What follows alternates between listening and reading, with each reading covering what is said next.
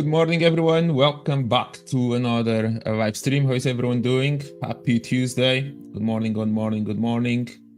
Good morning, Albina. Good morning, Henry. Good morning, Damani.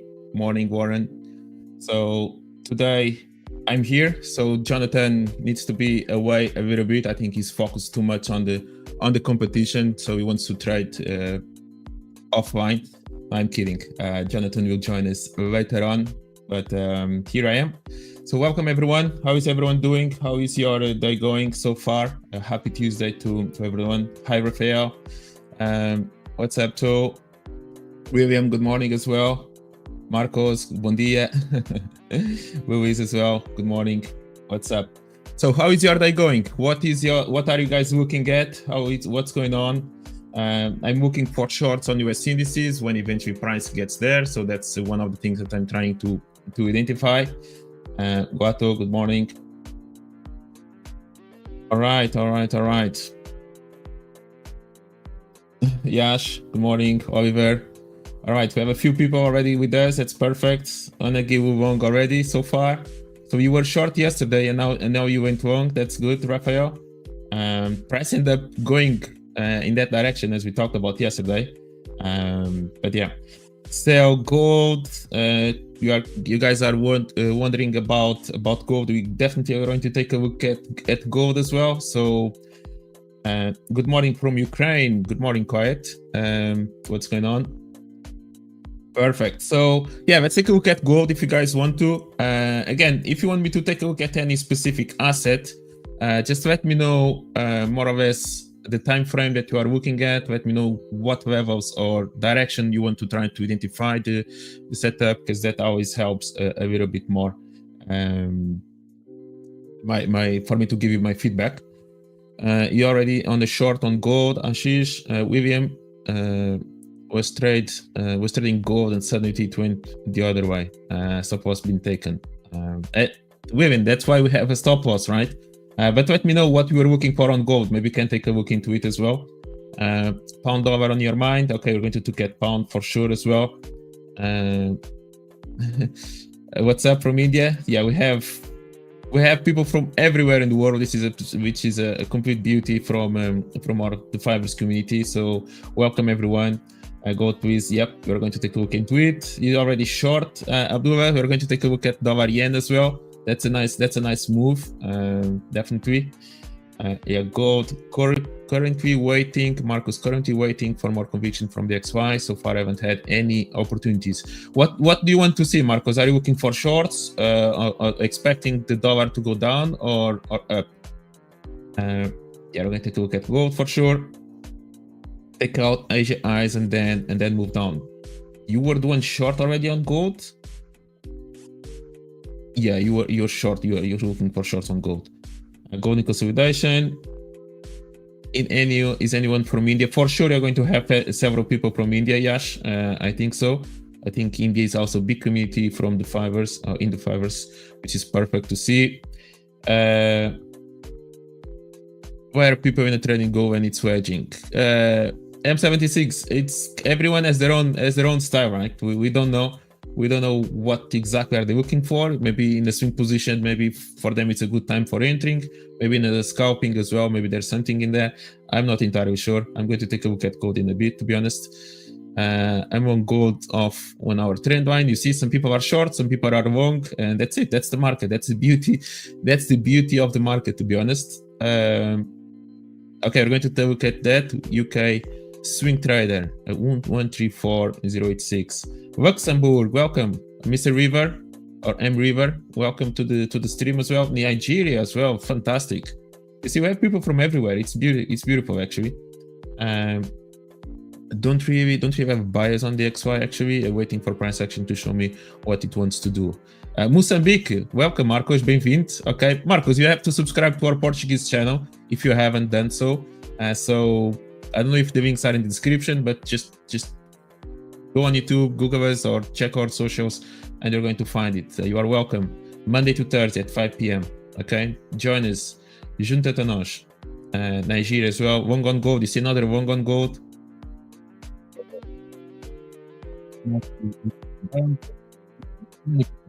trying to buy, trying to sell it, and that's why maybe the price is ranging. Maybe that's the reason. From South Africa as well, Cartel, welcome.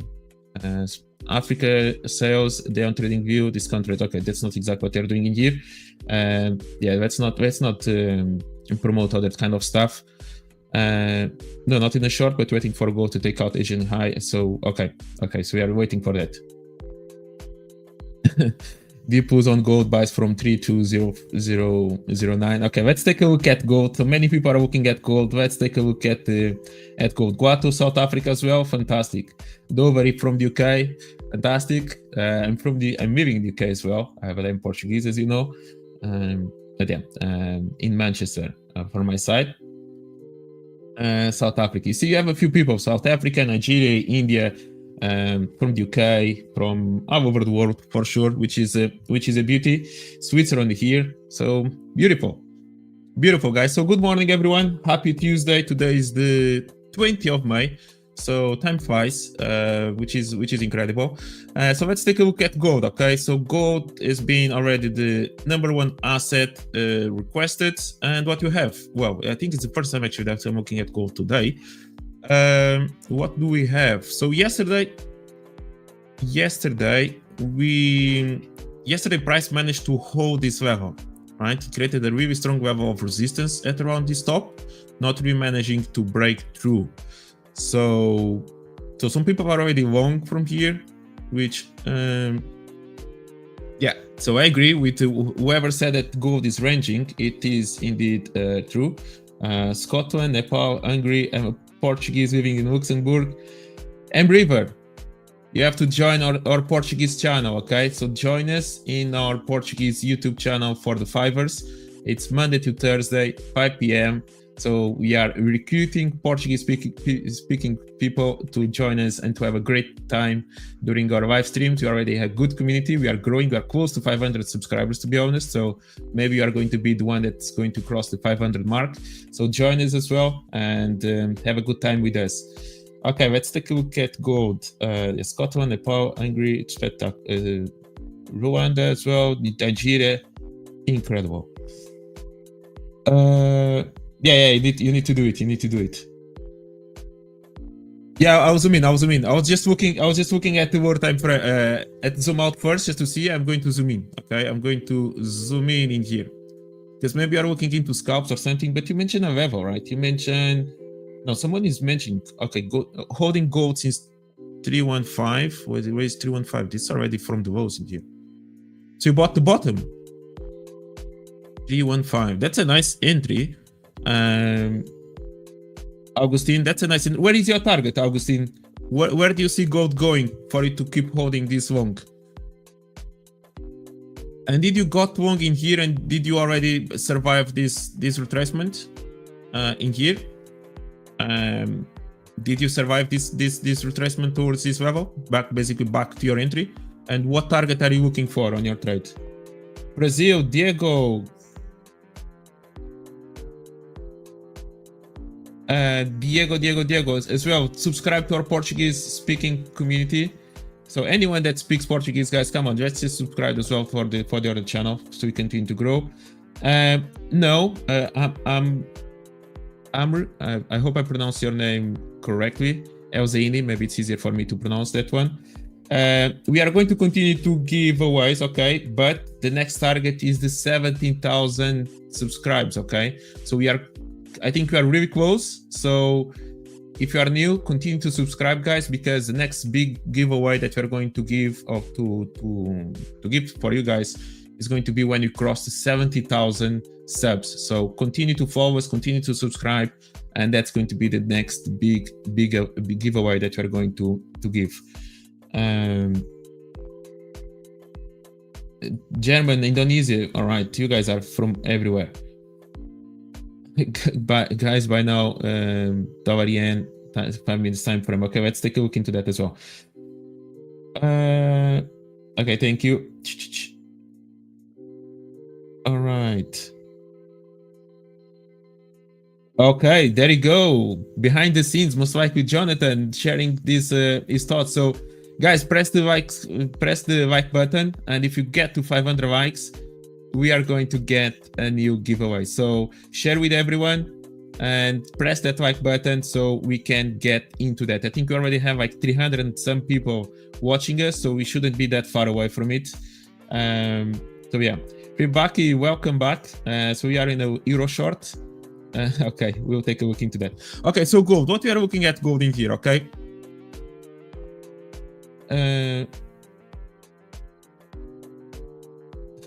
That's Anis, that's unfortunate. It's the same with me, okay? It's the same with me. I'm always trying, but unfortunately, the algorithm doesn't like me, okay? But most likely you get luck somewhere else in your life, which is you know, it works like that life. It is what it is. Okay, welcome. always. All right, so that's your yes, you survived that drop. That's nice, and your target is 3255. So for a swing position, oops, 3255. 32. Whoa, that was unlucky then. So this was your initial trade, right? So let's actually represent it like this. So you got long somewhere in here. Let's presume that you place your stop loss underneath the low. And your target was somewhere in here, right? 3255. So did you miss your target by a little bit? Like, did you literally miss your target by this bit? And then price came all the way down to your entry level? Was that what happened?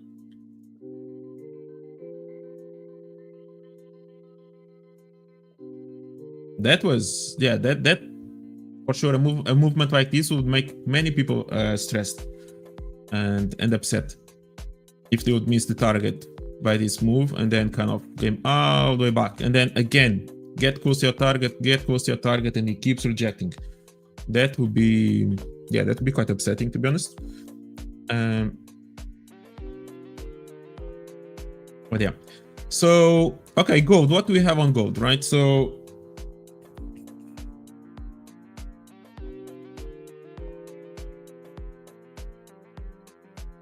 what I'm not really sure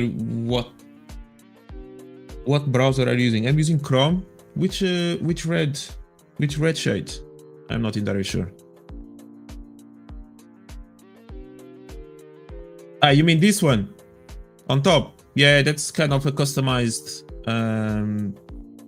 stuff from Chrome. Vietnam. All right. Okay, so let's take a look at gold, guys. Let's share your opinions on gold. Okay, so some of you are long. The way I'm looking at it, we have literally a strong level of resistance in here at the top. I was already looking to go a little bit higher. There's a little bit of a tricky situation on gold, which is in some servers, if I'm not mistaken, on the 9th of May. Okay, I think this candle or something like that. When price opened 1 week ago, I think there's a gap in here, okay? On this server, on TradingView, there is no gap, like you see literally a full bearish candle, but I think in some servers there is kind of a gap in here, which, if there is that gap, maybe price does want to go and fill that gap, okay? If there is that gap, I'll be a little bit concerned and continue to look for shorts a little bit beyond that, because there's maybe the likelihood that price wants to go and fill that level. Did price, what's going on here? Did price reacted from a good level? So that we talked already about this level last week. Then price created kind of a double bottom, and price is starting to, or try to go a little bit, trying to go higher, to be honest. In here, it goes back into that symmetry that we kind of talked about. You mentioned this rectangle before, that price had respected this move basically from up to down, and then basically did the same thing in here, and basically is kind of doing kind of ranging in exactly at around the same level. So that's something that price tends to do sometimes, okay? Kind of it founds a little bit of a zone of a level of support resistance that is created kind of in the past, and it kind of tends to repeat itself in the future. Of course, there's oscillations to correct some other orders, but then there you go, a new range being created in here, where price created in here, right? Many people, or some people may think that this is a break to the downside. Maybe they are looking at this break-off structure thinking, okay, price has been holding this level, now you have a break to the downside, and they've been expecting gold to move move lower. To be honest with you, I'm not going to really consider that one as a break to downside, because the level itself, at least for me, it will be this one, which is basically where price end up reacting right now. So that there's not exactly a break of structure on my eyes, the way I look at it, just yet. Okay, I'll be definitely a bit more biased to the downside. If we actually had managed, for example, maybe to break below this zone here, then yes, you could start opening the door to go a bit further down. But no, price actually kept respecting a little bit of this demand zone. For now, I basically closed a little bit of that gap, and now, yeah, we'll see.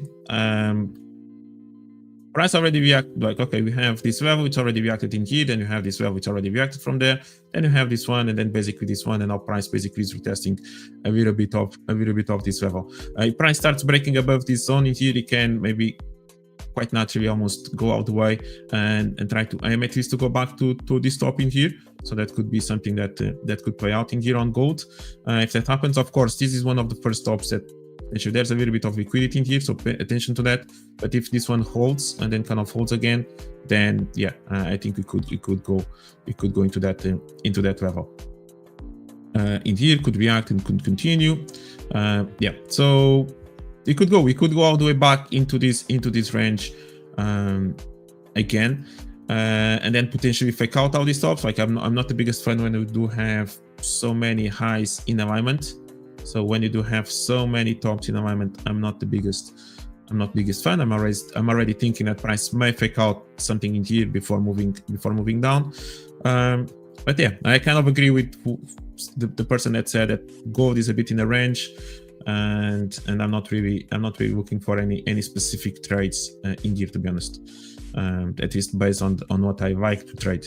I still have that level. That was a level I mentioned 1 week ago, but meanwhile price already moved way lower. So I wanted to see this level being reacted when price was somewhere in here, which never happened. But maybe there's still a little bit of a potential reaction from this level, but we'll see. Not my strongest at this point. If you look a little bit at the bigger picture, just zooming out a little bit, maybe we can still aim like this, and potentially price still wants to go into this level. But before, you could go higher before actually going there. But in your opinion, I think gold it still wants to go into here in the bigger picture. So that's something to bear in mind. Now, when does gold wants to go there? That's a good question. That's a good question.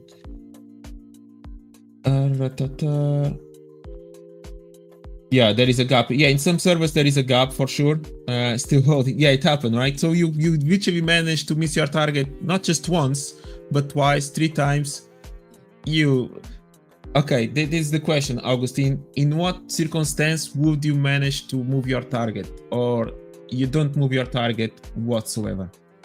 In any circumstance, do you move your target in any special occasion or not? Is that being really precise with your target and not moving it just to see price kind of missing it, not just once, twice, 3 times, and so on? Set and forgot. Okay, let's take a look at the variant as well. But guys, what is your opinion? Do you think that gold wants to go higher? It's going to break out the structure. Some of you are definitely on longs. Maybe this morning could have been that scenario.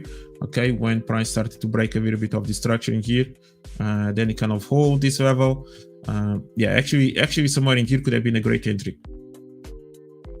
Yeah, this would have been one of my favorite levels to look for a trade. I was not looking for it, but if I was, it would be somewhere in here. After price kind of fake outs this level. What's going on here? Why is this disappearing? Okay, 1 second. Yeah, we do have this level. Price kind of starts breaking, and yeah, in here, after price fake out this level, as soon as it breaks again in here, yeah, somewhere around here, it would have been kind of my ideal entry. Yeah, but it's a nice one, and let's see. Let's continue to push a bit more to the upside.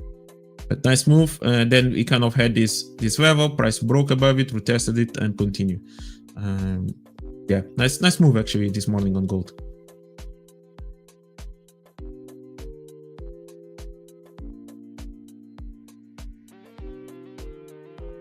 Dollar yen down short. Okay, so someone is screaming for us to buy dollar yen, and then now Abdul is telling us to short euro yen, right? So we have a battle between FX Cartel, Albus, and Abdullah. So we need to solve that that battle for sure.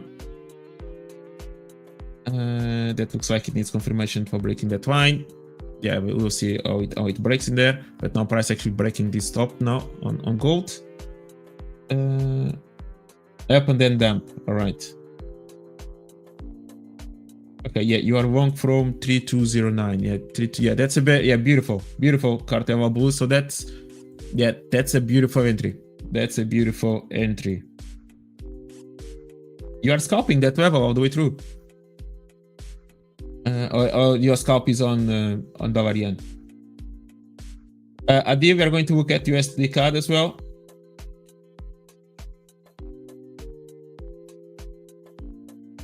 There is a book I read about the situations and zones. It said they are like when it get other strength over time with more use. It depends.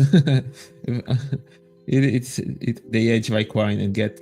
It depends. Sometimes they don't. It's kind of the opposite. The more touches it gets, the using the queue for review. I'm not sure. So gold filled gap 3205s. So king to long up too close to 3325. 3325. So that's exactly the same target. I know you are even looking higher. Okay, you want to even look higher. You have a nice target. Luis, you have a really nice target. That's a good question. That's a really good question. When I make these kind of scenarios, I'm looking at the extremes, okay? And my question, my situation in this case, it will be, I think gold may reach first this level before breaking the top. Okay, I think gold may reach, even though this is not about level where gold reacted, but when I'm planning something like that, is I think that gold may go to, let's call it A, before breaking B, and B is the top. Okay, so price can definitely fluctuate all it wants in between both extremes, because these for me are between the extremes on this time frame, between this top and this bottom. So yeah, the way I would be looking at is that, yeah, I think price will first go here before it actually breaks that. But if it kind of pricey comes here, maybe this is a great opportunity to sell all the way there. But of course, that can change a little bit on the way price is moving. But yeah, we'll see what will happen. We will see what will happen. Okay, let's take a look at dollar yen. 3250 is the level to break if we're looking to hold this price. Okay, 325. Yeah. Yeah, well, if price breaks, yeah, it can go a little bit higher. It can definitely go a little bit higher. That's for sure. Let's take a look into a higher time frame. And why do I have a Fibonacci here? This Fibonacci. Yeah, it could go on the daily time frame. It doesn't really look any good. This level on the weekly, yeah, on the weekly could go higher a little bit more as well. I don't even know the month. Yeah, the month. Oh, that's a nice level on the monthly time frame where price dropping here, which we touch this level. So that's actually a great level on the monthly time frame where the low was created. Yeah, that can push a bit more to the upside. We'll see. Dollar yen, dollar yen. Okay, before dollar yen, yeah, this is what I want to look at. So before we look at dollar yen, let's take a look at yen index, okay? Because it's the best yen asset to look at to give us an idea what we may expect for the yen pairs. So there you go. Like, this is a similar example of what I wanted to mention before on gold. Okay, so we had this range, and after price broke this level, kind of starts open door to go further down, and then price kind of came a little bit in here, but didn't really reach the extreme, and now price finally reached the extreme, right? And basically we are having this type of a move on the yen index. So price basically went from one extreme all the way to the other one, and now it's kind of moving, and we'll see what will happen next. But this is a good level. So we have seen yen index moving to the upside, and we're long, kind of looking for longs on that. Basically, since price kind of started to turn around this level, you're looking for price to go a little bit more to the upside. It broke the structure as well, and this is a little bit where I'm looking for yen index to move towards to, at least to have some kind of reaction from this level. It may be, it's already reacting from this support resistance, but it could go potentially a bit more to the upside, or this is already the level. As you can see, let's just see if we show it a little bit. This is already a little bit of a zone in here. We have this support resistance, kind of have a little bit, but this is the decision point. This is actually the decision point, these candles. So yeah, the rectangle should be including that level, which is basically where price is reacting right now. Okay, so that's exactly where price is reacting. And yes, if the yen index by any chance plans to do something like this, or by any chance wants to respect this level, then you are going to be looking at dollar yen to start moving to the upside. Okay, it has been already a nice move upwards in here. So since the 14th of May that we have been moving to the upside, almost 1 week, since today is already 2021, so almost 1 week of price moving upwards. And in reality, price is starting to show some signs of reversal. Look at this break-off structure. All right, imagine how many people may have started to look for potential moves to the opposite side as soon as you broke this low in here. Okay, so that could already start to attract sellers into this move, which definitely they got trapped now in here. So I do like this break of a low. Yeah, I do like this break of a low before price starting to get to the final zone, which is maybe a little bit more into this level. Of course, it can still go higher. Maybe in here can also be interesting. But first price could react from there. And if you do manage to now start breaking below this low, if you do manage to go below this level, which price just respected it, maybe can have a little bit of that confirmation. But this one in here as well. So yeah, depending on what yen index may do, and we'll see how it's going to react from kind of around in here or even slightly higher. If it starts making something, I don't know, even if it reacts one more time, goes and starts moving like this, then you're going to have the opposite on the yen dollars. So yeah, it's not a bad level to potentially look for reversals in here. Yes, Amir. Yes, it's a bit. I studied RTM a long time ago. Of course, now I kind of adjusted a little bit based on experience and everything else, but that was the foundation. Yes, that was the foundation. You may be the first one actually to mention it. Even though the founder of the 5ers as well, Gio, kind of, he was there. He was there with Eve back in the days. But that's nice to notice, Amir. So welcome. Augustine, I do set and forget, so I haven't defined any circumstances yet because I still trade gold despite the 315 position still executed. So either I move to break even or just wait. Okay. Yeah, like there's nothing better than journaling to see how many times you may actually miss your target or not, right? If that happens 5 out of 10 times, maybe you can do something about it. If it happens once every 9 times or 10 times, then no need to change, right? Journaling, that's why it's so important in there. Black is saying too many things. More touches gets weaker. I've been feeling like it does get weaker, but it always freaking. No. Yeah, more touches. The more touches, the resistance level is touch or support. Yeah, it does get weaker. Right, and that's why you see that manipulation happening also.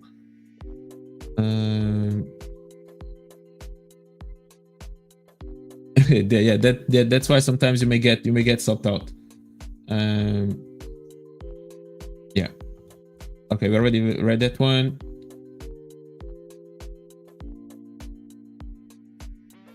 Yeah, maybe.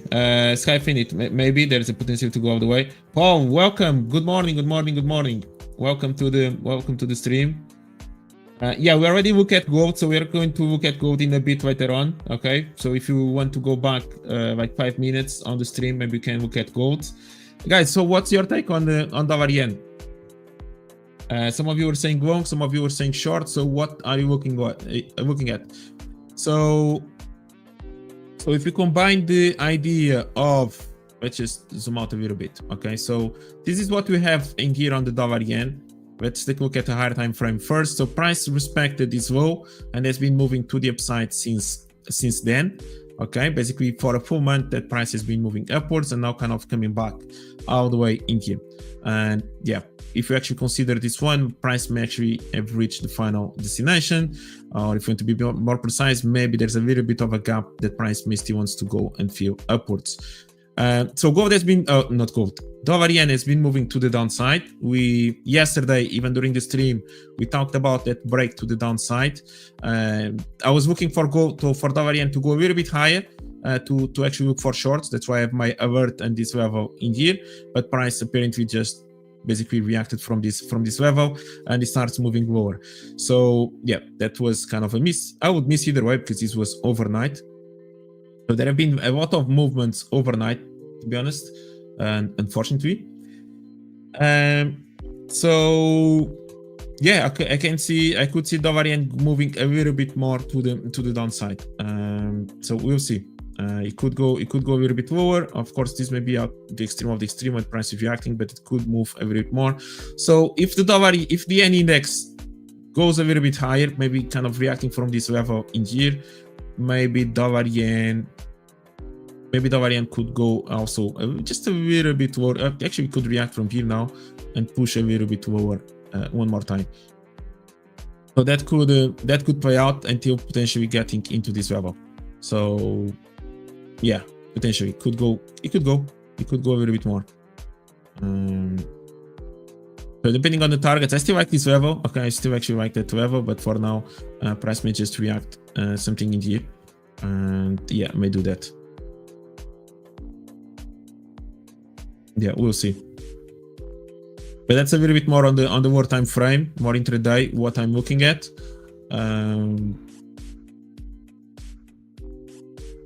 Yeah, and it's going to be also depending on what the yen index is doing. But you can take a look also at the dollar yen, right? Dollar index, sorry. Because if the dollar index actually wants to follow, so we're looking at, yesterday we noticed that price broke this low. So we're looking for more shorts in here. Price kind of already reacted from it, okay? So that move already happened. Price could still go there or even in here. So price kind of pause a bit in the middle of nothing. So actually could still, price may react from there. But if the dollar index does want to move lower, that also push dollar yen a little bit more to the downside, okay? So that could also help dollar yen basically to make this move in here. And if the yen index actually wants to go a little bit higher, that definitely pushes dollar yen a bit more to the downside. So that's something to bear in mind. Unless dollar index is happy with this low and it starts moving upwards from here. But maybe that's not the case just yet, I think.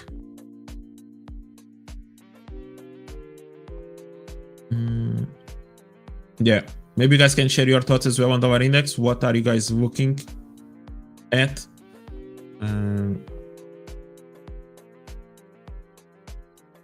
Yeah. Good. The other yen pairs, that's actually kind of no, not this one.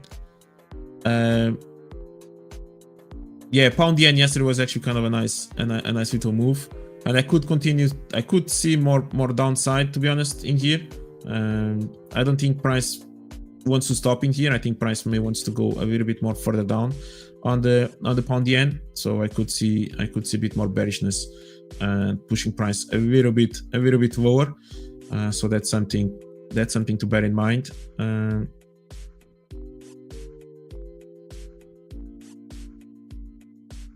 But of course, he can trade within this range as much as he wants at this point. And euro yen, yeah, euro yen as well. Nice reaction from that top. Now it's reacting a little bit from here, but eventually could even continue to push. Yeah, it depends because it already make a good move, filling all this. So that was already a great move to downside.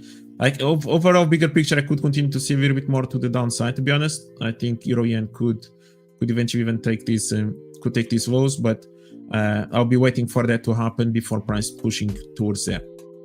Okay, but if price continues now to break potentially this level and eventually this level in here, maybe euro yen can push a bit more to the downside. If that doesn't happen, maybe can find a little bit of strength from here, and maybe from here price is ready to go there.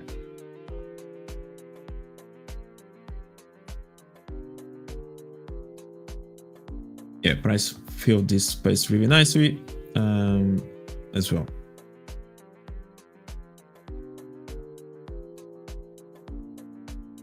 Good morning, God Cope. So good morning, Sarina as well. New here, how is everyone doing? Welcome back. There you go. Don't forget to subscribe, okay, and to press like. Jonathan just said that if we do reach the 500 subs, we are going to get, not subs, sorry, the 500 likes in the video on today's live stream. We are going to give you a giveaway. So press that like button, keep on smashing it, and you're going to be compensated. That's basically it. And once we get to the 70,000 subs as well, we are going to give another, or provide you with another great giveaway.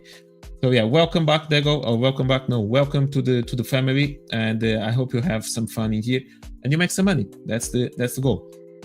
UJ shorts, Rafael mentioning, yeah, potentially, let's see. It depends on where you're looking for targets as well.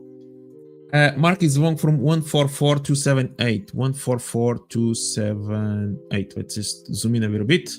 Where is your target, Mark? Where is your target? 144,278. So basically that's somewhere in here. Like we're looking somewhere around here. Perfect. I presume stop loss maybe below this. Where is your target? Because at this point, like if you just follow structure, this is the last high, right? So we kind of need at least this high to be broken to think about price going a little bit higher. So yeah, that would be a little bit more like my concern. Welcome from India. Welcome. Bear on yen. Could you look at the daily supplies on yen? Which are you talking about, yen index or yen dollar? Like, is there any specific yen pair that you're talking about, Goato?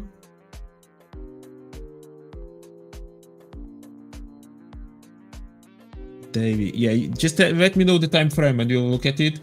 So we're looking at buys.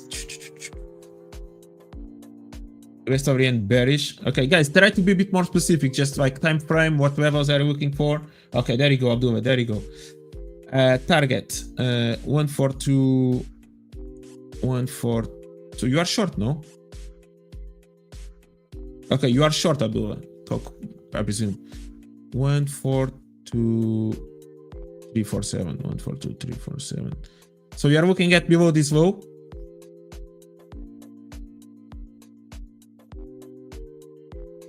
Okay, so we are looking below this low. So you are short and you are looking for price to aim towards these lows, which could happen. To be honest, it could go all the way. It could go all the way back into this level here. I'm just playing a little bit more conservative in terms of the first level that I'm looking that potentially can have some reaction, which could be that one. But if price doesn't really hold this and it just continues, then definitely I'll be looking to target this low.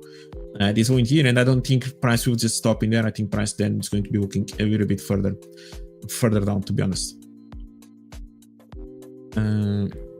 Yeah, pound yen. Yeah, there you go. You can. Congrats! Thank you for the subscription. Yeah, pound yen. If you want us to look at specific level, just let us know. Gold. What's gold doing? Gold. Hold until 350. So many people are looking at gold to hold until that level. Let's just have a quick look. Yeah, it's finding a little bit of yeah, that manipulation that we talked about. As soon as price takes these highs, kind of it's happening. But let's see. As long as price kind of continues to hold this level, most likely it can continue to go higher. Yeah, that was basically a Quasimodo in here as well. The price is basically respecting. Like, this is the inverse Quasimodo kind of situation pattern. Okay, because in theory price, again, it creates this level. It even breaks this low, so that's perfect. Okay, so price breaks this point here, creates this left shoulder, creates the head, goes down, kind of breaks some structure, and in theory should have respected in here, right? Like this could have been a Quasimodo in here if you don't take in consideration any kind of context of the event. But that doesn't happen. Price actually ends up breaking it, so then this level in here, the exact same left shoulder, ends up reacting as a long. That sometimes tends to happen as a continuation setup. That's when this Quasimodo kind of becomes more of a continuation setup instead of a reversal. But yeah, let's see if gold continues to push a bit more to the upside. Yeah, we'll see. But yeah, let's go back to the end pairs because we were talking about the end pairs. Holding from 3222. Okay, yeah, the index. Okay, let's take a look at the index then. And what was your question again? Could you look at the daily supply? Daily supplies on yen daily.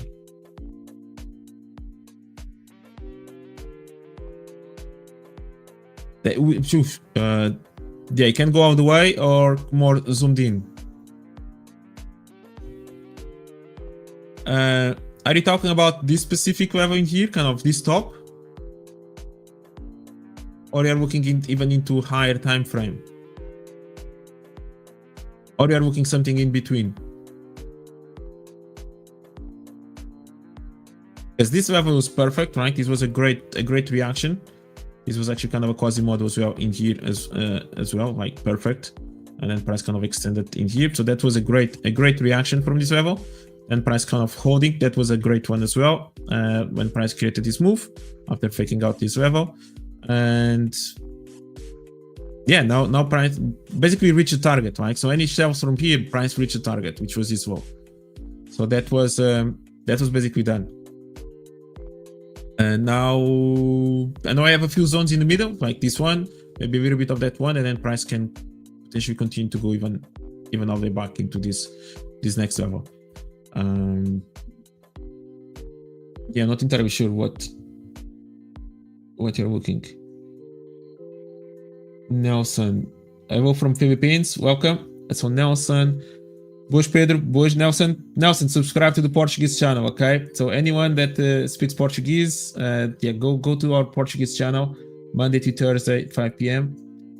I found a cup and handle pattern euro-dollar and set a buy limit, and it just activated. Do you consider candlestick patterns in analysis, or what do you think about patterns? Yeah, I don't really focus too much on candlesticks. I do trade patterns. Kind of the Quasimodo is what I like to trade. What's going on here? There's a lot in here. Yeah, but we can take a look at euro-dollar as well. So a cup and yeah, I need to actually look at. Yeah, we need to look at that. But I don't really pay attention to candlesticks. Many people do, and that's okay. But I do trade patterns, okay? I trade patterns. It's more about the sequence of the market and kind of market structure and so on than anything. But yeah. Mark, 144531 target quick scalp. I think that was the long on the end, right? That we talked about.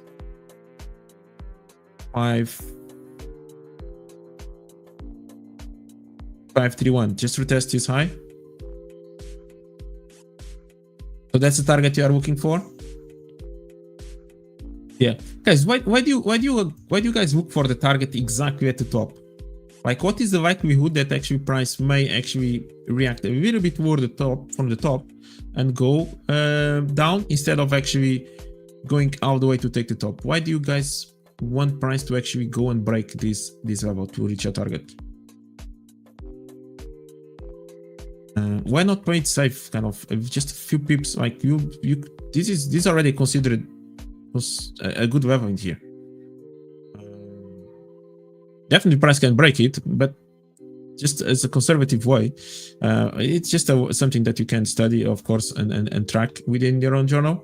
But definitely I prefer to place my target just a little bit underneath the top.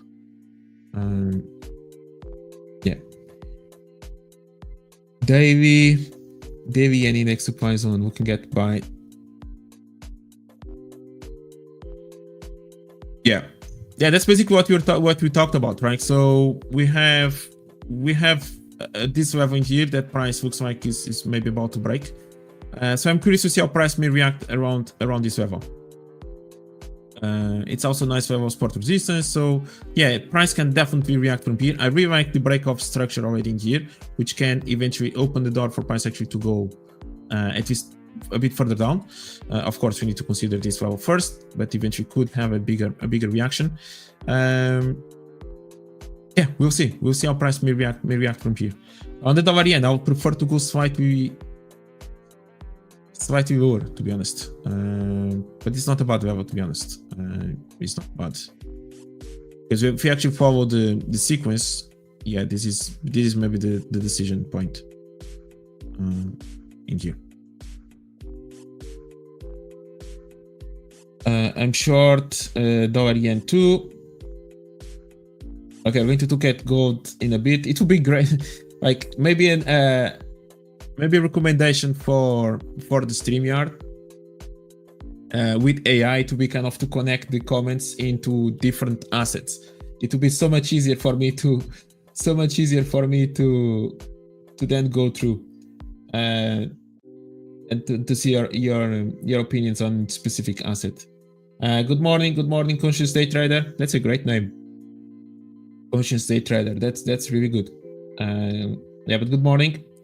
Euro yen, I'm on EU. When I pass the channel, I like to present my strategy. For sure. I think you can see underneath, like send an email to Jonatan, basically, how to trade the live stream, trading the room, and maybe Jonatan can arrange that. If you speak Portuguese, you can get in touch with me. Yep. Morning family, all good here. How about Euro Pound? I'm looking at Euro Pound as well. I hope it goes down a little bit more. Look at weekly supply zone is on the 23rd. Okay, let's finally take a look at that one. 23rd of September. We are looking way backwards.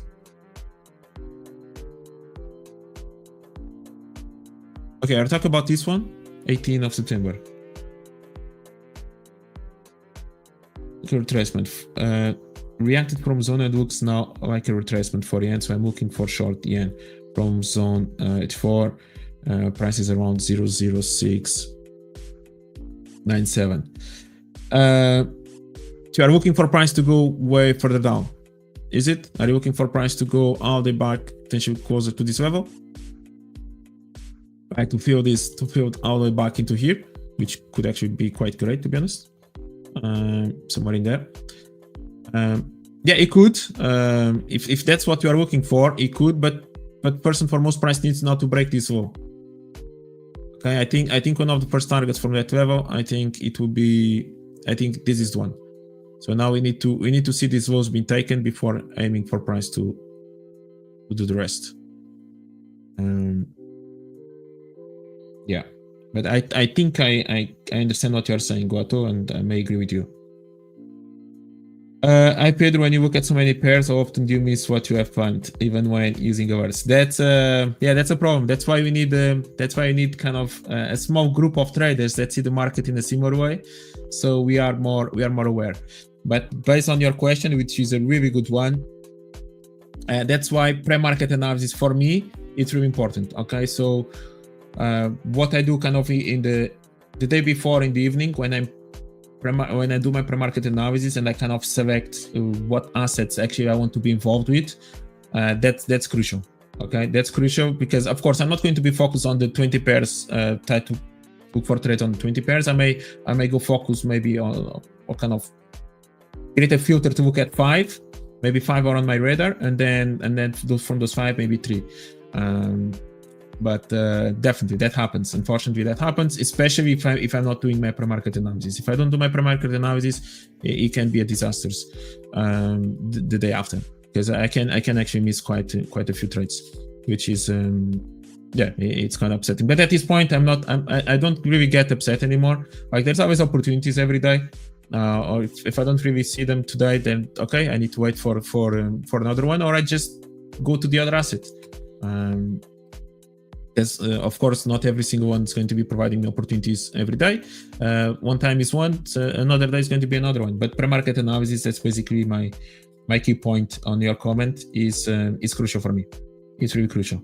But yes, if you do find a small community, kind of like 3-5 traders that actually look at the market exactly the same way, that would be the ideal.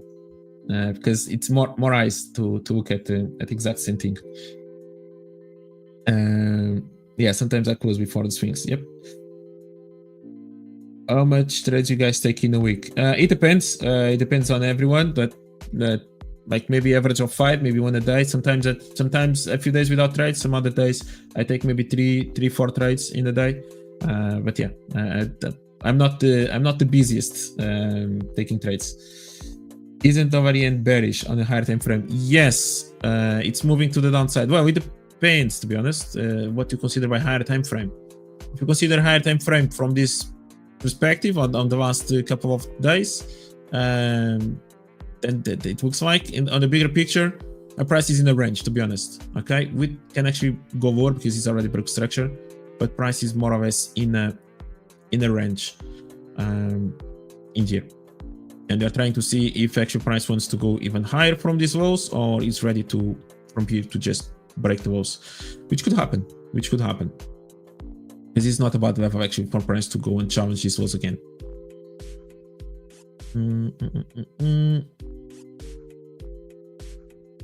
Almost hit your target. Almost. Oil. Yeah, we're going to take a look at oil as well. Okay, swing trader. Let's take a look at oil before I continue with the rest. There's so many comments. Yeah, let's take a look at oil because I like oil as well. And then you're going to look at euro pound as well because some other people mention it. So we are, okay, long from, okay, that's a perfect way for me to analyze it. So if you guys share straight away what are your levels, that's perfect. So we are long from 6160, which is somewhere in here. Okay, stop loss 6135. That's a tight stop. It's okay. Yeah, somewhere around it. Well, I presume it's around here. 6225, 62. Am I looking at the same thing?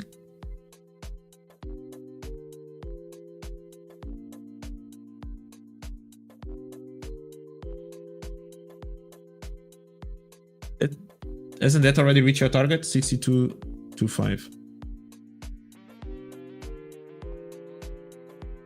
Or is that for the future? Is that a buy limit?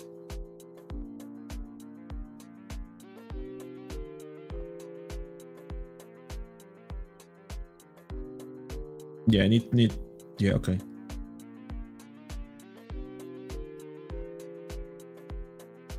Yeah, that must be a buy limit because otherwise your target has been hit. Yeah, I was looking on oil. So yeah, price is within this range, and I'm looking. Yeah, I was looking to see price. It's still reacting nicely from this level, but my favorite actually would be to see price coming into this level in here, closer to this top. So we could fake out this top, and whatever is being created in here, and from here we could have a good reaction. So I would actually like that to happen, even though it's a bit of a concern because price actually broke structure in here. Okay, if you understand a little bit, so price has been moving down. Okay, and we finally managed to break structure, and then you have a double bottom. So when you don't have a double bottom and price cannot break structure before, eventually price may actually continue to move in the direction of the structure that was broken, which is kind of upwards. Yeah, that would be a little bit of a concern that we have this double bottom already in here. But yes, but maybe we can have some kind of reaction, or if that level doesn't hold as a short, most likely can eventually hold as a long, as a continuation. So depending on how price may react from here, and then from there, and in that case, then you're aiming for price to potentially go towards this close to 70. But more intraday, yeah, we'll see how price may react. I was looking still a little bit higher, and I want to see that. Just move a little bit further down in here, and let's do this. UK swing trade. Oh yeah, pending trade. Okay, so now I got it. Yeah, because if that would in here it would have been a great entry. We had this demand zone, price had broken this structure, so this could have been a great entry in here. And definitely we had this price to kind of to feel a little bit more to the upside. Yeah, if it want to work, perfect. So that would have been a great entry. Now, yeah, now it depends. To be honest, depends on how price. If price is reacting already from this top, you may actually just break through and continue. But your target is not that ambitious neither, so it's kind of a little bit more of a conservative way. Yeah, but we'll see. But yeah, if that was the entry, that would have been perfect. I'm just a bit concerned if price actually respects this level and starts moving lower. This may be actually a potential turn as well. The price may actually continue to move lower. Keep respecting this upper range. Yeah, we'll see. We will see how that's going to play out. All right, let's take a look at okay, before that.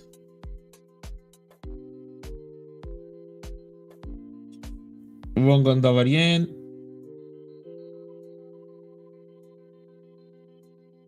Why looking for longs? Why looking for? Because there you go. Because that's what we do. We kind of, everyone has their own opinion, and that's why there are buyers and sellers every single time in here. Again, I could make sense that price is maybe reacting from okay level, but in my opinion, okay, you reach your target. Someone reached your target, so that was congrats. Just let us know in the comment if you reach your target or not.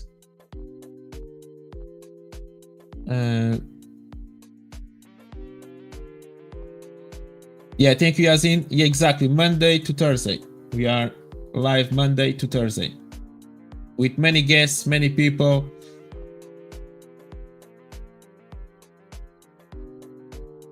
Yeah, we're going to go back at gold. Yeah, euro dollar analysis. Okay, let's do euro.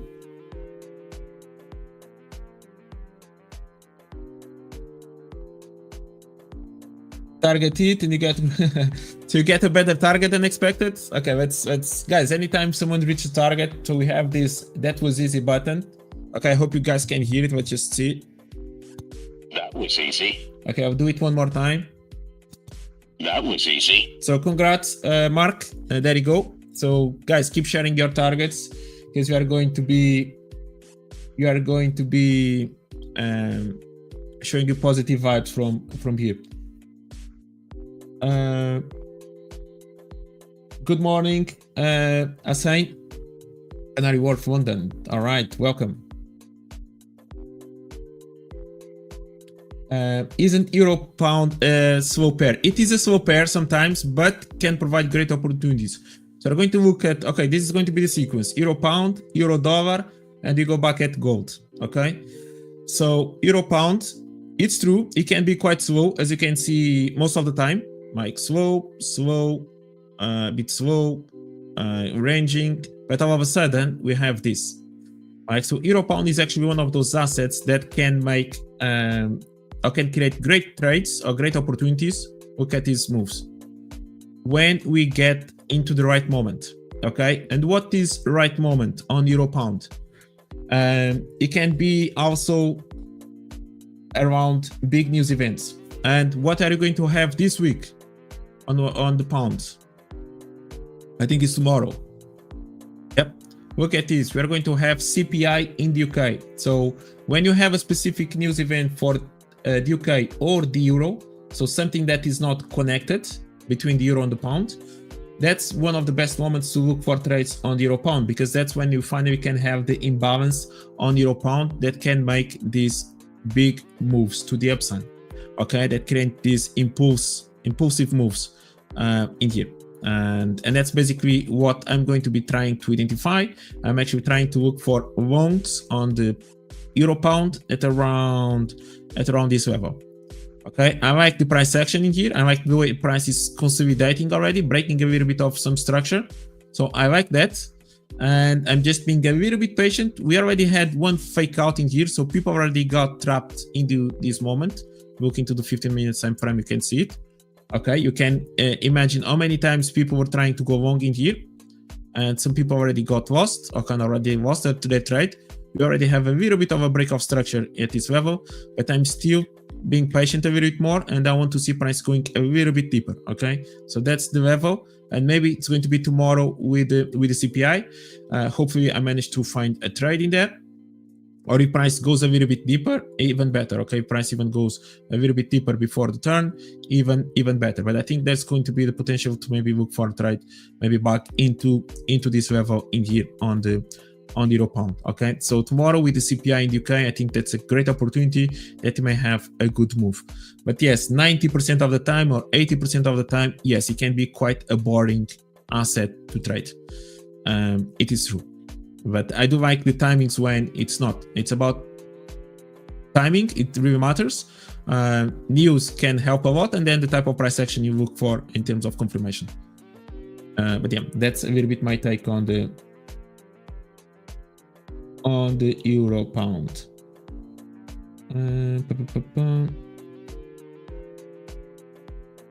Okay, let's take a look at euro dollar. Guys, euro dollar, what are you guys looking at in euro dollar? So yeah, let's just kind of something like this. Like something like that would be my ideal scenario. Like it depends where the low is created, but yeah, kind of even an aggressive move down, so then it could properly turn and go. That would be ideal.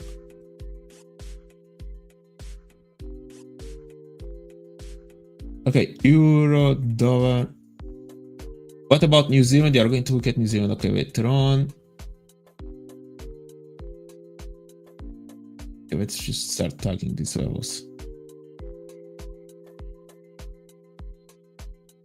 Be biased. 1 second. In my opinion, I just found out positive news are the currency will follow with it. Yeah, sometimes.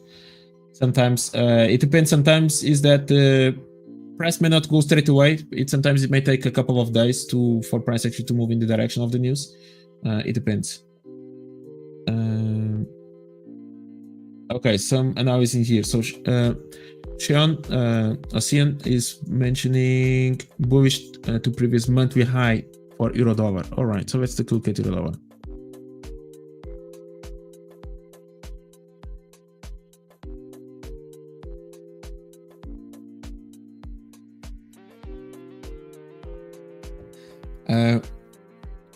S-Beans, I'm going to take a look at your comment in a bit. Okay, you don't need to copy again your comment. We are going to be looking at it in a bit. But yeah, anyone that share anything about the euro, just feel free to share because we're going to be looking at euro right now. Was my entry? Top was 12758. We were in the short.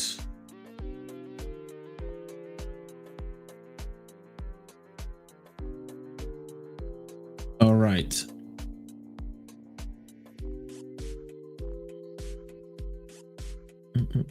Yeah, you can take a look at that one. Just 12723. Was this yesterday or today? 1273. Maybe today.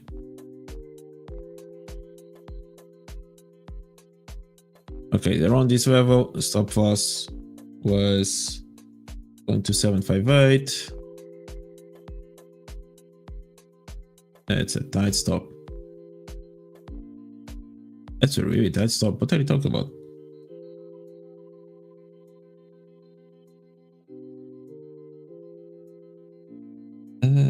Yeah, that's your take profit. Yeah, got trail stop. That looks like a tight stop loss. 125, 127.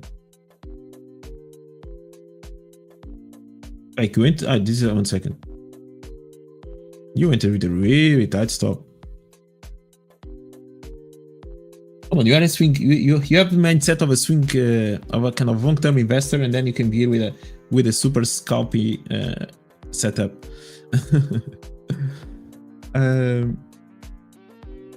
Okay, let's take a look at this since you already got stopped out in there.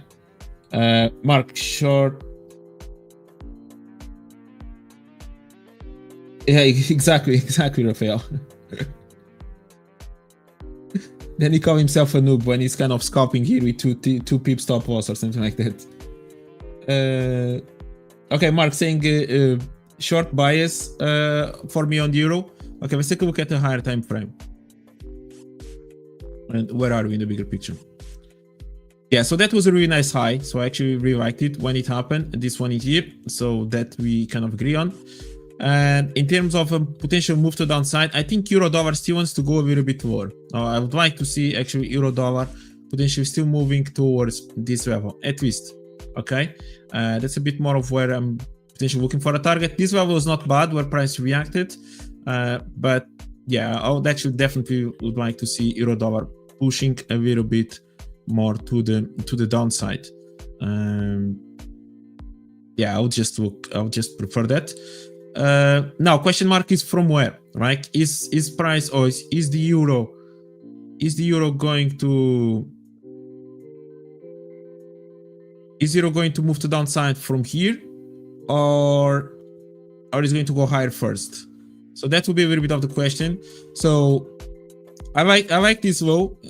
So when price created kind of this structure in here and kind of moved to the upside and kind of respected this level, that kind of makes me a bit more bullish. Maybe price could from here retest this level. We also managed to break a little bit of this structure. We definitely have this level here to still play around with. So yeah, now something that it's missing is kind of the break of this top. Okay, so price is still kind of respecting this high here, this top. It's actually kind of a good level on war time frame. It's not a bad level. It was kind of this supply zone in there, literally at the extreme. While on the euro dollar, price respected this level. Okay, so price actually respected this level. On the dollar index, price actually managed to break this exact structure. Okay, so on the dollar index, we broke this level. On the euro dollar, we respected. So there's a little bit of a divergence at this point in here on the euro dollar. And yesterday, yes, I was looking for more longs on the euro dollar. But I was looking for price to get a little bit lower. So I'm not the biggest fan where this low actually reacted from. I was looking for price to see if price would go a little bit lower. So yeah, it's one of the tricky ones. I think, or I would like, again, as I mentioned, I think there's a potential, if we definitely break above this level, I think there's potential for the euro to start aiming towards its top, and then it's not going to stop there. I think then it can go all the way towards to the next level. Okay, if we do manage to break, not even just above this level, but definitely above this structure here, I think we can go all the way into this next level. And from here, then I'll be trying to see if there's a chance to short all the way to the downside. So that will be my idea on the euro, but that's kind of higher time frame. Lower time frame, yeah, price respected quite nicely this double top now, and yeah, who knows, kind of trading between this level. That's basically what we're having here, to be honest. Yeah, anything in between this level can potentially work.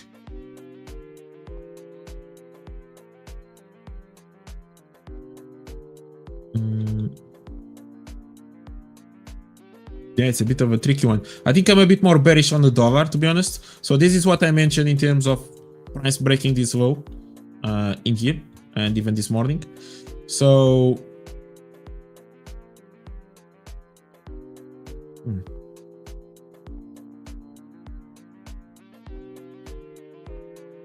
yeah, this break could potentially open the door for price to go all the way back into this level, and if that happens, then euro dollar wants to go higher.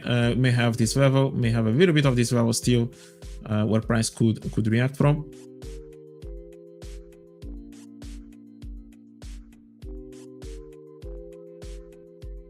Yep, or definitely still in this level. But yeah, I definitely would like to see dollar index filling this place.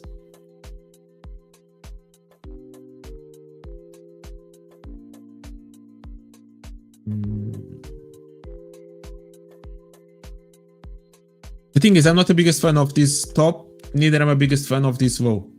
So that's why. So I'm not the biggest fan of this, neither that one. The price may actually still could even go higher as well, but then it kind of creates a weird sequence, to be honest. Creates kind of a weird sequence. Not today, but today I'll take Porsche. Okay, okay, let's take a look at gold as well. Scalp setup.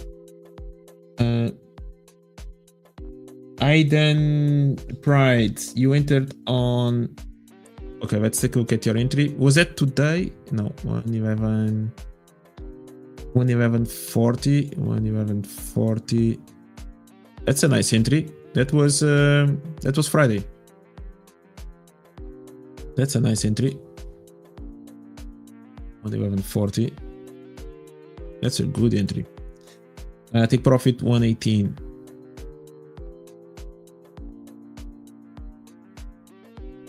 That you reach a target then. So you took that trade, kind of. That was a good entry. Yeah, that was a good entry.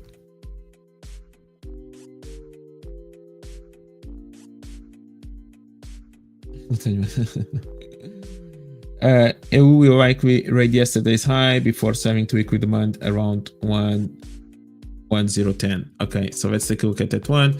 So take this high there. So we're looking for price to take this top, and then right to the weekly demand. What's going on here? At 1.0. Okay, we're looking at this one. Okay, maybe not. Yeah, somewhere around here. So we're looking for price. Yeah, that could work, but I would prefer actually price would go even higher. I kind of see what you're mentioning here, trade monastery. Basically, potentially, basically taking a little bit of this top and challenged back into this level, right? Which is basically what you mean. But yeah, if price actually goes there, I would definitely like to see price going back into this level, and from here, yes, making that move. It will be just my preference.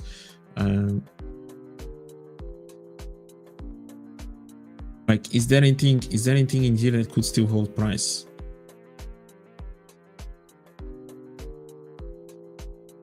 I think then price could go all the way, take these tops as well.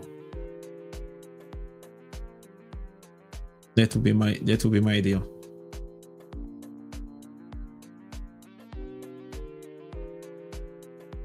That would be my ideal.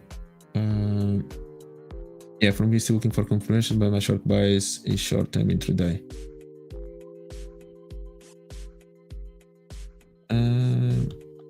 Greetings from Zambia. Welcome, BBFX. I'm on shorts on you for now, looking for longs soon. Okay, what is your target? Asian Jane trailing stop is also good, but I prefer to close position and re-enter on retracement. Okay. 50 minutes. Okay, yeah, okay. Okay, so let's take a look at gold. Okay, then we're going to look at pound yen again, and we need to look at the US indices because we haven't looked at the US indices yet. That's actually what I'm trying to look at. So I do need to look at US indices. Exactly.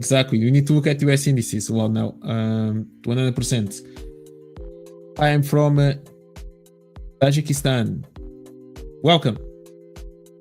The 5ers is really a worldwide community. It's unbelievable. You guys are from everywhere, and we are super proud of each one of you. And we are grateful with your support and everything that you guys do as well for us in here in the community. And don't forget to press that like. Okay, if you get to 500 likes, Jonatan said it. I guess so. We are going to provide you with a giveaway. So 500 likes on today's live stream means a giveaway for you, and press that subscription as well. So subscribe to the channel, because when you get to 70,000 and you are really close to the 70,000 mark, we are going to also give a big giveaway for all of you. So that's great.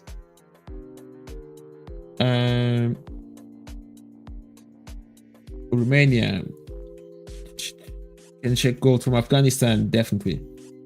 Your target is 12378. 12378.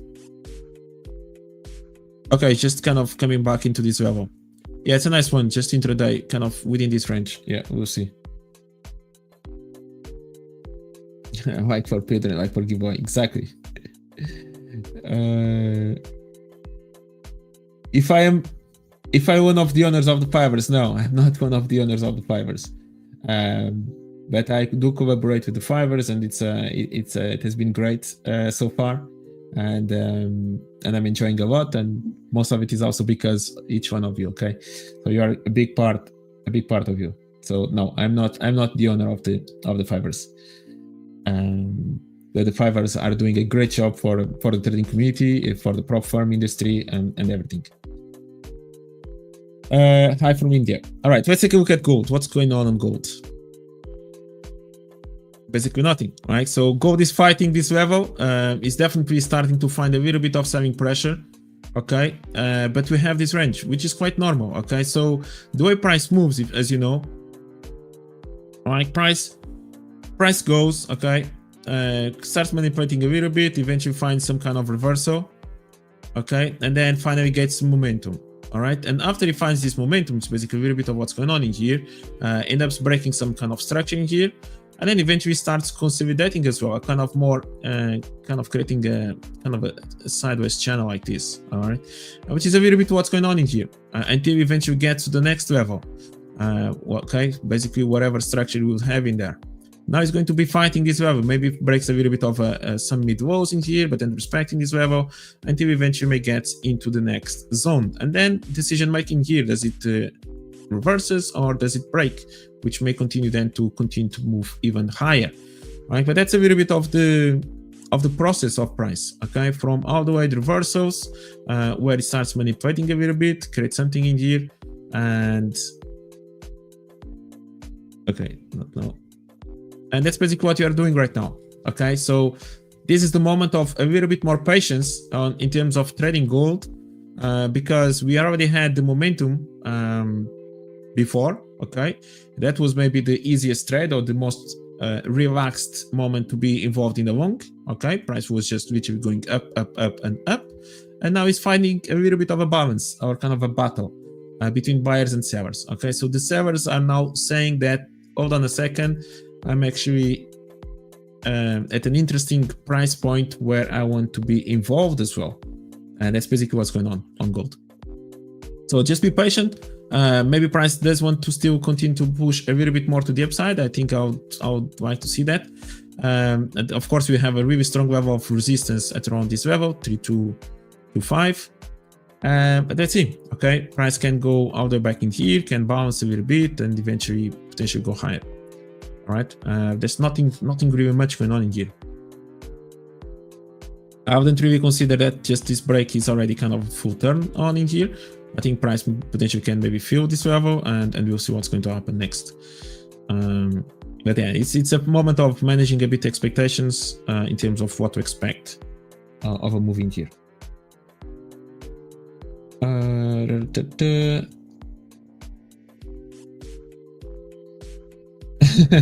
You'll be the honors.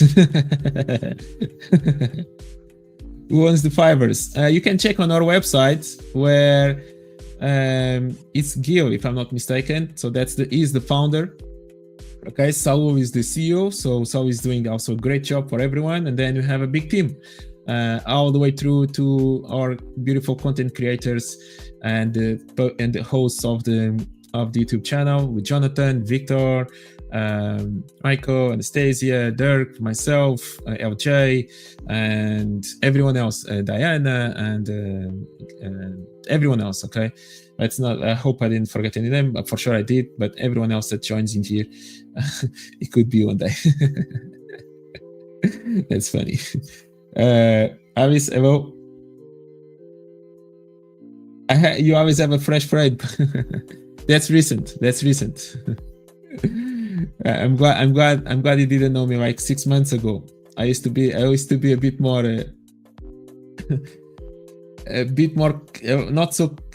careless with my looks. Let's just call it like that. But thank you. I'm yet to understand intraday trading. Intraday trading is just open and close a position within the same day. Like there's nothing difficult about it. It's on the definition of intraday. Open and close a position on the same day. Nelson, I'm kind of making fun of it a bit. Of course, there are many styles of strategies to trade intraday. There are maybe scalpers as well. That's maybe opening, closing positions within the same, I don't know, couple of minutes to an hour, something like that. Yeah. All right. Ethereum dollar. Okay, Ethereum. We can look at Ethereum as well. Please, how can one participate in the giveaway? You need to press the like button, and then Jonathan is going to share a link, and then you're going to be able to subscribe, kind of to register for the giveaway, and you'll find out at the end of the live stream. If you do get 500 likes, you'll find out. Okay, Jonathan is going to do the giveaway here live with everyone. The5ers is a great company. I like that you are also promoted by the Live Trading Trader TV. Yeah. Good afternoon.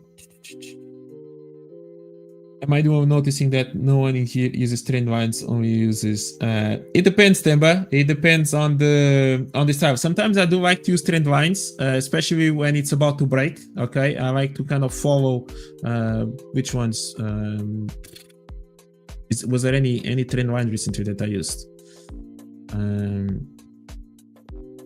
I'm not sure. Did I use any trend line recently? Yeah, but sometimes I do like to use trend lines just to kind of almost at the end of a break. Just because I know that many people use one, so why not use one as well?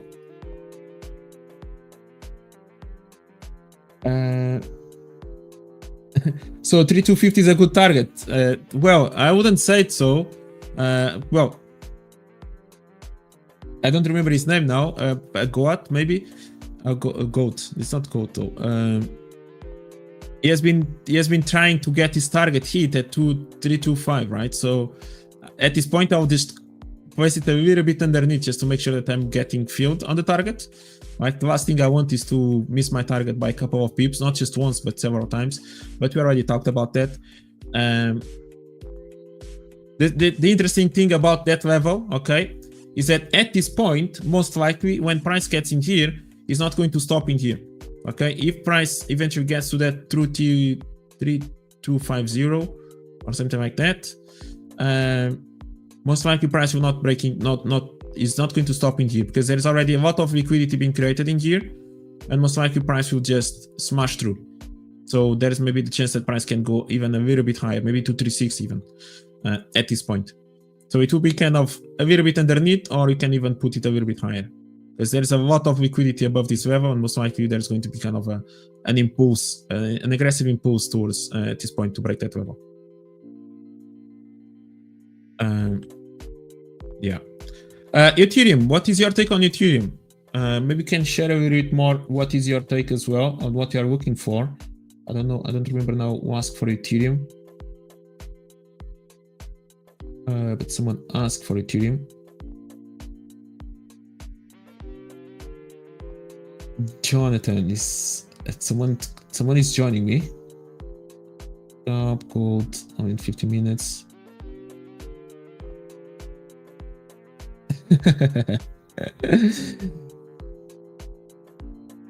Exactly. We need to take this video to 500 bucks for the giveaway. I scalp gold only on 50 minutes.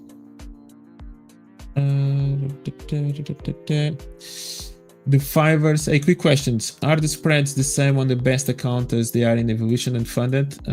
Yes, the spreads are always the same. The spreads are always the same. Giovanni, olá, bem-vindo e subscreva ao nosso canal. Sorry guys for speaking Portuguese. Subscreva ao nosso canal português. Yeah, sorry for speaking in English. Important resistance higher than trend lines. I kind of agree, Henry. I agree with you on that one. Okay, let's take a look at the indices. Let's take a look at the indices. But okay, in Ethereum, just to finalize Ethereum in here, Ethereum is actually reacting from an interesting level. Okay, this top, it actually reacted from a nice level of supply. And basically it filled already one of the first targets, which will be to fill this range within this level. So that's done. Okay, that's definitely done in here. And now we're going to see what's going to happen next. If there's going to be more selling pressure once price may get in here, I'll be a bit more bearish if we had managed to break below that level. Okay, I'll definitely be maybe a bit more bearish on Ethereum if price had managed to break below this level. Price respecting this level, we can eventually just continue to push higher. But I think there's still a few levels in here that Ethereum can react from as it's moving upwards, maybe in here a little bit, or even in there, and then to the downside a little bit in here. So that will be what I'll be looking for. Until Bitcoin actually I've been looking as well. So Bitcoin continues to go higher and higher and higher, but it's starting to show a little bit of selling pressure. Yeah, guys, and register for our competition. As you know, The5ers now every Wednesday it starts a new competition. All right, so it's a great opportunity for everyone to be able to gain accounts with us. So every Wednesday, so tomorrow it's actually going to start the first one, and then the Wednesday after that it starts a new one. However, pay attention when you need to register for the competition, okay? Otherwise it's going to kind of sold out. All the spots are going to be filled and you're not going to be able to compete. I think it's around 10,000 or 20,000 spots available. I think it was 10,000 on the first one. So you guys need to register beforehand in order to be able to participate and to be part of the competition, which starts every Wednesday. Okay, so every Wednesday for a week you're going to be able to compete, and there's going to be prizes for the top 100 people. Okay, all the way from accounts, different types of accounts, to credit hubs and everything in between. So yeah, subscribe for that. Boa, fantastic, Javan, fantastic. But yeah, so register for that. Let's take a look at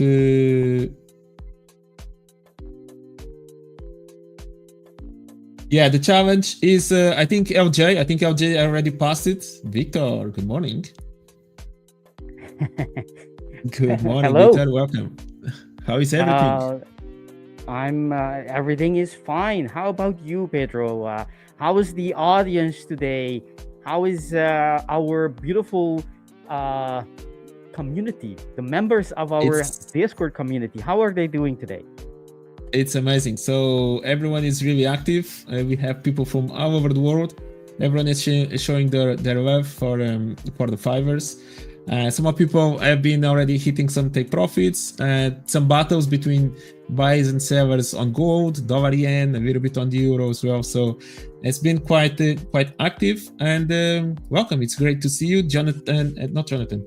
Vinicius just asked about our challenge competition, so we can try to find out as well. Victor, where are you in our competition? How is the account? I'm doing fine. I think I'm around 2%, 3%, something like that in positive. That's great. Yeah, it's been it's always a balance between pushing the throttle, stepping on the throttle too much or too little, right? If you do it too safely, like you would in a normal trading environment, then you wouldn't win, right? Other people will end up with higher profits. But if you step on it too hard, you're gonna fly out of on the corners or in the curves, right? So it's a little balance, and it's but I like it. Who doesn't love a competition in our team, right? When we said we're gonna have a competition, we were like little kids. Yes, I want to play. I want to play. It makes me remember, like primary school or secondary school, when high school, when you had everyone wants to be on the team, right? Everyone wants to play. Exactly. I love that. I mean, it's always good to make it fun, right? Whatever you do, make it fun, and competition make these things fun, and that's why we have this competition in our community, the 5ers. A little before, I asked Pedro how you guys are doing in at home watching us in your office, maybe sneakily listening to us while in a university lecture. Pay attention to the lecture. You don't have to. You can watch this later, just in case if you are doing that. But let me know in the chat. Let us know in the chat how you are doing. We're interested in you. This is about you. It's about your, comments, your experience in the market, and about your learning curve, and how we can help. So let us know how we can help, how we can contribute to you becoming profitable, hitting those big payouts we all are, wanting to get. That's why we're here. But let us know in the chat how things are going today. I was gonna say something about the challenge on the contest, that weekly challenge, right? I think it's very important to keep that element of play, right? Make it fun, consciously. Not everything is fun. Not everything. You got to be responsible in the real world. But for a little while on the contest, you can, go to the limits. Things you wouldn't do in your real account, in your private account, you can do it in the contest, right? Push your limits, show what you're made of, and see, how far you can get. Of course, when you transition back to the real world, you have to bring things back into normality. But that's why the contests are for. They are to, show yourself, to prove yourself how good you can be. And the best competition, I think this is something very important. The best competition is, yes, there are prizes. There's lots of prizes. You can win lots of accounts, hub credits every week. Just imagine you have 52 weeks in a year. So you have 52 contests a year for getting accounts, hub credits. Imagine what you can do with that, right? Whenever you're ready to buy that next account and you have a couple of prices you've won, you can get a lot of discount, if not buy them completely free with those credits. So but one thing that I want to say is the best competition. Yes, I know it's about, it's fun. Firstly, it's the element of fun. Two, you can win prizes, and you can learn more about yourself, into the extreme by pushing yourself to the limits and all of that. That's all beautiful. But the best competition is the one you play against yourself, right? If you are wise about this, what you can do is journal about the contest the same way you journal about your trading in general. Journal about the contest. Like, how can you, what have you done in that moment of high pressure when you're over risking? What are you thinking, right? Because everything is augmented, right? Everything is bigger and stronger and intenser when you're in the competition, where the stakes are, not the stakes are high, but the every steps counts a little bit more. So, and compare that to the previous week. Go back to your journal. Once you're doing this every week, compare that to the previous week and previous month, and look at your stats. Are you getting better? Right? It's like Formula One. They test all these new technologies, and they keep on testing and gather data so that they can build better, safer cars for mass production. So that's what I like, and that's how I see these competition. There are ways. There are like the research, practice to gather data on your research, on your, in this case, your trading, to become better. When you're trading, normal everyday trading, which is of course much more responsible with risk in compared to your contest or your competition. So let us know in the chat if you are going to be journaling your competition, focusing on getting better while you're pushing your system to the limits. Let us know. We're very interested in seeing what are you going to be doing and how you're approaching this competition. We have a lot of point. It is. Yeah, go ahead. Sorry. No, I was gonna say there's a lot of good responses, engaging responses in the chat. So while you're gonna say whatever we're gonna say, I'm gonna go and read through these messages we got from our beloved members of our community. Go ahead. Yeah. No, that's a really good point. What you mentioned. Some people have just talked about in terms of the potential giveaway. So the way the giveaway works is when you reach the 500 likes on this today's live stream. So press that like button. Then we are going to share a link with you where you're going to be able to register. Okay, you just fill with your email and that's it. You are in the giveaway. So that's as easy as that. Like there's no complication whatsoever. But in terms of the competition, that's a good point, especially if you are doing it on a weekly basis. You can always try to compare yourself. Also try to see if you are getting better. Also maybe even within the table. Okay, the leaderboard. Maybe you finished I don't know. 300, then the week after that you finish 200, and then the week after that you manage to be on the top 100. Like maybe that's an interesting way as well to look at it.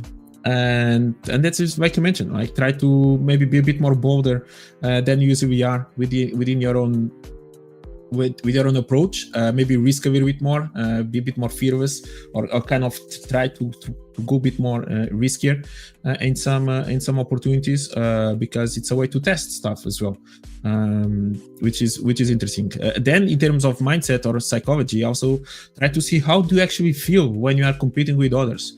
Like, do you get affected by the others' performance? Like, do you constantly keep comparing yourself to see if the others are positive? Maybe you're still at around break even. Like, how do you feel that urge? How does your body kind of behave or react to that situation when you are kind of constantly competing with someone? Because as we know, trading is not exactly competition against others, right? It's a long-term process. It's not a weekly context. Like, no one's going to be retired in trading after a week of trading, or even a month, or not even a year.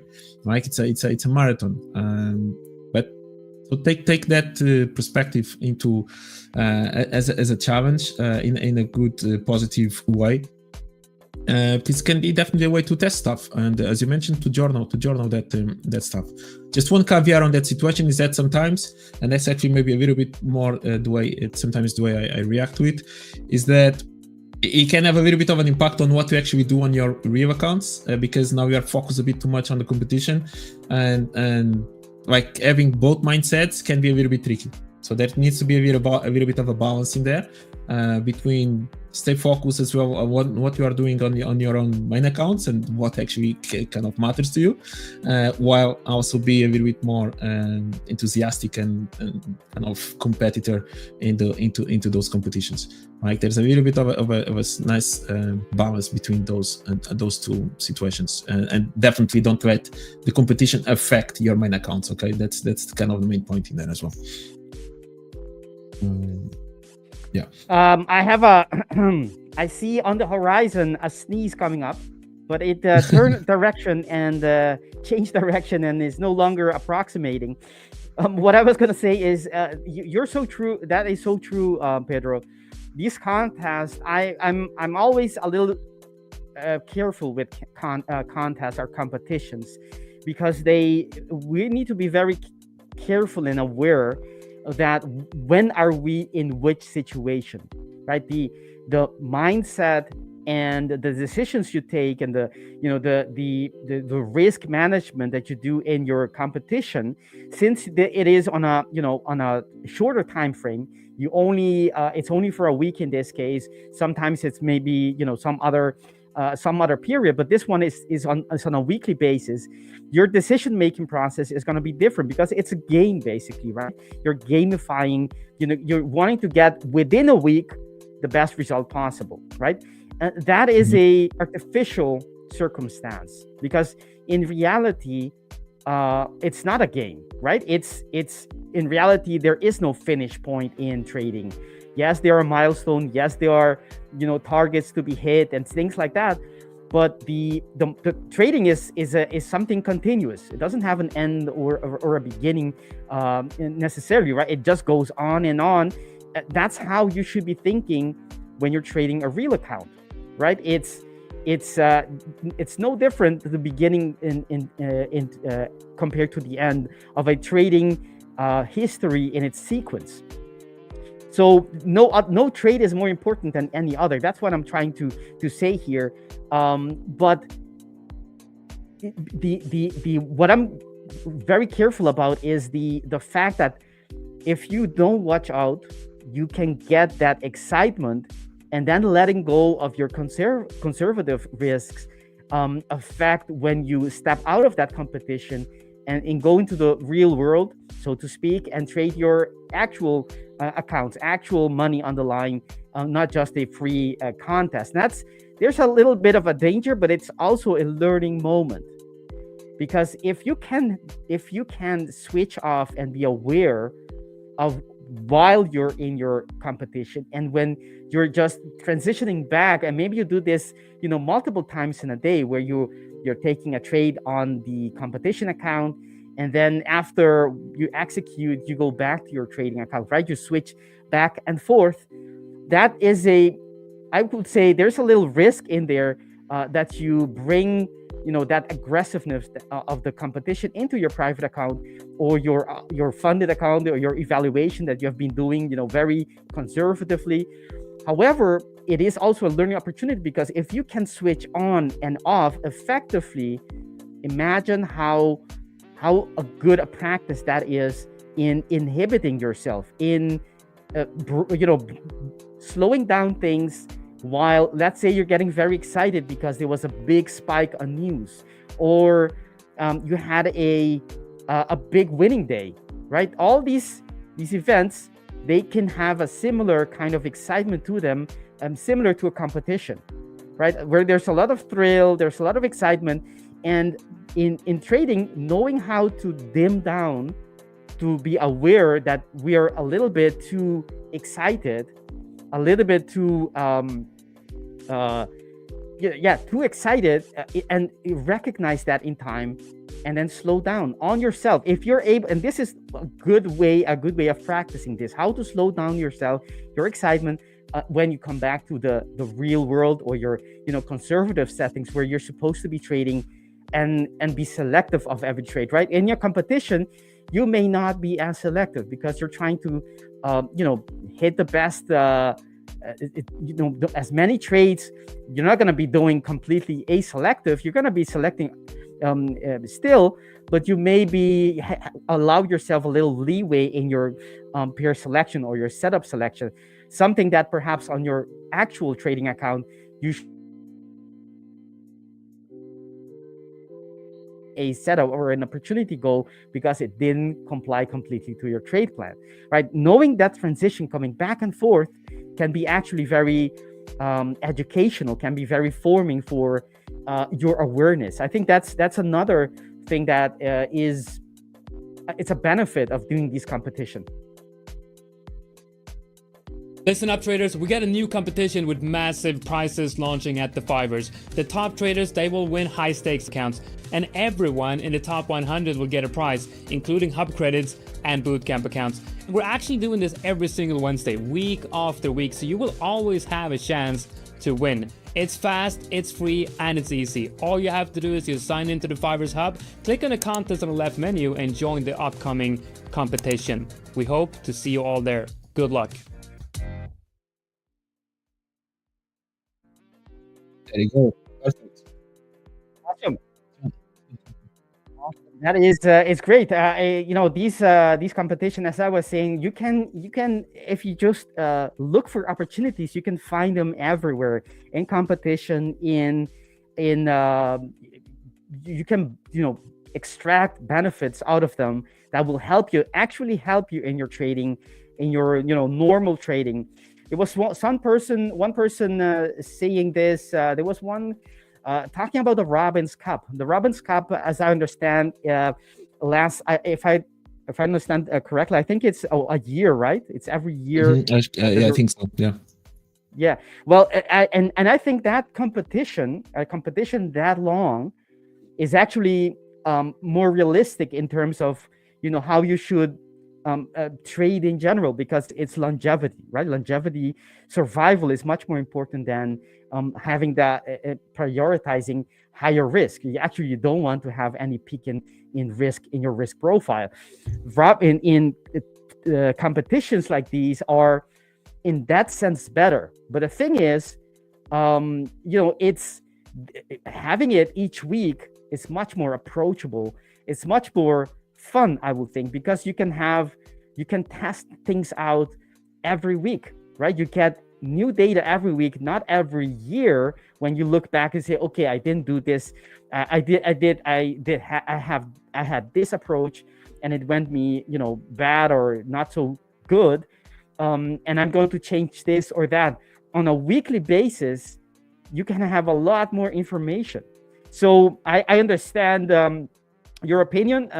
Nasty Juice, that's the name that you chose. So I understand it.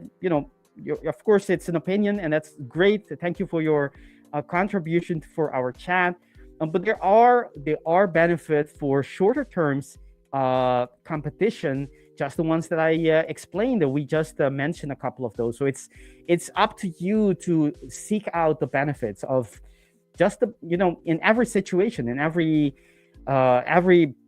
setting, right? There is something positive about it. And in these competitions, this weekly, there's a lot of positive, a lot of accounts, a lot of hub credits, and a lot of learning opportunities. Yeah, it's true. I need to understand as well what's what people also want to also with these competitions also, of course, is to get to the rewards, right? And of course, as the 5ers, it's not exactly just to provide a competition for the duration of a year. I don't know if it's you or is it mine, but you're freezing. I'm gonna check mine, my account. I think on mine it's yours. It is freezing. I think you are the one. Let us know in the chat who was. Was it me or was it you? I think it's you. I think I can move. I can see myself moving. Okay, all right. So it must be me then. Yeah, in you're that case. frozen. Yeah. Okay, no problem. Yeah, it happens from time to time. I'm gonna check my. Okay. Thank you for letting us know. Yes, it's always good when on my side, you freeze. I keep on moving, but I don't know the audience can confirm that. So thank you. Yeah, I think maybe if you just maybe get out of the stage and then come back again, maybe that can fix it. Really, you think it's still present? Yeah, you are still frozen. Okay, yeah, it's coming back for sure. And 1, 2, 3. Now it's back. It's dark. Is it okay? No, you are not. You are not visible. All right, so I'm gonna get out of this. I'm gonna come back I'm gonna come back. Hold on. Yeah, come okay. No worries. Yeah, I like that, Swing Trader. I like that. Boa, João, bem-vindo. What's up? Yeah, New Zealand reaching. I'm not sure if it's going to be a long just after this. Price kind of hold quite nice with this top in here, and it hold also that level, or got really close to that zone. So we could actually push a little bit lower before looking for longs. Yeah, it could. Not really sure until where, but yeah, I think it could break the low and continue to go a bit more. Yeah, that's a little bit where I'm looking at it. Yeah, as the dollar also continues to push a bit more to the upside. So dollar is actually about to break this level. Yeah. So what are we looking?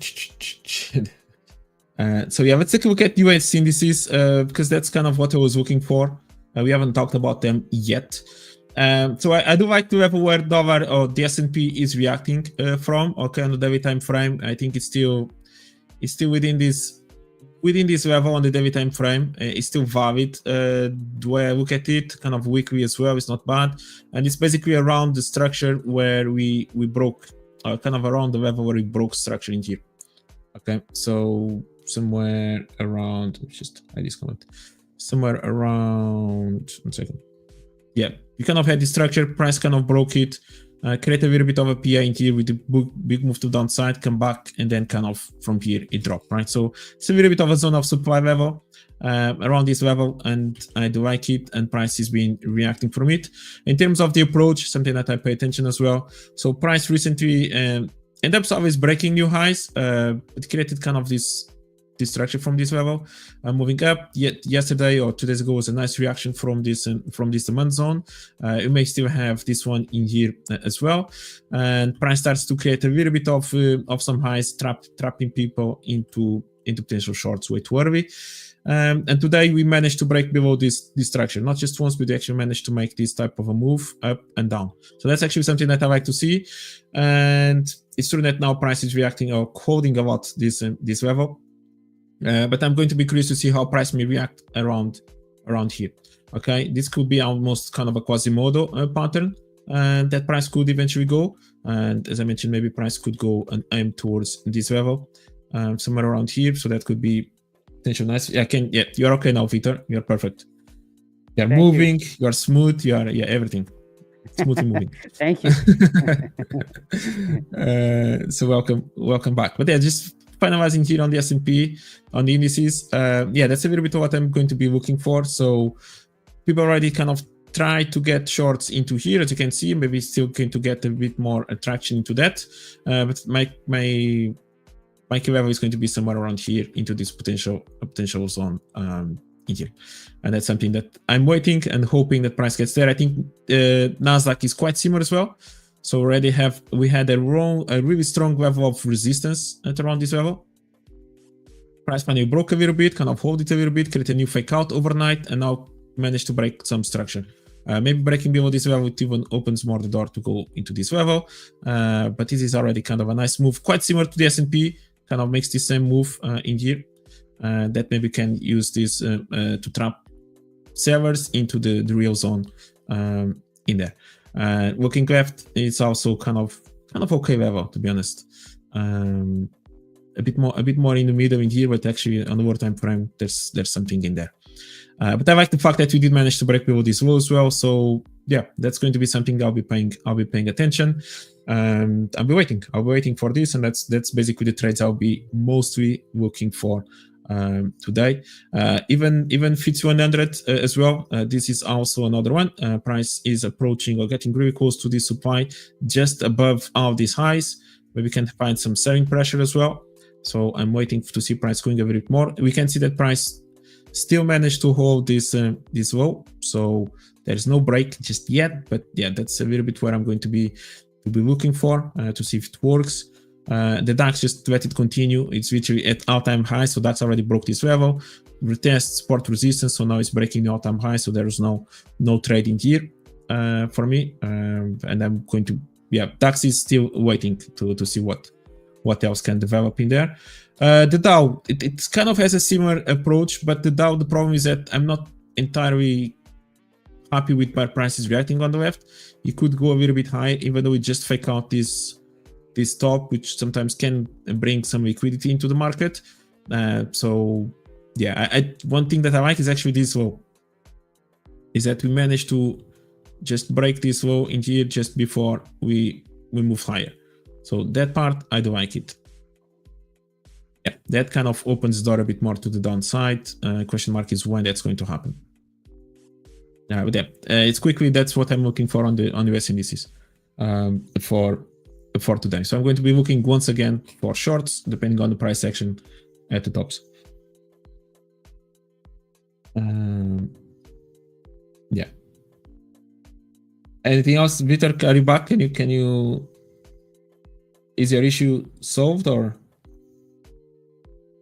I'm not sure. I think I was moving at 144 frames per second at the beginning, but there was a little hiccup there. I'm not sure it's completely gone, so I'll have to. We'll see in the in the coming minutes if the issue has been resolved. I'm not sure what it is. I'm in the background watching, seeing, doing some diagnostics to see if it's something that I can change to make it okay. Yeah, welcome Saul, first time in here. Don't forget to subscribe to the channel. Okay, again, next time we get to the 70,000, we are that close. We are getting really close to 70,000 subscribers. We are going to give another really big giveaway that we're going to do in here on the live stream. And today is 500 likes. Okay, guys, if you reach 500 likes, we are going to give you a giveaway. So press that like button. Don't forget, press that like button for us. All right. Awesome. So what are you looking at, Vitor? Tell us what you're looking for. Euro, dollar, and so on. Actually, the dollar, the euro dollar, I should say, has been moving quite nicely. I think very technical. That weekly level that we talked about, every session basically. That 112.57.5, or it's 75.7 is something that has been reacting quite nicely, and today is no different. Look at that. Price goes ballistic into that level, and again it hits. That was yesterday, actually. Today it hits it again, and look at how the market reacts once again. So that level remains very relevant for market participants. And if you wonder what level is that, that's on the weekly time frame, or actually it's on every time frame, but you can see it on the weekly time frame. Better is the weekly level we broke a couple of weeks ago. We broke it very potently. Let's go to a lower time frames. You can see right here where we broke that level. And even on the daily, you can see how the market has been reacting to that. We have a very, very soon, it's not an immediate retest, this one, because it does have some space in between.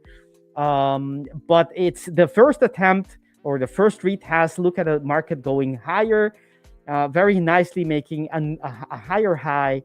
The second retest, the market still pushes higher. The third one, it breaks. But as you can see, the level broke, so it's no longer holding price up.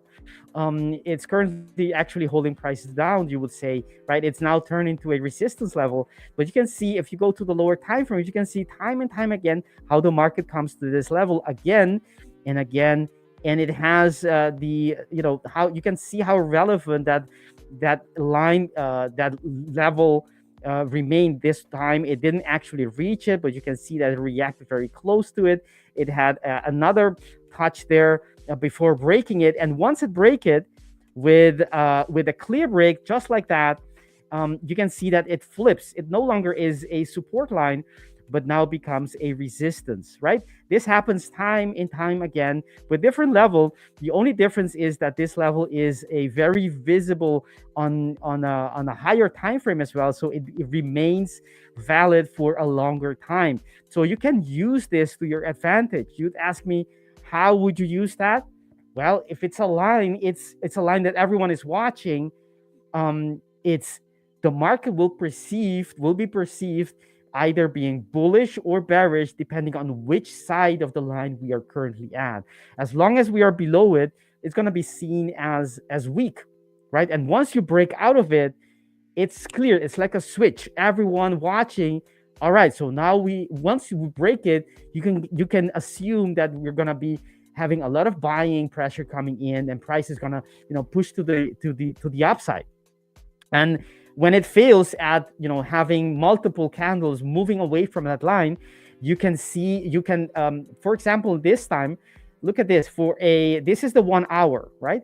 For many minutes this week, we were on the bull side, right? We were above that line, and once you break, we come back. Everyone who bought that breakout, right? Let me zoom in, and this is how you can use this. It's by waiting for people to get trapped and to use it to your advantage. For example, all these traders who were buying this breakout, when it came back at the end of that hour and ended below that level, right? That the same level that I was mentioning, that 1275.7, and on a second attempt, right, 2 hours later, it went back and retested. And what did price do?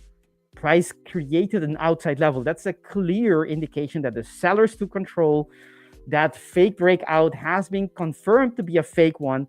And what does price do? Price goes all the way down, right? So you can use this to your advantage. That's one of the ways you can use it. It's waiting for people, when these lines are so visible, like it is right now, waiting for people to believe in either it's not going to be broken or it will be broken, and wait for them to be wrong.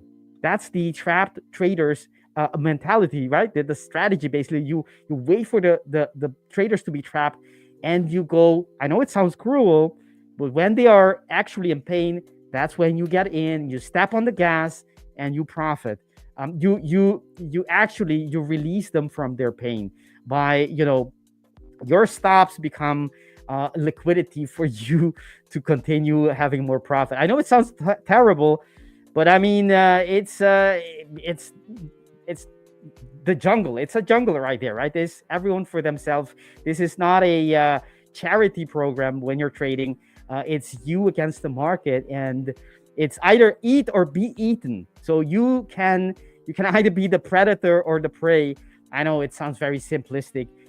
It's not about that, but I mean, that mentality you have to be is you're on your own against the rest of the market. So these lines, that's what I'm looking at today. Basically, that line remains very visibly relevant, and you can see that today is no different, right? That was about 2.5 hours ago.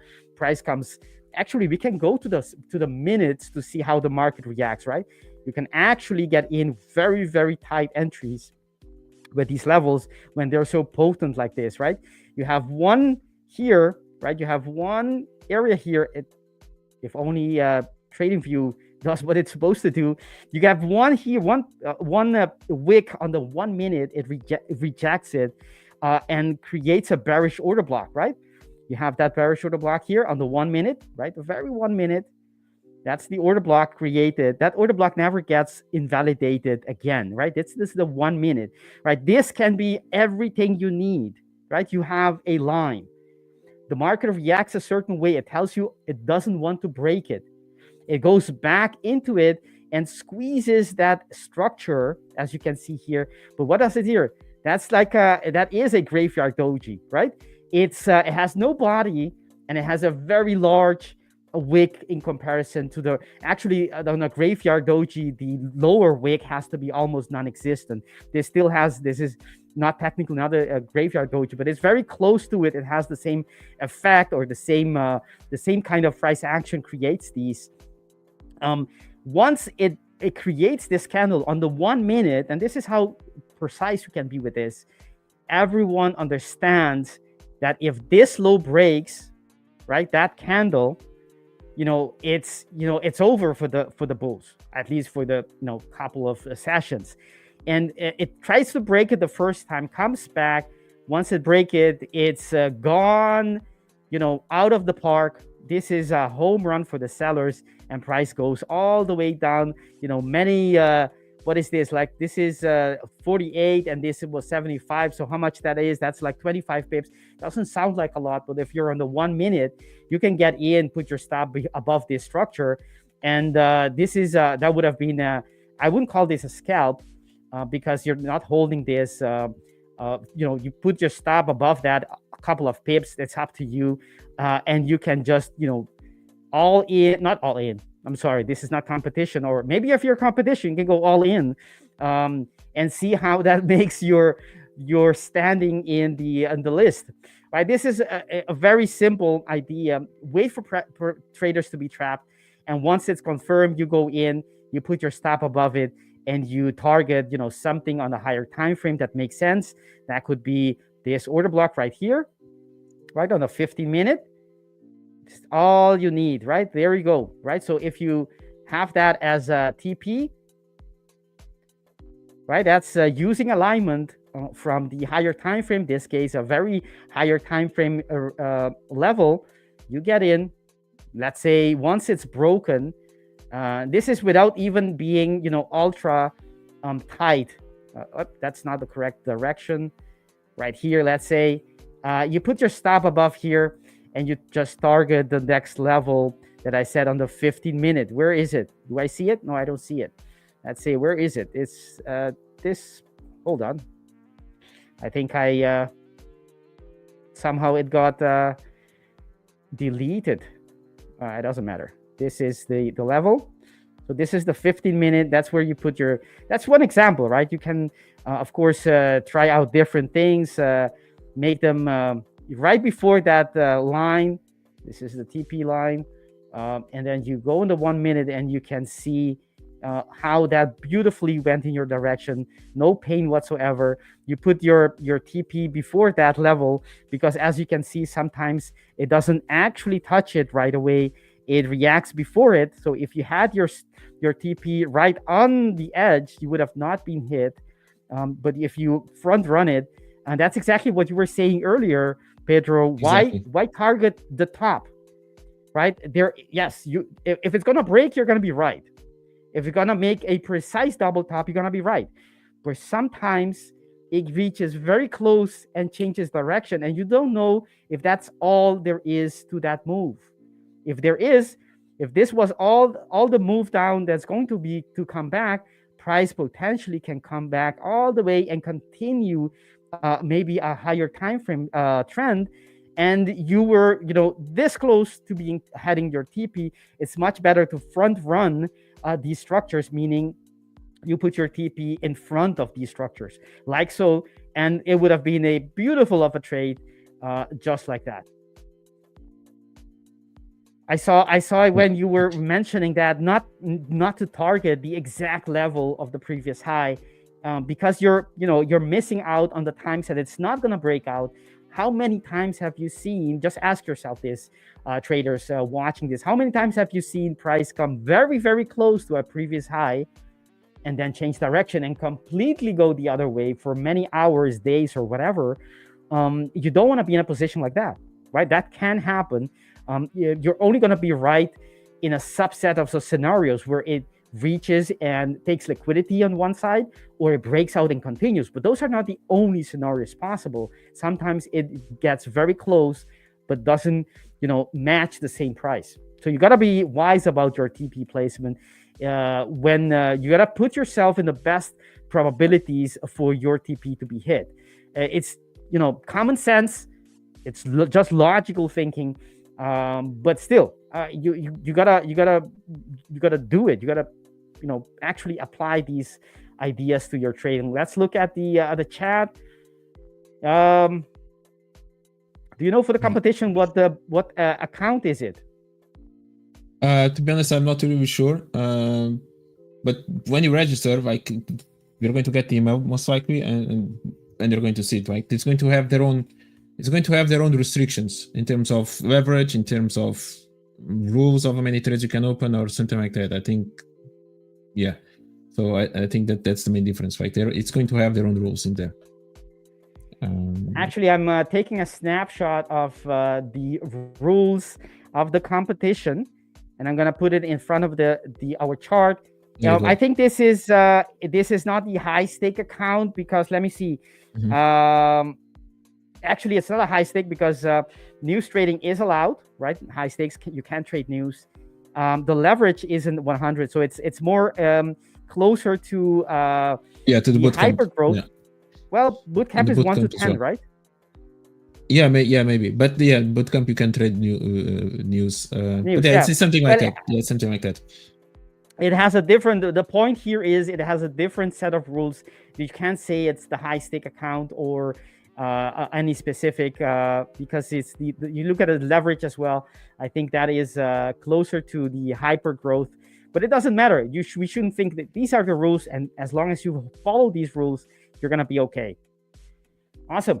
Let's continue for any other question we might have here. Are you allowed to go all in the competition? Let's see. Are we allowed? These are the rules, right? So there is a bit more detailed.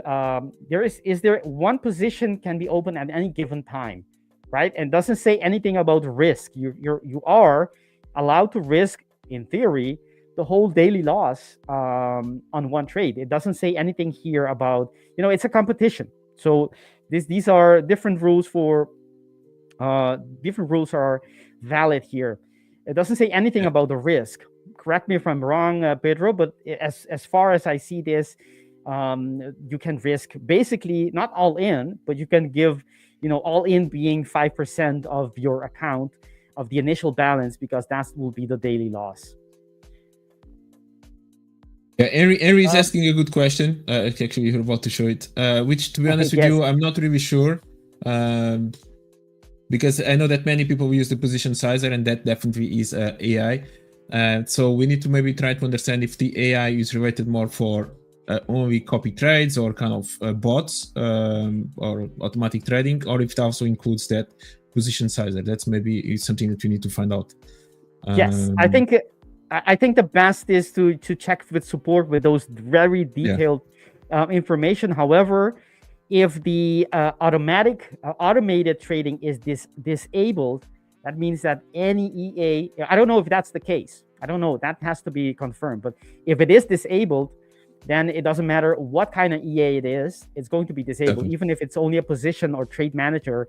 But there are indicators. You can have the position size indicator, the position size calculator as an indicator, right? It's not an EA. It's not going to place any trade.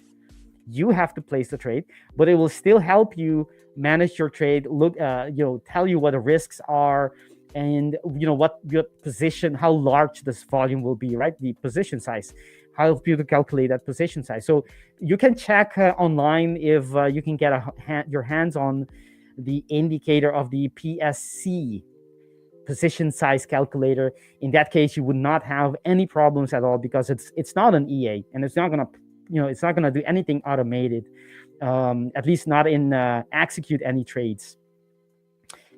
All right.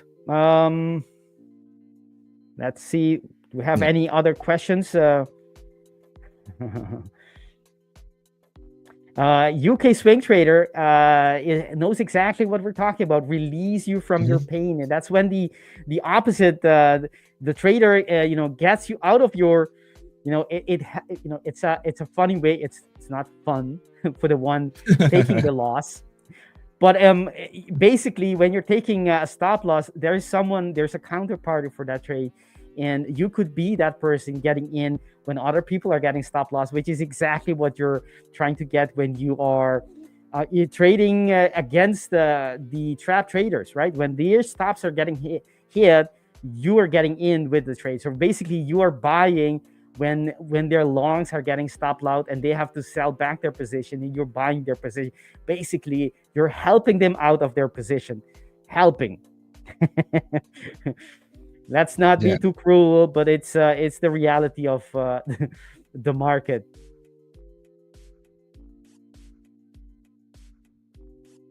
All right, we have a lot of Portuguese-speaking members joining us today.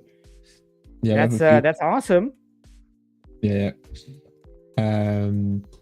Someone is asking then, so guys, any charts, anything, any assets that you want us to look at?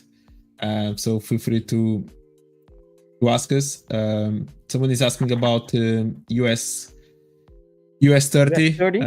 Yes. Yeah, David. Bitcoin. How is Bitcoin doing? Because it was menacing in taking out that all-time high again, not very long ago. We had a possible quasi, which did react. Right, look at this. Before it did have that reaction, and look at that. Actually, you can see how it. Look at that order block that it uses as it moves away from it. Beautiful. But it's no longer valid, as you can see, or is it? It is actually still valid, that order block. Let me put it back. Oh, no, not anymore. That's it.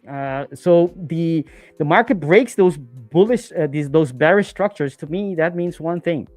It means that the sellers are getting beaten, right? For lack of a better words. And that means that the buyers are getting ready to push price much higher. And that's how they do it, by breaking those bearish structures. Prices can come back, but don't get fooled. This looks like it wants to continue to go higher. Maybe it needs a deeper retrace. That's fine. Who knows? But if it's menacing these highs, it's likely to continue. As long as it's building bullish structures and holding them, we can. Let's look at the daily time frame. Ooh, look at that outside bar, Pedro. This is beauty in motion. Look at this. That's the That's the outside bars here on Bitcoin, and it comes after the market creates multiple bullish order blocks. Look at that. Look at the other one. This is screaming, buy me, buy me, buy me. So this is at least the price action. I don't know on the higher time frames how this would look like. It still has plenty of room to claim the an all-time high. This would be about how much difference? Let's look at that. It needs about, well, from current prices, about 4,470 something. That's nothing. That can be done in a day, basically, in a great and a heavy day. So this looks very. There is a daily order block on the reversal, right? But this is the thing. If current price action, right here, if the PA when price reaches this order block is not telling us that it wants to decelerate, it wants to reverse, it's likely not going to reverse. As simple as that, right? The market, if the market is going to reverse from this area, because that's what this order block means, it means that sellers could be coming back to the market to press price lower, but they need to show their face. They need to come to the party if they want to play, right? They're not coming. They're not showing their hand. They're not presenting themselves, at least not yet. We'll have to see in the future. As long as that is the case, it's impossible for price to go lower, right? The sellers, they need to come and start creating those bullish structures. Those bearish structures. And instead of doing that, who's winning the battle? Look at this. Bullish structure, respected, and creates another one, and another one. It's a clear case here so far, as unless things change. And what I would be looking for is price coming back into that order block and then going for that long, for that all-time high. That would be a nice trade if you're looking to get in. Let's see if we can get some more confluence, especially if you can come here on the H4. Sometimes it doesn't get back. Once you get the momentum, it doesn't come back to retest these structures. So you have to be either you're very selective and you get left out of the move, or you have to be a little flexible and see if price is moving before that. So sometimes it comes back and it does something like this, and it moves away. And this could happen, right here without reaching that order block necessarily, right? So it's you gotta recognize the pattern where it's happening, and I don't see anything right away where we only have this structure, and we'll see. Maybe this will hold today, maybe not. We'll see. We'll have to see. But it looks very tempting to go long. We do have some news coming out Thursday. Right, we have PMI, manufacturing service in the Eurozone, but as well in the US, and unemployment claims. So everywhere, basically, the two major Western economies of the world. All right, so let's check. Yeah, I kind of agree with you on Bitcoin. US 30, but just to finalize on Bitcoin, I kind of agree that level at the bottom is it's interesting still. Kind of price. It looks like that price is starting to try to go down, but the buyers are managing to keep holding and actually reversing in a really strong way, which is interesting. It's a nice battle. Who knows who's buying at this level or who's trying to sell as well? Is if it is profit taking or just more accumulation. It's indeed that we are getting really close to the all-time highs. I think as we spend more time in here, most likely we're going to get there. But a bit more intraday, there's definitely opportunity potentially to even look for shorts towards that order block and then kind of go long again. And most likely can be ranging in between these two zones until one of them kind of breaks either up or down. Which is quite interesting. So someone else asked the the US 30, and then of course gold as always. Before we go there, remember guys, remember what we just talked about, the trap traders. you can use this all the time. Whenever there is a line that indicates, that signals to a lot of market participants, you can use this. Because what is the line here? If you're watching this, where is the line that the market broke structure? Can anyone tell? Let us know in the chat. What is the line? Is it, I'm gonna give you a couple of options. I'm gonna make it easy, right? Is it this line? This is number 1, and this line is number 2. Let's test the our viewers here, if they are, how they are in market structure, or is it this one?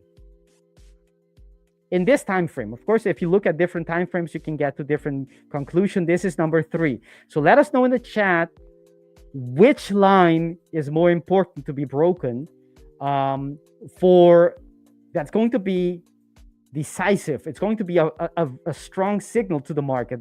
1, 2, or 3, right? Which of the two? Watch the whole price action, and let me eliminate this because it might make people think one thing or the other. I don't want to give away any clues, but which one is more important to you? I'm gonna check the chat.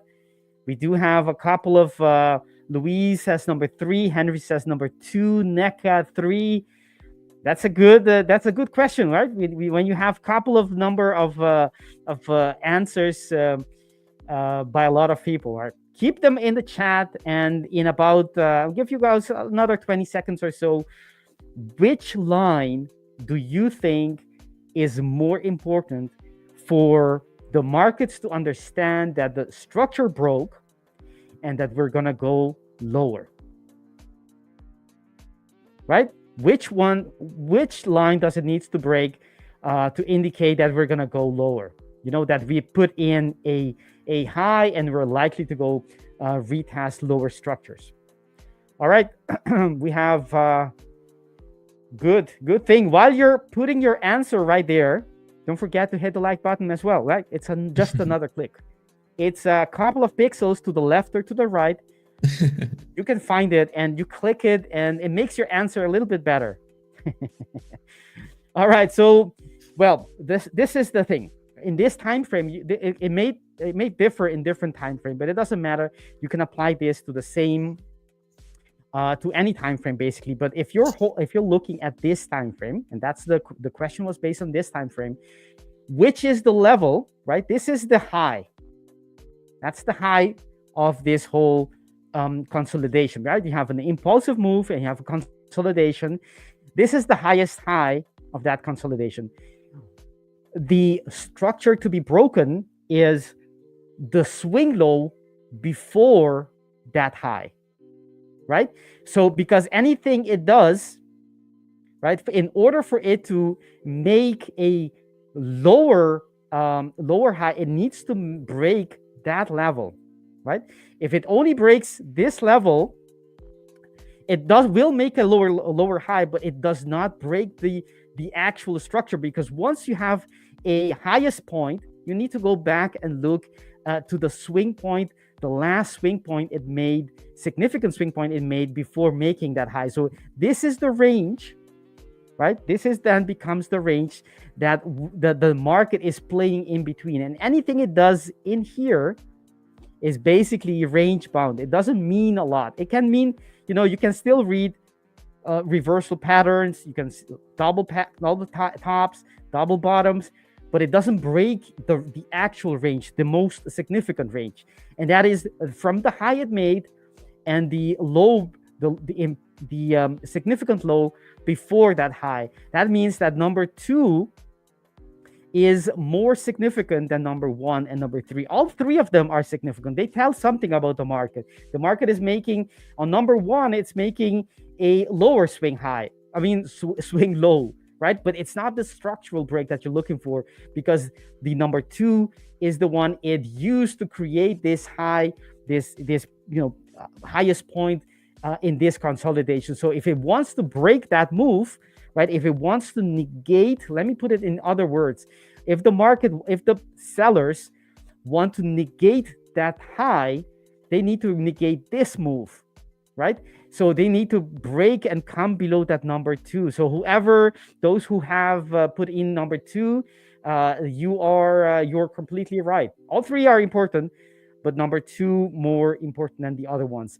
So the point I was trying to make before I made that little quiz, you can use that information to your advantage. Remember, trap traders are going to be looking for these important levels to be broken to trade them, right? So if people are watching this level and once it break and they're going to conclude, all right, the market is broken, I'm going to go short. And what you're trying to see if you're trading against those trap traders is for them to be faked, like a breakout to be faked out, right? Where the market doesn't actually break down. It only within a period, maybe, I don't know, half an hour, maybe 15 minutes. We have Griff in the background. Awesome. With a big smile, always Griff. When you want to see them, a couple of bars, either on the minutes or on the 50 minutes, whatever is relevant for your trading time frame, and you wait for them to be wrong, right? Where price goes down, they think they are gonna be right, and it comes back and it closes, that candle back above that line. Once that's happening, they are in pain. They realize they're on the wrong side of the market and they need to get out of their position. That's when you get in and that's basically trading against those trap traders. So you can use this to your advantage if that were to happen on Bitcoin. All right, so we have Griff coming on. Griff, are you ready to? Yes, you are. You're double ready. Yeah. Awesome. How are you doing, guys, my how are you friend? doing? All good? How are you? All good. Yes, we're great. enjoying our good audience here. How is everything on your part? How many trades? How many records? What's the record of number of trades you have taken since last week? Well, normally, it's 0, but last week it was 1, and this week I've taken 3 trades. Oh, yeah, that is a record. That's exciting. Yeah, I told you, normally, I'm taking maybe 1 or 2 trades a week, and unfortunately, like when I started the live streams, I was in a period of taking 0 trades. But yeah, last week, like in the past week since the last live stream, I've taken 3 trades, and I've actually made about 12% profit between all of them. That's beautiful. That's the influence. You are starting to spend too much time with us, and these guys they like to click the mouse button every single time, so you're starting to get affected by by the stream. I think maybe yeah, I came off the live stream and I was like, right, I'm gonna take a bunch of trades now. Exactly. I think it's I made a little tongue in cheek about the breaking records and the high number of I'm poking fun, but actually I really like your style, Griff. I think it's that's quality trading when you know where your edge is and you're unwavered by anyone's opinion. Like everyone else might be taking 100 trades, you're sticking to the plan, and I think that's the true character of a good trader.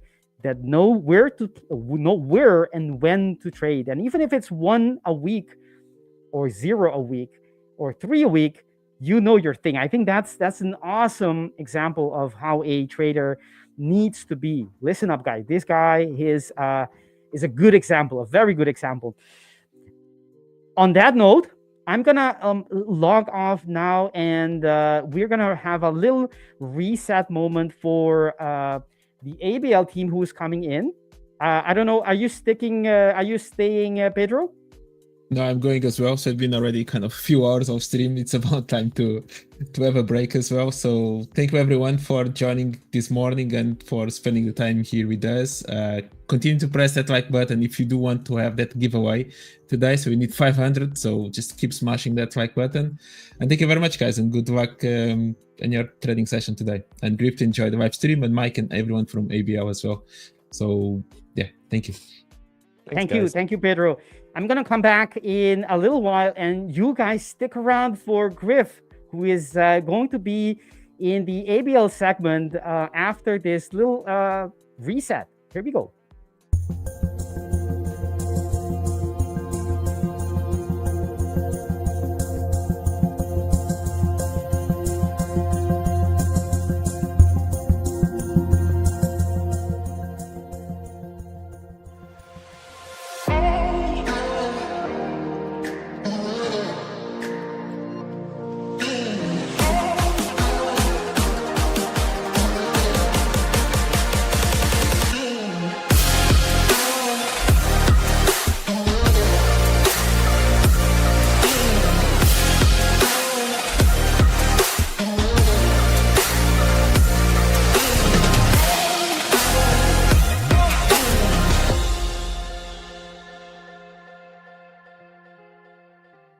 Listen up, traders. We got a new competition with massive prizes launching at The5ers. The top traders, they will win high stakes accounts, and everyone in the top 100 will get a prize, including hub credits and bootcamp accounts. We're actually doing this every single Wednesday, week after week, so you will always have a chance to win. It's fast, it's free, and it's easy. All you have to do is just sign into the The5ers Hub, click on the contest on the left menu, and join the upcoming competition. We hope to see you all there. Good luck. There we go. Hey Mike, how you doing? I'm good, Griff. How are you doing, mate? Yeah, I'm doing very well, thank you. Good to see you, buddy. Good to see you. Did I hear right that you took a trade last week? I took 3. Sorry, guys. I need to go and lie down. Hang on a second. This has never happened before, Mike. This is Yeah. this is uncharted territory. This is Yeah. I'm not sure I'm comfortable with this. This is all a bit too much for me. Cheers, Rafael. Good to see you. Louis in as well. Great to see all of you guys. How do you feel, Griff? Yeah, amazed. As amazed as you. I feel like my strategy has become doing nothing. I've taken so few trades. I feel like, yeah, this is just trading now, just watching the charts. You know, I forget you can enter.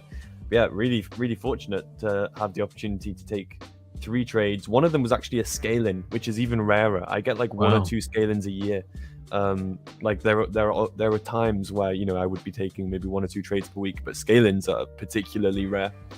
Wow. So yeah, I'm really amazing pleased. stuff. Because I think I told you before, I've been in obviously taking so few trades. I haven't had much opportunity to bring my accounts out of drawdown. And this has just taken them completely out of drawdown, past break even, and into profit, which I'm really grateful for. Brilliant. That's fantastic stuff. Well, I'm glad to hear it. I do see that I'm Sir Jones's lucky charm when it comes to gold. I didn't even know that, Jones. But if I am, then great stuff. If you could send some of that luck back to me, I'd really appreciate it. It would probably do me a few favors. I want to talk to you a little bit, Griff, because you've not been part of the competition this week that we've been having. I don't know if you've heard about this. So we've been doing a competition on the The5ers live stream with me, Jonatan, Dirk, Anastasia, Deanna, pretty much everybody for the most part coming in, getting a 20k high stakes evaluation account, and seeing who can get the furthest, who can go furthest with a 20k high stakes in the week, right?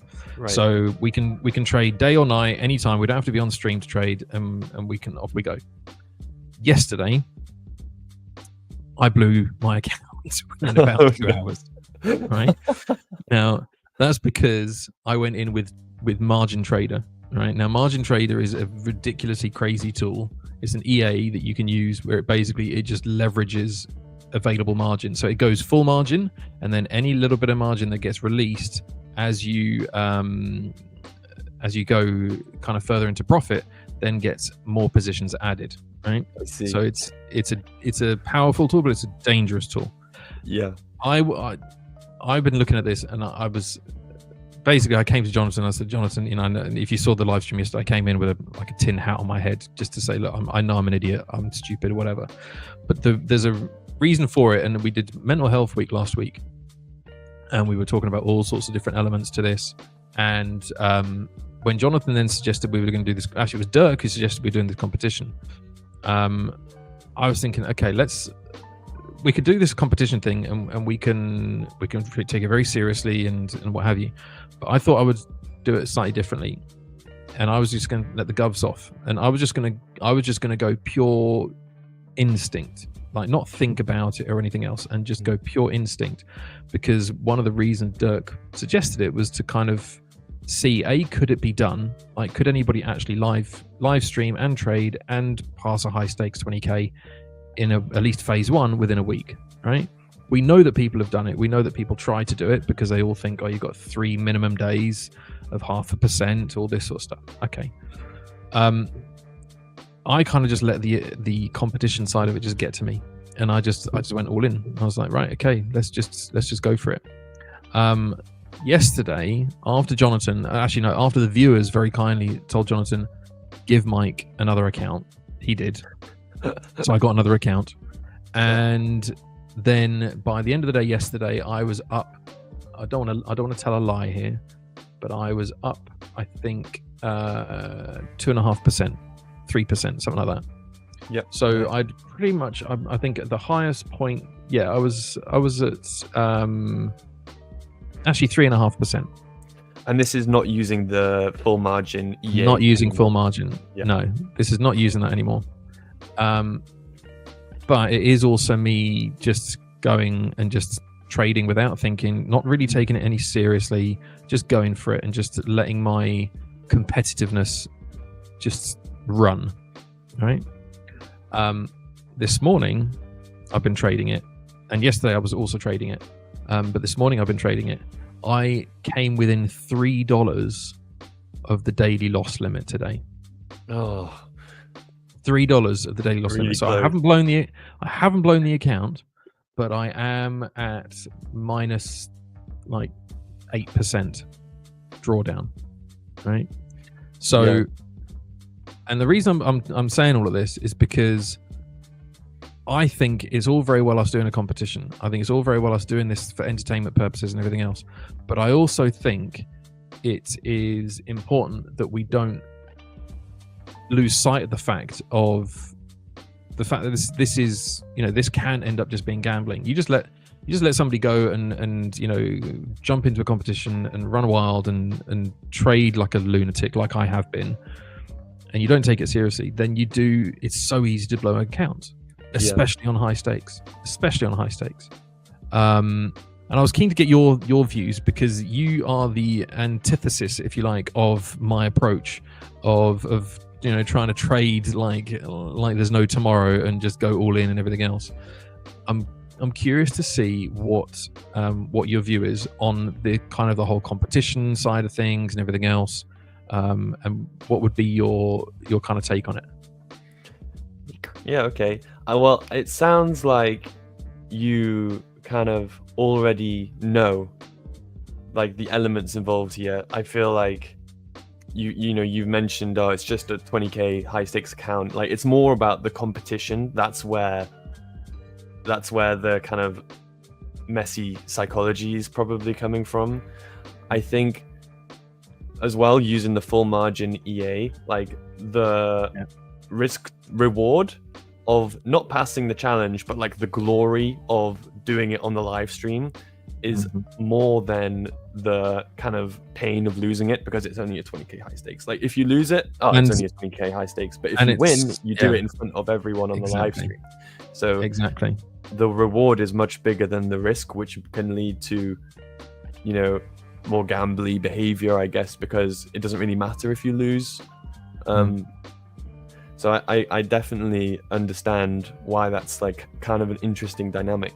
And I know how that feels somewhat as well, because I share all my trades on YouTube, which can be quite difficult to do psychologically, because that this is maybe a bit different, but I can imagine it's similar to trading on a live stream, because you become afraid of losses, or maybe you can be embarrassed of sharing those losses, depending on where you're at, and also the wins feel better, the losses feel worse. There's a lot of extra layers that come into trading on a live stream or sharing your trades like socially. It definitely increases the difficulty, I think. Yeah, you were up 2 or 3%. What changed? You were just trying to pass it quickly? Yeah, I was in the competition. I was like, right, okay, I've got to prove that I can bring back that 5% that I blew. I'm going to bring that back. I'm going to prove that I can as quickly as I can lose it, I can earn it all back again. And it was funny. I was with LJ yesterday afternoon, And Here he is now. that's what's reminded me, seeing his face and seeing this grin on his face of what I'm about to say. So LJ and I normally, after these live streams on the 5ers, we jump into like a Google Meet and we're trading and working on ABL stuff, you know, thrashing out ideas and what have you. And I was a little bit delayed coming through because I was taking care of a few bits and pieces and I got distracted. And when I joined LJ in the Google Meet, what was I doing, LJ? You're trying to short Aussie dollar. Yes, I was trying to short Aussie dollar, but there's a specific detail of trying to short Aussie dollar. I don't know. What am I missing? What am I not remembering? But whilst working? The anxiety and everything induced. No? It was the number of lots. How many lots did I go in on? Oh yeah, right. Remember? Was it 29? 29 lots? Yeah. Put a 20k account. I went in 29 lots selling Aussie dollar, US dollar. So yeah. Now the only reason I managed to do that was because I went in with a ridiculously tight stop loss, right? And again, I wasn't thinking. I was just like, I'm in this competition. I've got to win. I've got to do this, right? And I think that's where a lot of people come into like the Discord on the 5ers, right? And they say, where are the payouts? Where are all these sorts of things? And the 5ers are now doing these competitions, right? But I kind of wanted to take it as almost like a mental challenge and kind of almost like an experiment to say, right, gloves are off, and it's interesting. Vinicius is saying something particularly about what we're talking about, so I'm going to come to that in a second, Vinicius. But I want to highlight the fact that if we treat trading like a game, if we treat it like a sport or a competition or something like that, where we're comparing each other against one another and all that sort of stuff, that's why Abe will literally, it will be on his gravestone that he refused to have payout channel in the Discord, right? Refused point blank, because he doesn't want to instill that FOMO. He doesn't want to instill that kind of that mentality into the traders, right? Because that's where they spend a lot of their time. And so that's kind of why I went into it. You were saying it's a 20k stakes. It was given to us by the 5ers. It's not one that I could have gotten funded and I could have used, right? It was just done as a competition. Here's an account to trade and let's see who can get the furthest, right? So it's not that none of these are accounts that any of us are going to be able to then get funded and actually trade on. Sorry, LJ, I should have told you at the beginning. But that's just that then reduces the value of it even more. You see what I mean? And you can just go hell for leather and just say, yeah, right, let's do this, So I think it is something that I kind of just wanted to highlight for everyone, because we are doing these competitions at the 5ers now, and we are doing the opportunity where people can win prizes and they can get themselves accounts and everything else. But as Vinicius says, competition or not, you should keep your rules and trade and prove your strategy. Now, for all the audience, I hear you, Vinicius, I get it. And, that's, for the audience, that's one thing. But if we're talking about the competition that we're doing at the 5ers, which is now going to be every week, just try and stick to, to what works for you, and try not to get drawn into the leaderboard and, trying to chase ridiculously insanely good traders like LJ, who managed to pass these one, and everyone's on their own journey. Exactly. Griff can come in and he can not trade at all and not bat an eyelid. I don't know. I'd probably have a nervous breakdown if I wasn't trading. Like, I don't know if I could actually just sit on my hands and not trade. And maybe that's my development area. Maybe that's my weakness. Marcus, the competition is all week, so I'm not sure if Jonatan's allowing us to trade on Friday or not. But it's basically for the week. So yeah.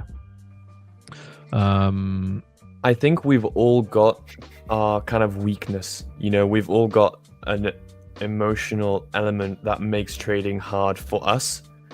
Mike, maybe for you that's patience. I don't know. Like I'm just repeating what you're saying. I'm not telling you. For me, I think sometimes it can be FOMO because I have so few opportunities. If I miss one, it's really painful.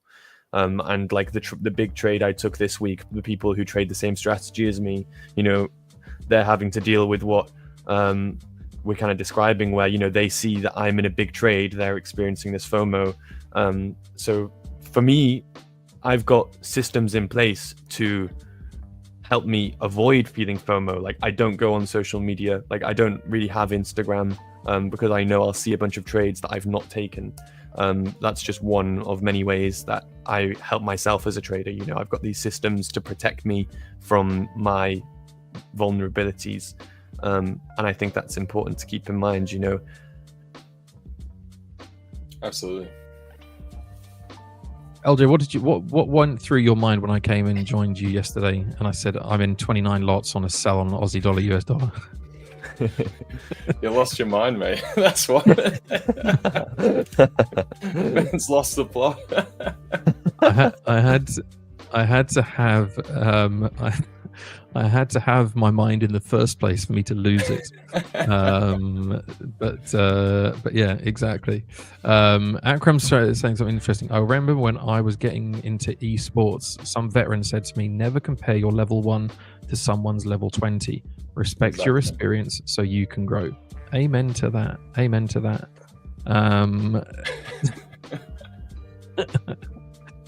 Oh, don't you just love it when Jonatan's working so hard? He can sit here trolling in the chat, but he can't actually come on stream because he's too busy. UK swing trader, I write blogs for ABL to stop myself listening to social media trades. That's an interesting approach. Nobody's won yet, Dr. Ahmed, but LJ is. Does that mean I got to in the lead? lead? I just keep going? Yeah, just keep going. Oh, okay. Yeah. Oh, I could have been taking. I wasn't sure if we're meant to wait for the thing to. No, it's all week. It's all week. Okay. Keep going. Yeah, but I was just wondering because I'm already past the target. I wasn't sure if we're meant to wait for it to roll over. Yeah. I don't know. I wasn't sure how. Okora Alexander, you've got to sign up to the 5ers. So sign up to the hub, and all the competitions are in there. So when you log in, you will see a giant, great big banner.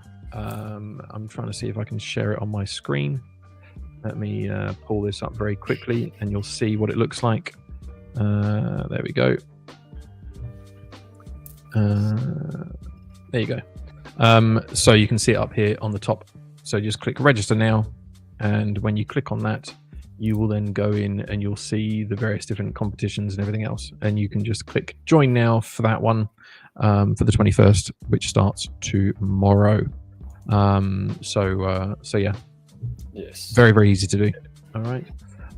So yeah, but I wanted to share this with you guys because I know, we can all say, oh, Mike blown an account, and I don't, I didn't pay for it, so it doesn't hurt, right? It doesn't give me that kind of, it gives me almost like this, I might glue another one. I think there's still lessons to be learned from these things. I still think there's things that we can take away from this stuff.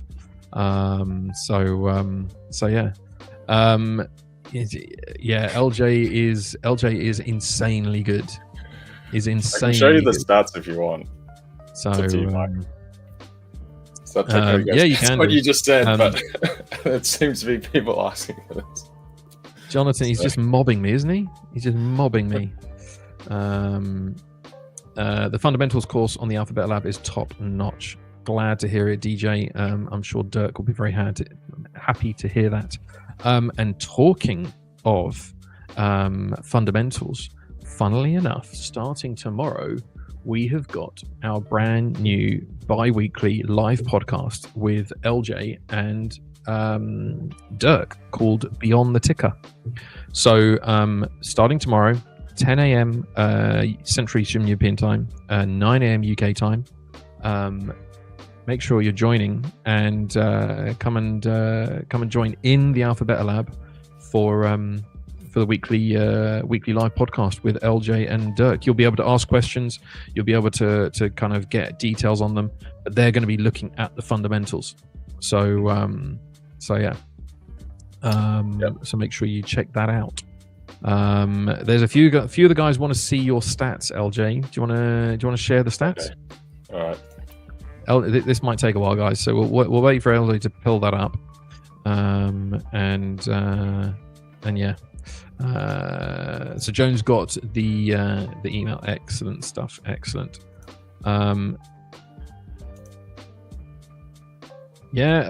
Akram, the discipline tracker is a very, very good one. This is another really great tool, guys. If you're in the Alpha Beta Lab, go and check this out.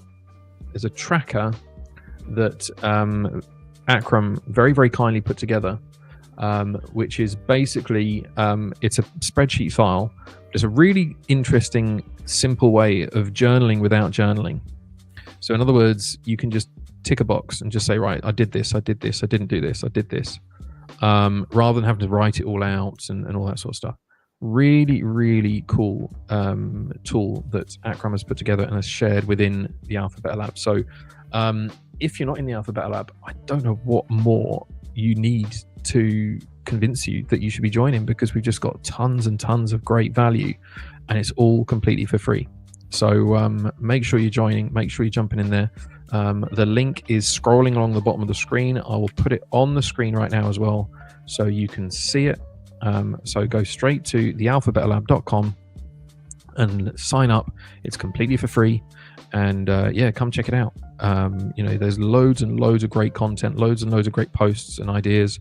We are also doing this week to commemorate hitting 1,000 members in the community. And in recognition of last week being Mental Health Week, we are doing a special giveaway this Friday. So we are going to be doing, where is it?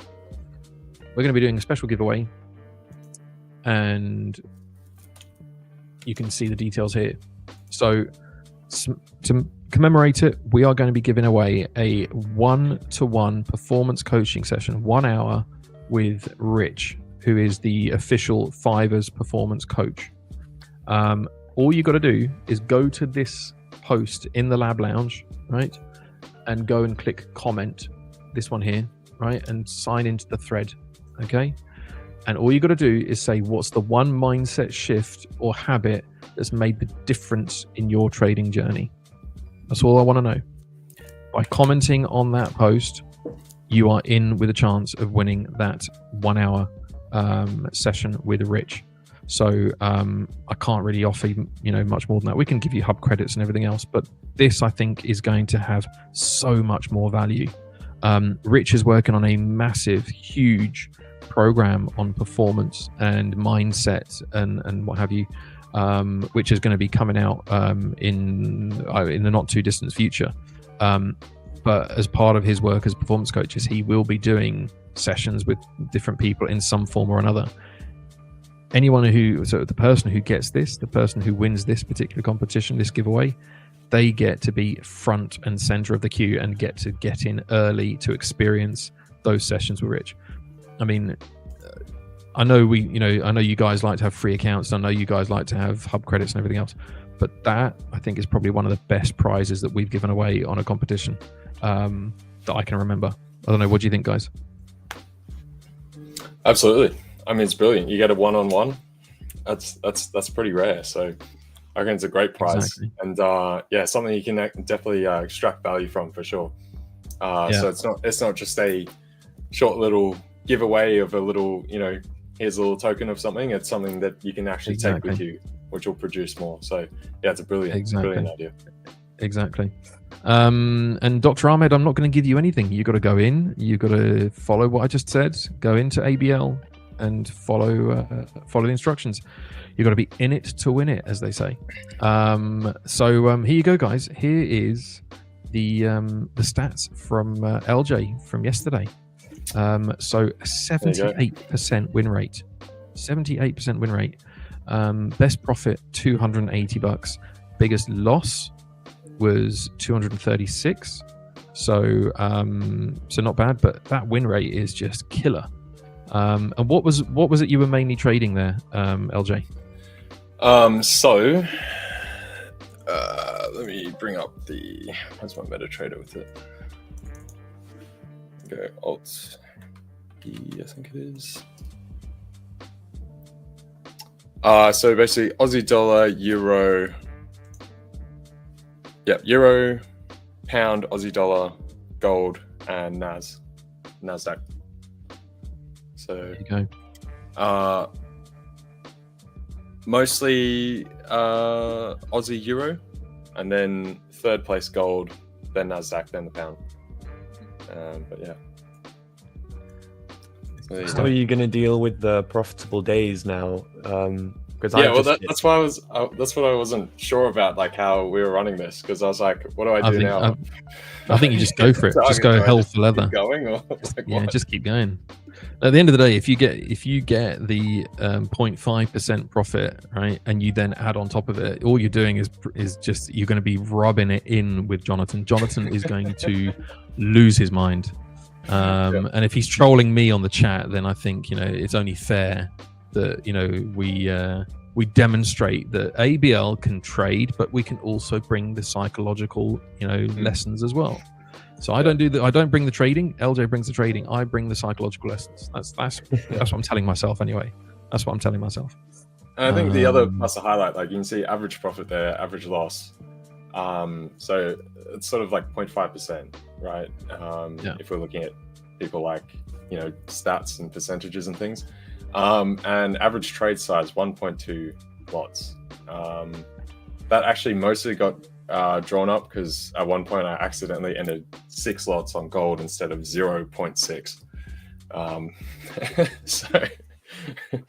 But it's definitely nowhere near your 29, Mike. So.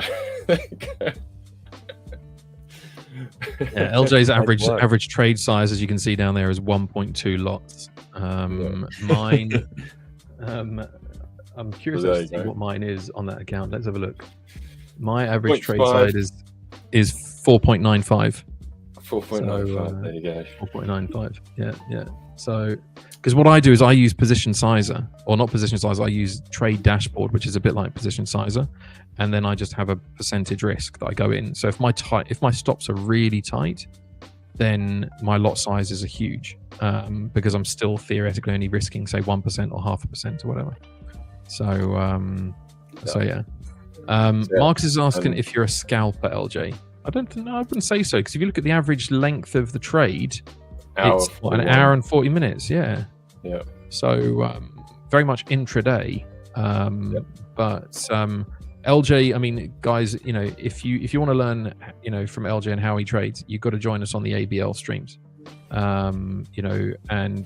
He's, let's put it this way, he is such an advanced trader. He doesn't even use TradingView. I'm having to convince him to go and get TradingView. I have no idea what TradingView is, man. He doesn't even use TradingView, right? This is how advanced this guy is, right? He doesn't use TradingView. He goes and uses his actual terminals to go and analyze and everything else. He's got Bloomberg playing in the background continually in the background, so he knows exactly what's going on. So LJ is the real deal, right? LJ has genuinely, he's cut his teeth and proven himself over many, many years, trading for 12, 13 years now. So yeah, this guy is genuinely, he knows what he's doing. Now, if you looked at his charts, because I've seen his charts do look a little bit overwhelming. I'm not going to lie, but they work. Right, so there is a lot to be learned from LJ. So I do a little bit of scalping on occasion, but most of them will be sort of an hour, 2 hours. I'm kind of looking at the rest of sort of the session, and then I'm thinking about the whole day. So like the rollover from maybe the end of Asia into Europe and then into the US, and I try and think about like, what is the sort of trajectory of possibilities, they all run out, and then sort of try and take up a position with that. Am I single? Dr. Ahmed wants to know if you're single. I'm afraid not, Dr. Ahmed, and you're going to have to get in line. Unfortunately not. You'll Yeah. have to join the queue.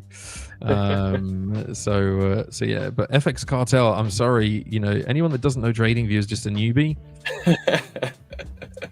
I have seen the proof. LJ, if he's a newbie, he's one hell of a good newbie. I'm very, very noob. I'm a noob. Yeah, big noob. So yeah, here he is. Is Scruffy kicked you out, Chris? Is that what's happened? Has Scruffy told you off for trying to get him to go full margin or something? We've got Chris joining us over from down under as well. We got a great little contingent of Aussies down with us. The 5ers and ABL. We got Chris. We got Henry. We obviously got LJ as well. So yeah. How can you join the lives with LJ?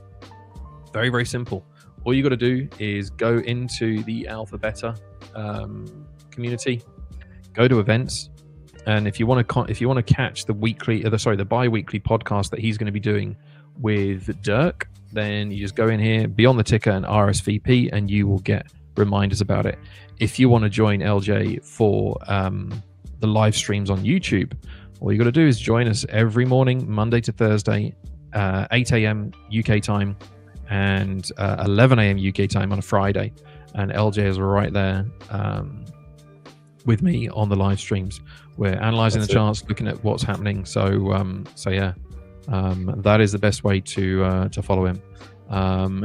Chris says yes, he was trying to get Scruffy to go full margin. Chris, we all know that's you just. Chris is like, I love how Chris just has this amazing ability to push Scruffy's buttons in the best way possible. Yeah. And I know Scruffy he likes the banter as well, so it's always good to see how that one plays out. But yeah, I'm curious, Chris. Were you trying to get him to go gold full margin? Was it like really? No, I think you were trying to get him to go like crypto or something, weren't you? Like just really pushing him. 200 lots. Yeah, I thought so. Excellent stuff. We did have a request for NAS earlier. Let's have a quick look at the NAS. This is it on the 5 minute. We've basically created this range. We've consolidated down. We've broken out of this cluster here and pushed higher, but we've struggled to break this high here. What do you think, boys? I don't know at the minute. Like I'm still concerned with the some kind of bad headline coming through. I mean, we did get one just earlier as well. I mean, this isn't necessarily going to move the NAS, but it's something to keep in mind. Iran's supreme leader, Khamenei, I don't know how you pronounce that, sorry guys, but basically said, I don't think nuclear talks with the US will be successful, which is indeed a little worrying because those tensions are elevating there. So. Percent gain, sorry, just very quickly, percent gain, that is the 5ers live stream is at 9:30 UK time.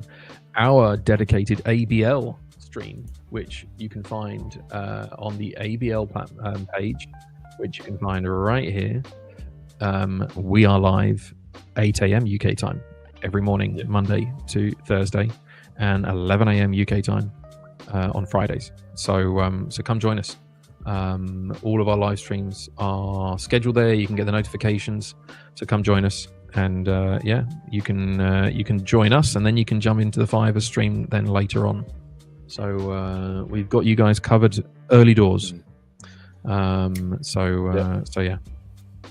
But yeah, so there's that stuff with the NAS, and then that's the concern. Where we are now, I'm still technically bullish, but I'm watching for any kind of headlines that'll derail that. Because we've had a lot of good things coming through, and eventually, the probability eventually becomes it's likely that we'll get something to knock things off.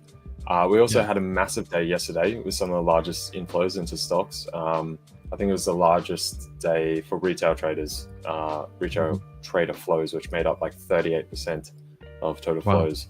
And that's sort of what helped to turn markets back up after the sort of capitulation from the various bits of news we had and the kind of US downgrade. from there. So I would be tentatively long at the moment. Intraday, I mean, you can see that we've got the highs from earlier, another test of them, but I am getting more and more wary of a turnaround. Yeah.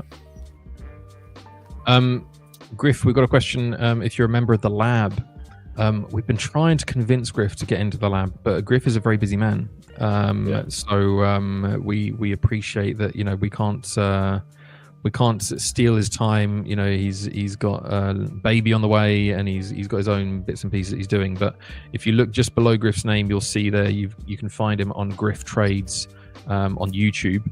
And I know that Griff, you've got your own Discord community and other bits and pieces that people can join up to as well. So Griff is on with us every week, every Tuesday, and we're always thrilled to have him with us. But you can also go and check out his other socials as well. But I mean, Griff, if you manage to find the time, we're always happy to see you in the lab. So maybe we can convince you to come and drop some pearls of wisdom in with us as well. Yeah, thank you. I am in the Alpha Beta Lab. I've just not posted anything yet. I'm a lurker, I believe is what they call me. You see, this is the thing. It's all these lurkers that you get in these communities. Now we know, guys, what Griff is doing when he's waiting for those trades to come along, and he's sitting on his hands. He's going and lurking in these communities. That's what it is. So yeah. Cool. What I do in that hour and a half, I guess normally I'm doing some other work. I might be scouting the charts for next trades, or just as well monitoring them. Sometimes we're doing a bunch of things for ABL. Sometimes might be on stream like we are right now. So normally I've got things to the side. I'm sitting there monitoring, keeping an eye on things, and then normally doing some other kind of work at the same time, and sort of just multitasking the two. That's generally how it goes. So. I've got a question for you, LJ. So it's regarding the profitable days on your 5ers challenge, because I recently passed, last week I passed 5 prop firm challenges. 2 of them were 5%ers, and I'm unfamiliar with this profitable days rule. That's fairly new, I think, since the last time I passed challenges anyway. It's only on the high stakes, I believe. Okay. That might be why. Boot camp, don't need to worry about it. Yeah, high stakes. Okay, got it. Yeah, I this was my first high stakes challenge pass. So my thinking is I am going to just set a profit target at 0.5%, cutting my trades short. Is that gonna be the approach you take as well, or are you just gonna trade as normal? Well, I think because we're doing the competition, I think the idea is that we just keep trading these on. I don't think they actually. So it's not going to phase 2. I don't believe so. I'm not 100% sure. I think if LJ, all you got to do is you can stay in tomorrow, and then you will go on to phase 2 on Thursday. So yeah, but I would just say keep going. Does it actually roll over, or is that being disabled? Yeah, I have no idea. Yeah, okay. It will roll over. So I would say just keep going. Just maximize those profits. We'll see Jonatan getting infuriated by LJ running away with it. So in that case, Griff, I will continue trading it as per normal, I suppose. As you have been, yeah. But cool. Assuming it wasn't the competition or that sort of thing, and I had crossed the mark, still needed the profitable days.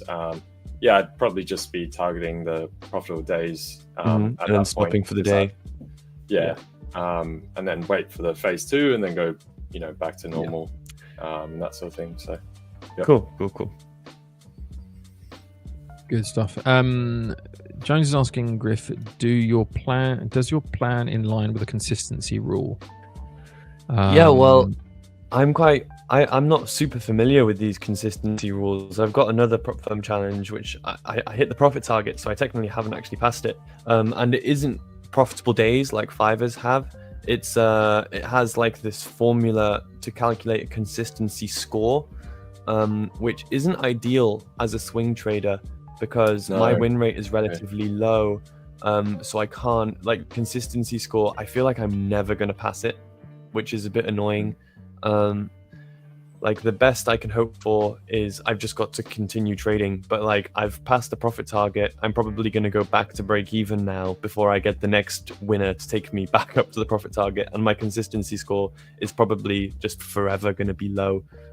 So yeah, that's I've got to avoid prop firm challenges with those in future.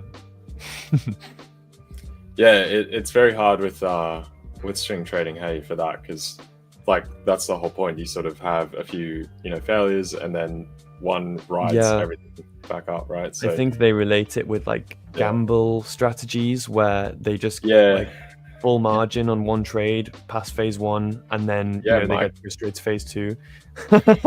Yeah, that sounds like my strategy a little bit. But yeah, unfortunately, my strategy may look a little bit like that at times. Hopefully, I mean, I had 3 trades last week. Hopefully, in the next couple of weeks, it stays like that. I get more opportunities. My equity curve will be a bit smoother.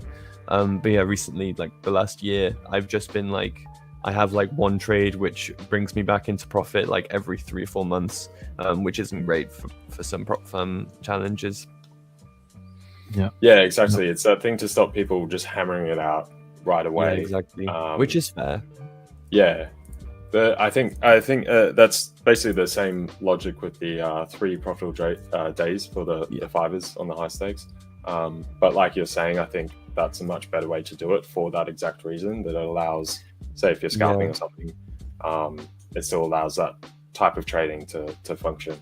So yeah, but yeah, it's definitely frustrating, hey, for your trading stuff. It is a bit, but you know what? To be honest, if I'm just targeting 0.5%, like my win rate is going to skyrocket. So I'm not going to have so much trouble with that, which is really convenient. Yeah, I was going to say, like the way to do it you'd have to just accept lower profits just so they hit, and then just get more of. Yeah. I'm basically just going to go, because my entries, there's obviously an edge there. I'm just going to go for 1-to-1 risk reward, and then I should have like an above 50% win rate. Obviously that's not optimal for the way that I trade, but like for the sake of getting the profitable days, that is going to be perfect. But I might go into the profit target, which is going to be so annoying.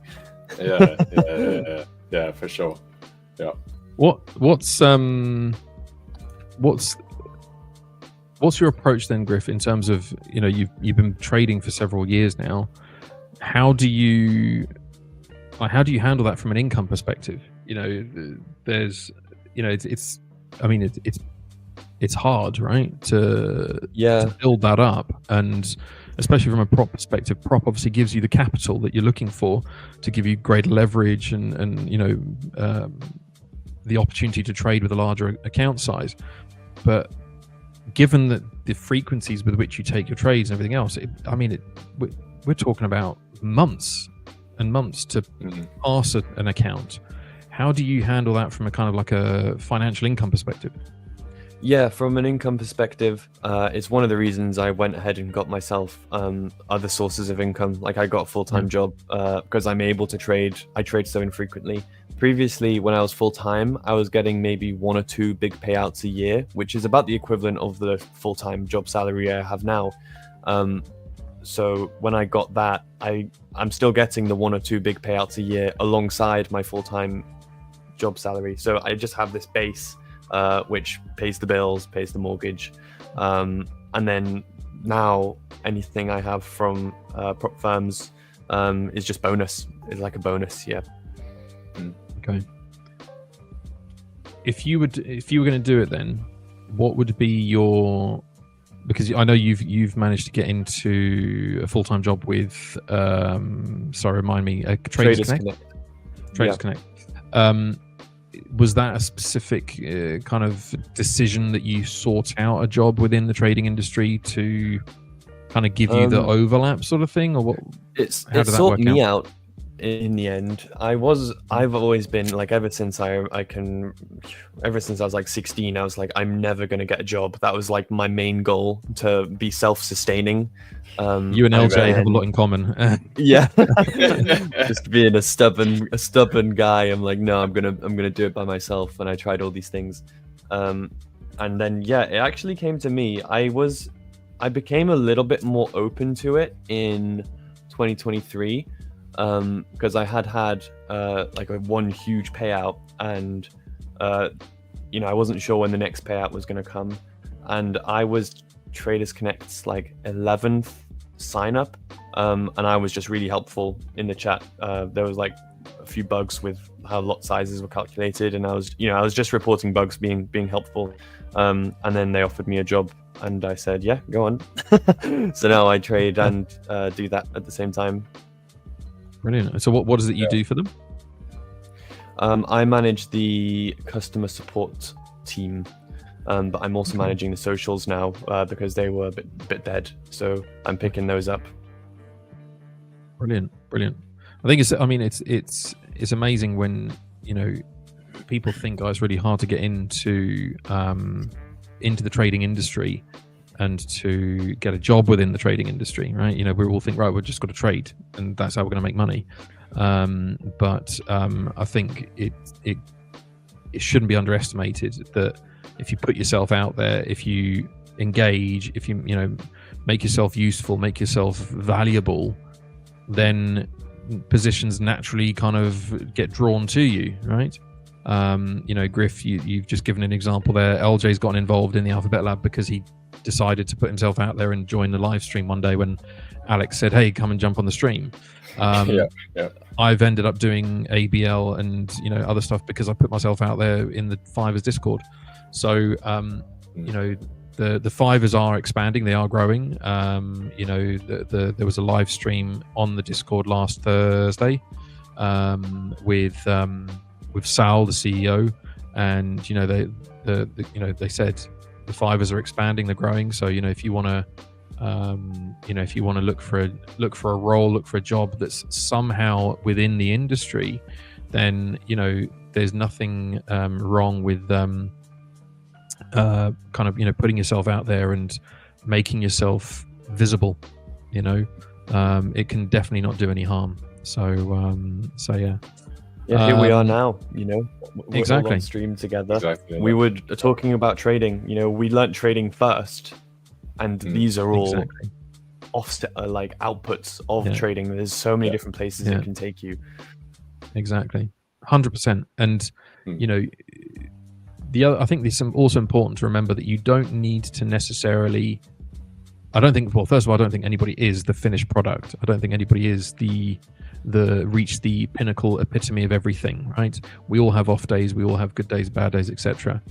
But what I do think is important is to recognize that you don't need to be Warren Buffett to be able to be involved in trading. I think it's something that everyone can bring their own perspective and their own skills and things like that to it. I'm openly honest and transparent about the fact that yes, I've been funded 5 times, haven't had a payout, and I've been trading for 2.5 years, and I'm here on a 5ers live stream. Now that's not because I'm suddenly this superhuman amazing trader that's earning millions, far from it, but I'm honest and I'm open and I'm willing to talk about it and to be authentic about it. And sometimes that's really lacking in the trading industry, and I think that's why all of us here appreciate working with the 5ers, because it's not just a case of look how good I am. It's not so much about flexing, it's about offering real value to people. So definitely worth bearing it in mind, guys. And if you're interested, then get into the Discord with the 5ers and see what might come of it. There was a question earlier on about Bitcoin. We spoke about it earlier, LJ, in our live stream. Griff, I can't remember if I've spoken to you about Bitcoin much in the past. Do you dabble? We haven't spoken about crypto too much. I have 6 Ethereum to my name, and my average buy price is 2,500. So it just came back to break even for me recently, which is lovely. And yeah, I'm just holding that. That's what I'm doing. Not trading, investing. Yeah. I mean, I think we've spoken about it in the past with LJ that crypto is very much, at least Bitcoin, is more of an investment vehicle now rather than a trading asset. But it is something that still people do trade, and a lot of people, can make money from it. There was a question about Bitcoin today. LJ, I think you and I were both kind of of the mindset we feel that there's a bit of a pullback still to come, right? Yeah, sort of like I feel like it's very similar to the indices at the moment. If I just looked at it without any outside information, I would want to continue staying long. However, obviously, knowing how tethered to risk on, risk off Bitcoin is, it kind of just follows indices, can easily get knocked. And so if we have the same pattern there, it's likely to see Bitcoin come off as well, especially seeing as we're sitting up by those highs. There's a bit of wood to chop to get through there. Ultimately, I do see us eventually cracking that, and then running on towards like 136, 140, and then up towards 150 or so. The question is, does that happen sort of, do we consolidate here a bit or pull back a little, and we got to wait another 2-3 months or something, and then we get the run, or are we going to just run straight through it now? So as far as the investing sort of ish side of it, holding it, if I wasn't already in, I would be looking to buy some kind of convincing break, not just a general break, a convincing break.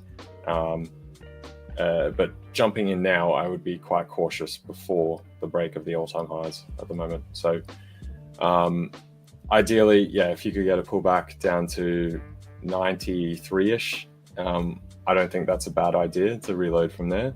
But you are, just from a risk-reward standpoint up here, it is, it's not as great. Fair shot we could pull back. I mean, typical crypto as well, right? So you always keep that in mind. What's when I look at it as this structure, if you look at how much time we spent in this area here, and when we've pushed back up again, we've barely sat there for very much time at all, like in comparison, right? Yeah, and that's part of why it does give me that lean that we could just fully run through, right? Because that has been quite an impulsive sort of move up there. We have sat up there. We didn't just rip right back down, which is common. So the fact that we are lingering up here and still trying to edge higher and higher does give me the slight lean that we could just run through it. However, it's on the backdrop of everything going on in the world right now, and one thing can just set that alight. Intraday and stuff. I mean, at the moment, we could definitely get another little test higher. I just play this tight little range that we've got up in this top area, around that 101.5 to 106.5. That's I mean, I'm personally seeing shorts right now, given the fact that we had this big engulfing candle yesterday, starting in the week. We've taken the high of this inside bar, and we're now slowly pushing down again. Now, the only thing is we're just about to close that 12-hour candle, and we haven't pushed down. Now, that doesn't mean we won't, but it hasn't had that impulsive move. But I do expect us to come down. Probably, if I was going to call it, I would probably be looking for us to come down to here.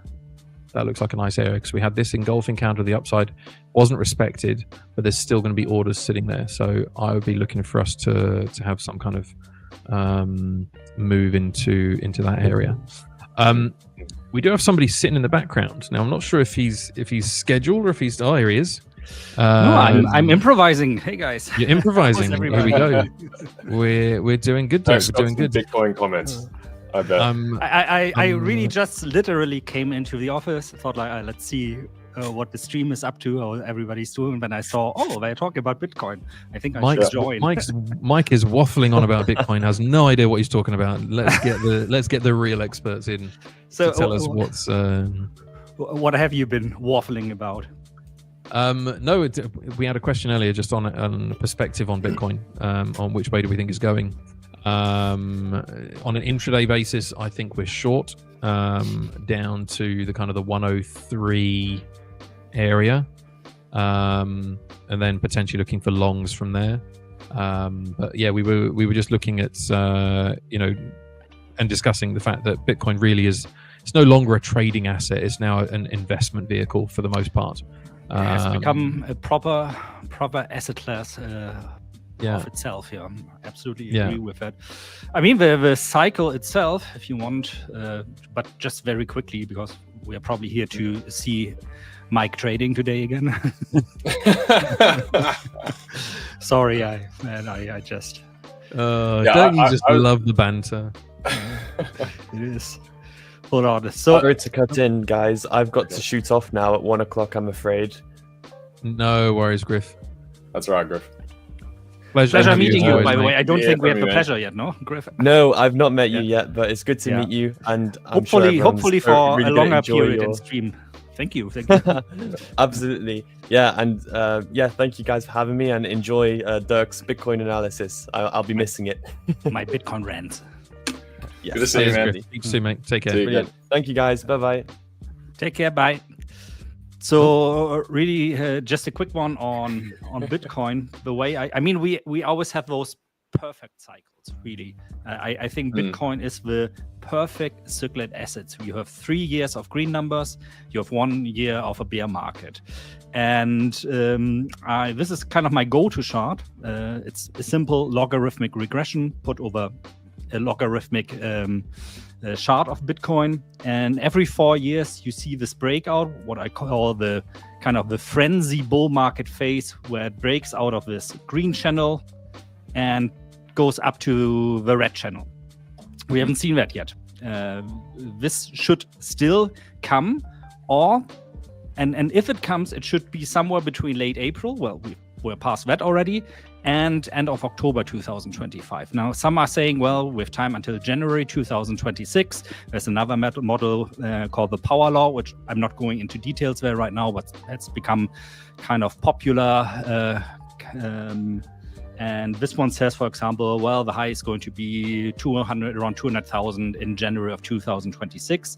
I think if we want to see really a breakout, and a breakout of a green channel at the moment would be a price above 130,000 US dollars already, we need to see it now. So something fundamentally on the fundamental side needs to happen, that we break out of this channel. We just had the news, I think today, I saw that earlier, that some Trump rambles about Bitcoin as a strategic reserve again. That didn't really push us close to the all-time high. It's kind of lingering around there. I could see it absolutely going over it. I also could see it like reaching 130K again. I mean, just 3 weeks ago, we were like at 75K, and everybody was already again, this is the end. We are all going to die. Sell as fast as you can. And then Bitcoin does what Bitcoin does, goes up for 3 straight weeks. Yeah, I'm hoping we still get this final push up somewhere into the red box. If not, if really, and this is also quite a nice coincidence, that the all-time high, the last one, was the top of the green channel also. And this is not something I recently draw. I've been using this chart unchanged for the past 4 years already. So when I started using it, we were still here in 2021, and it hasn't changed a bit, and it just sticks very nicely to it. If that really was the all-time high, then we are really talking about an asset class that has been maturing to the likes of what we see with stocks that have a high market cap. I mean, we are 2 trillion US dollars in market cap, over 2 trillion as a matter of fact now. So you, at one point, you have to accept that there's kind of a decay in alpha. Decay in alpha doesn't mean it's like not going to move anymore. By the end of the day, it's still going to be probably long-term the asset that is kind of sucking all other fiat currency into its black hole, so to say. Yeah. Can speak metaphorically. It's an interesting asset also for day trading, in my opinion. The problem is it's not good to trade on the 5ers, if I'm allowed to say that here, because obviously the 5ers specializes in forex trading. Indices good to trade. Bitcoin, I think the spread is a bit too big. But it's a fun asset because when it moves, it's quickly like $1,000-$3,000 a day.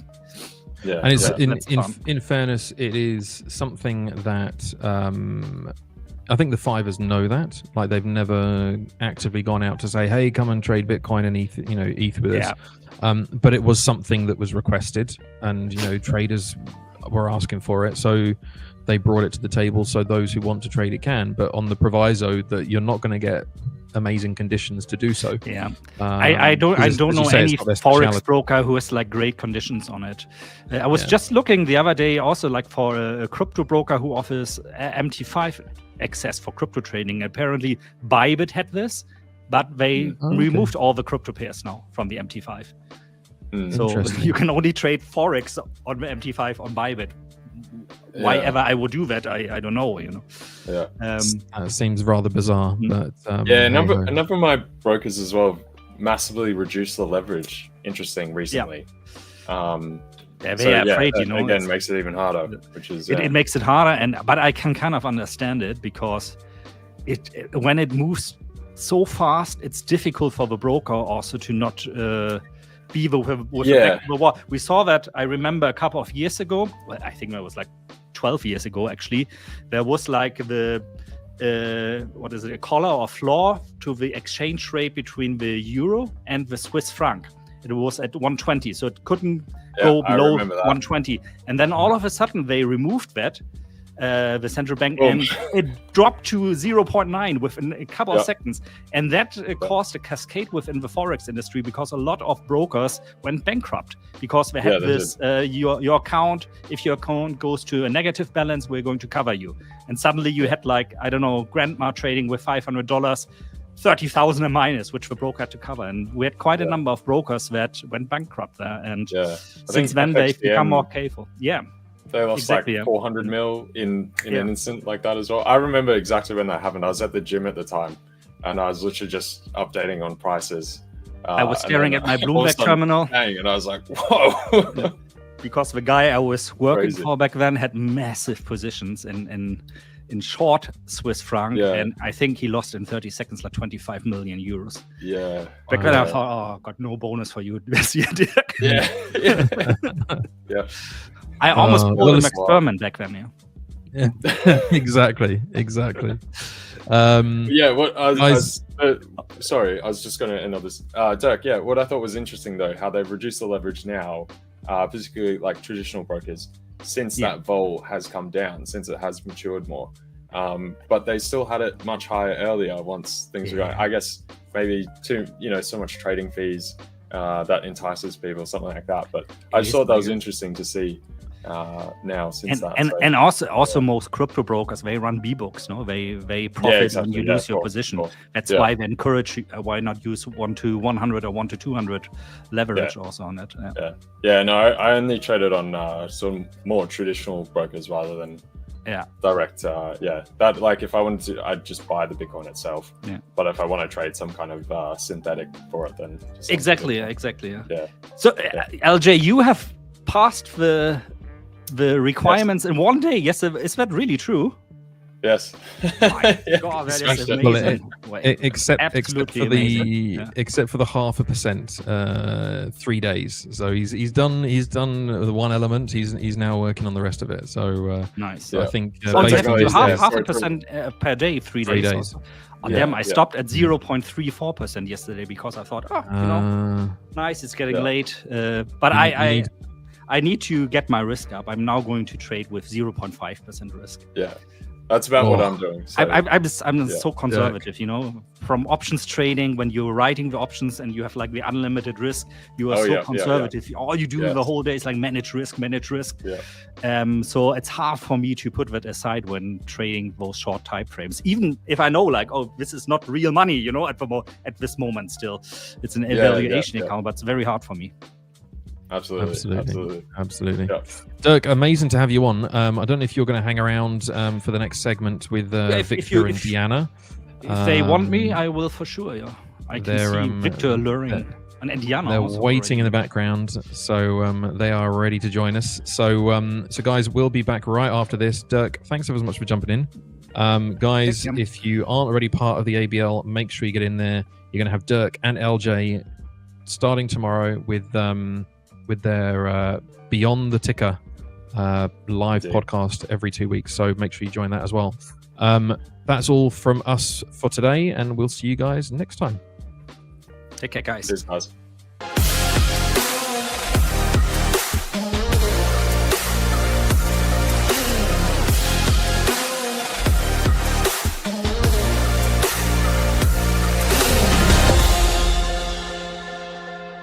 Listen up, traders. We got a new competition with massive prizes launching at The5ers. The top traders, they will win high stakes accounts, and everyone in the top 100 will get a prize, including hub credits and bootcamp accounts. We're actually doing this every single Wednesday, week after week, so you will always have a chance to win. It's fast, it's free, and it's easy. All you have to do is just sign into the 5ers Hub, click on the contest on the left menu, and join the upcoming competition. We hope to see you all there. Good luck.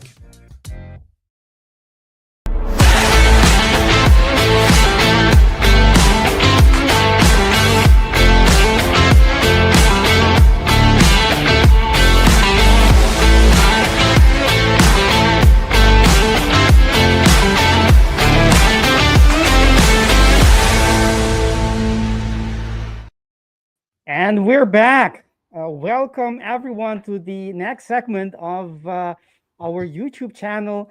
I see Dirk and Deanna today with us. We are blessed. We have double the content, or actually triple the content today for you. We're packed full. How is everyone doing? I'm going to ask the lady first. Deanna, how are you doing today? I'm doing great. How about you all? Good to see you both.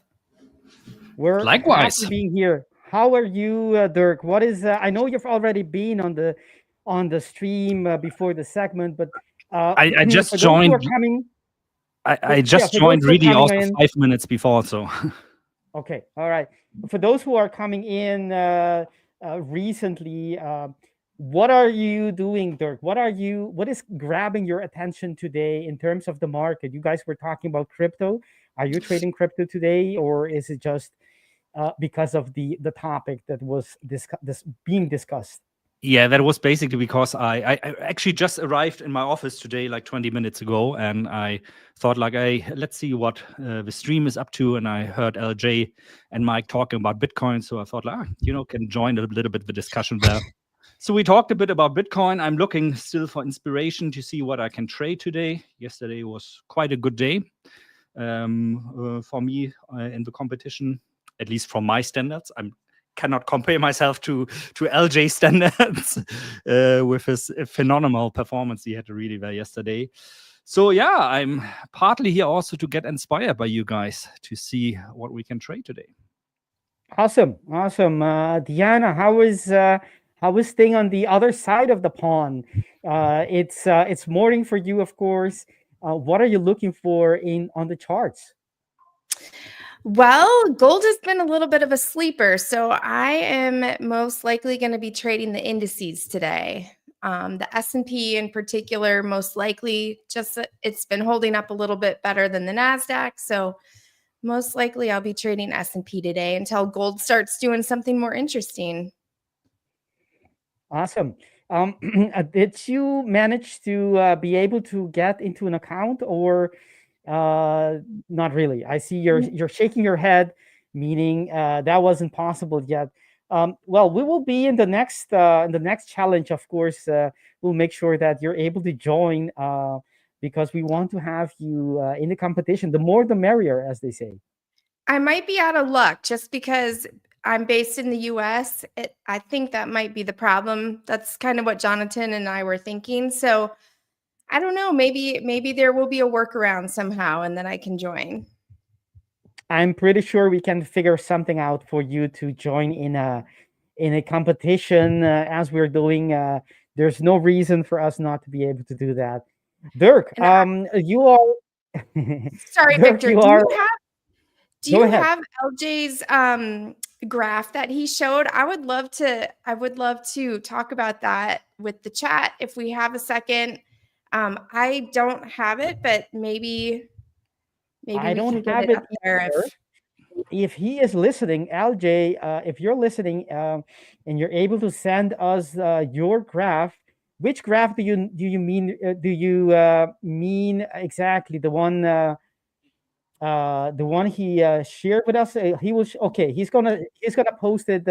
He's gonna send it to us, and we can put it in on Okay. our screen. Yes. It Yes, sounds like they LJ. already talked about it. So if anyone is interested in talking about it more, we can. Otherwise, we can look at charts, whatever we want to do here. Yes, actually, he I'll was work in the on getting it. background. Yes, he was in the background and send us LJ. That is, this is LJ's. We're doing a competition among everyone who is contributing and is doing the YouTube channel.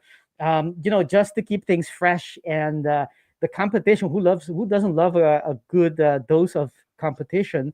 And this is LJ's results. The target was to just beat each other, right? Who can make the most profit without exceeding the risk limits, not necessarily hitting the target. And actually, I was thinking, maybe no one is gonna reach that target within a week because, if you risk a lot, you risk just blowing up. So, but LJ did it in, I believe, one day. I think it was this morning. He said, guys, what do you guys do? What do we do when we pass the target? Dirk, remember? I was like, Yeah. he must be joking. I mean, LJ, do you? And Jonatan then came in and said, you didn't pass, did you? And this phenomenal trader says, of course I did. It's awesome. But in any case, this is his graph for everyone watching. I'm trying to make it as big as possible, but this is a high stake account. He made 10%, 8% to be exact. And this is his equity graph. As we can see, he reached and exceeded 8%. And this is the stats on that account. We can make it as big as possible. He took 32 trades. Maybe he went already through it. But this is quite interesting. What do you guys think of this statistic? Let me know in the chat. We can discuss it. Give us your opinion on this. And how about you, Deanna and Dirk? What do you guys think of these stats and the fact that he passed in only one day? Well, it shows what is possible, really. No, I mean, the profit factor is insane, really. Rarely see something like this, 3.2.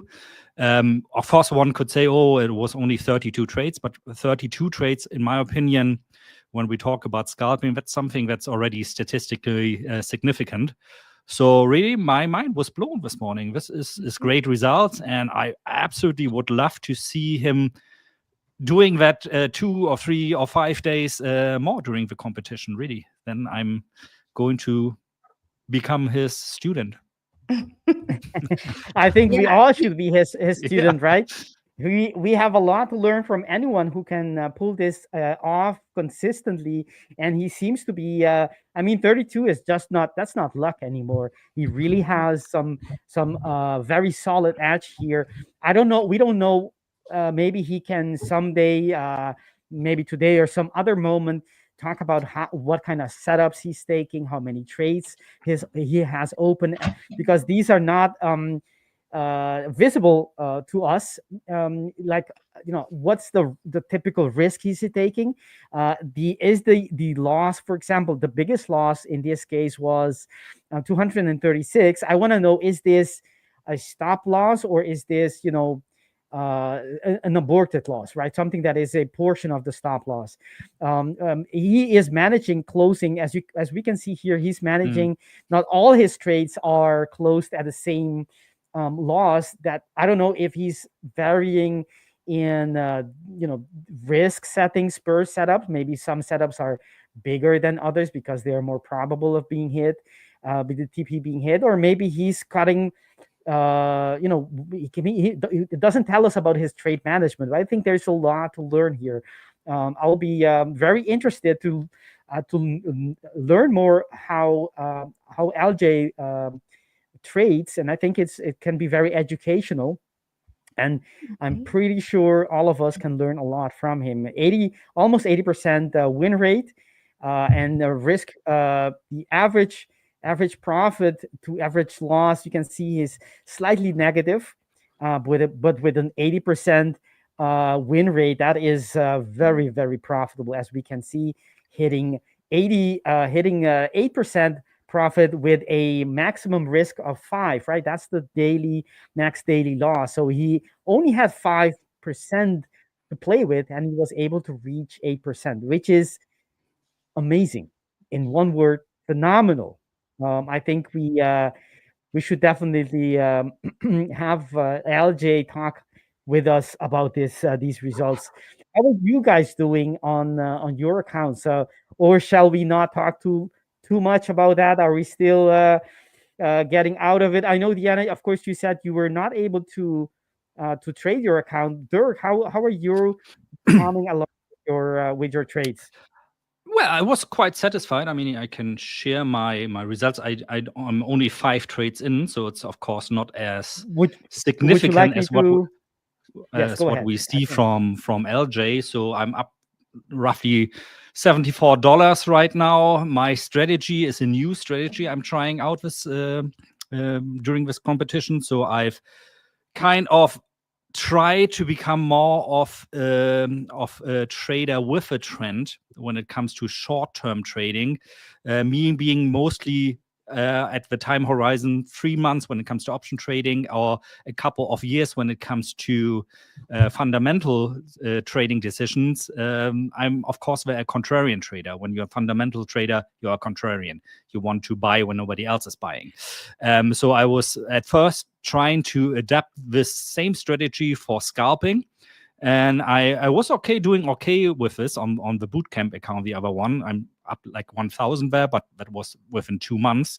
But I noticed like I can make my life much more easy if I trade with a trend. So I adapted this a little bit, use my usual signals as exit signals now from trading with a trend, look for price action that confirms the trend at the moment. And one of my go-to things that I want to do here, and did yesterday actually, is that I want to cut losses as fast as possible. And this is in 2 steps. First of all, yesterday I only took risks of 0.25. Today I'm going to start taking risk of 0.5 to get somewhere and to make it a little bit more thrilling and not so boring. Although essentially when trading is boring, that's not something bad actually, in my opinion. And the second thing I'm doing, I'm moving my stops to break even rather soon. So as soon as the position is a bit in profit, I put my stop loss to break even. I want to really get away from drawdown as fast as possible. This comes, of course, at the cost of being stopped out of trades that potentially would have run into my direction. But I'm willing to take this risk, and we can see that happen a couple of times. Yesterday I had like one good trade really that I managed to ride a little bit, and then the other 4 were really stopped out sooner or later at break even. Ironically, of course, after this the big moves came.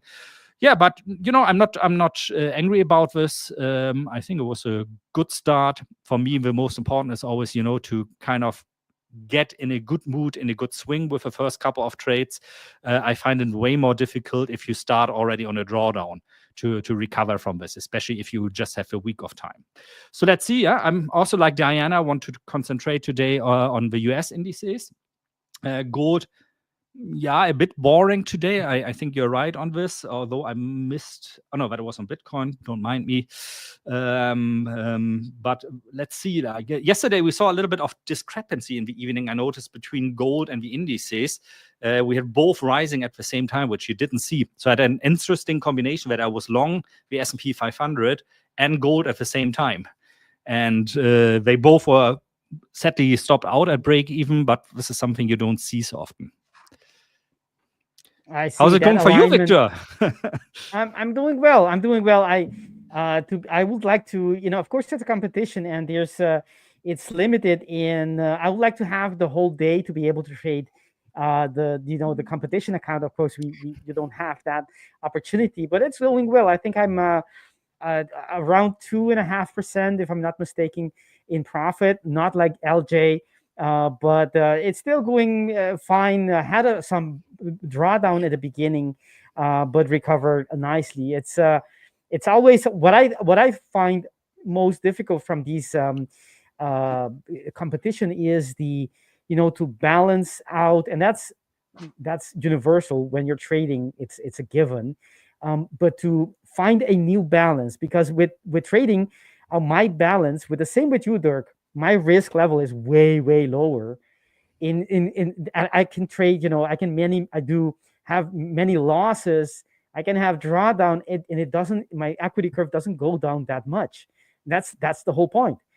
But you can't trade like that on a competition. I'm gonna reach what 1% after a week. That's not gonna win anything. It's not going to win anything. But this is why I initially on Monday I said to Jonatan as well. I think we should not just be judged on the absolute amount of money that might be earned in a week, but also how did you get there?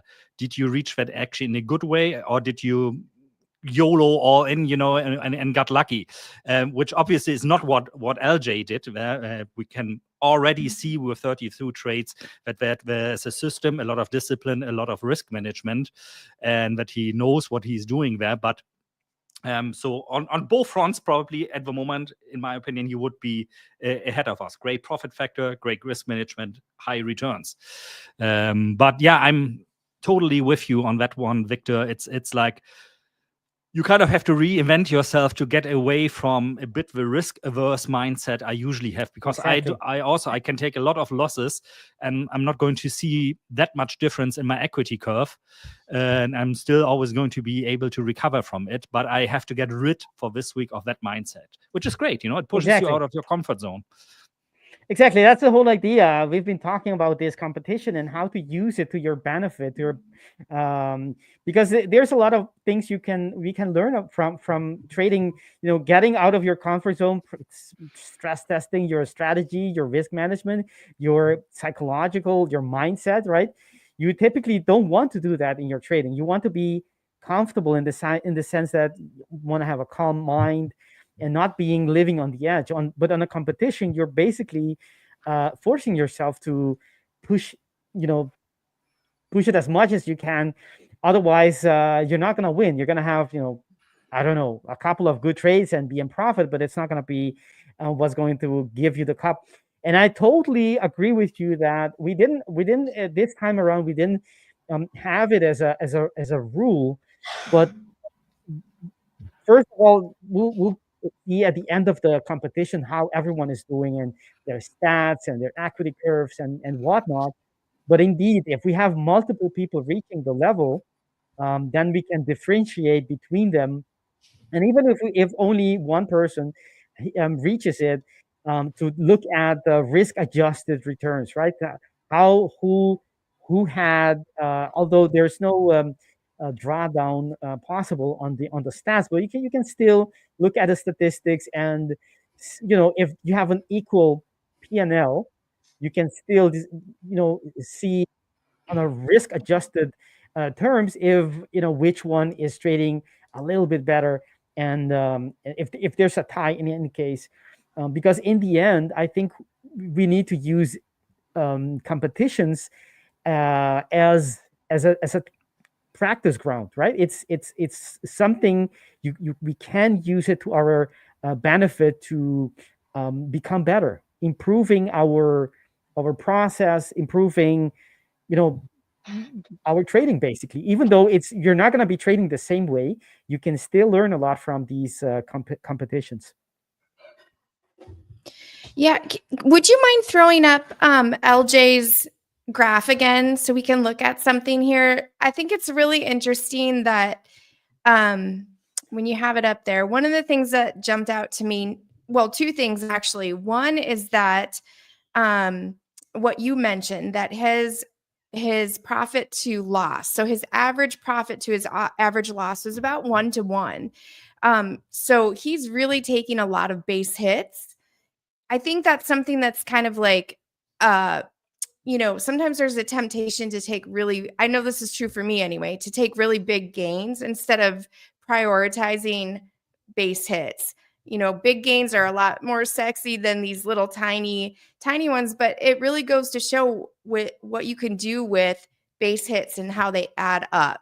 So also psychologically, it's very rewarding to get the 80%. He has almost an 80% win rate and never took really a big loss. I mean, average loss is just over $100. Biggest loss is negative 200, just over 200. But the number one thing that jumped out to me, if you can just scan over to his graph here, is that he started in drawdown. So his first trade, it looks like, was a small win.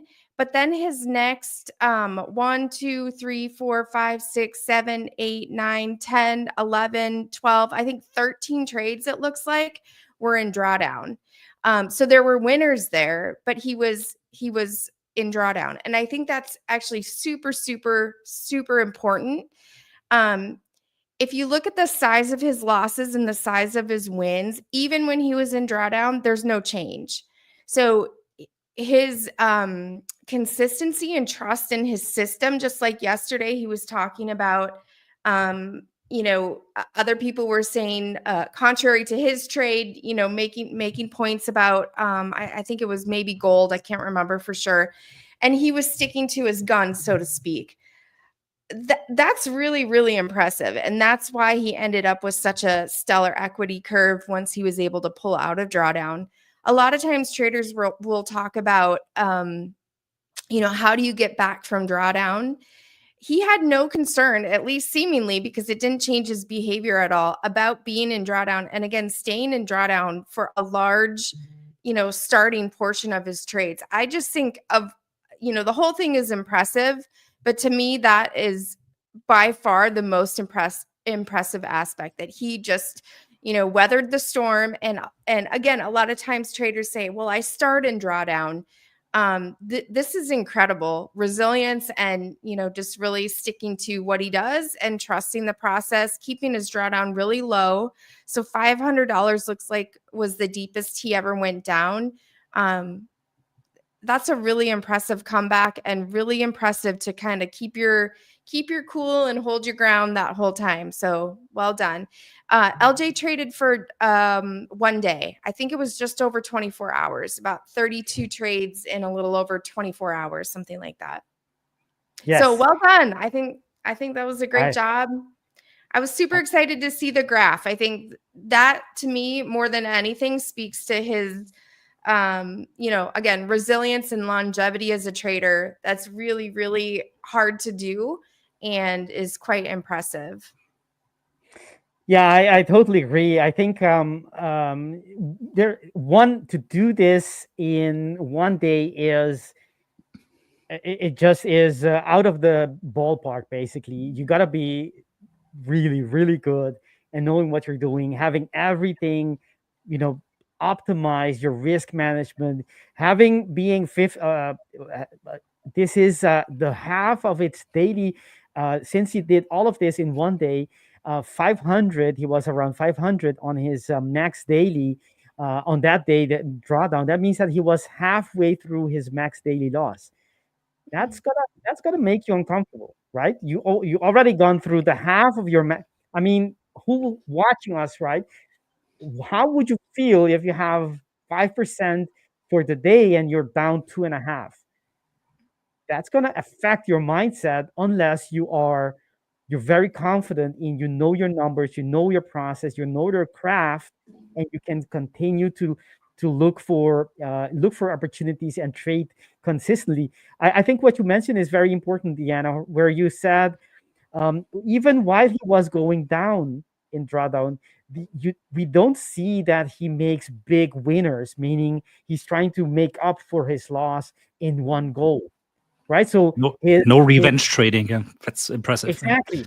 Yes, because that's the human nature, right? Something is going bad, you want to push it harder, make bigger, trades, or going for larger targets, to make up something is not correct. But that's in trading, that doesn't work like that. You can't use your last couple of trades to decide how to trade going forward, right? Your trade needs to be based on your statistics, and the sequence of these winners and losses. They come and go, they're randomly distributed, and they shouldn't be of any factor. And I think this is an awesome result from LJ. I think he's I knew he is a very good trader, but I didn't know he was this good.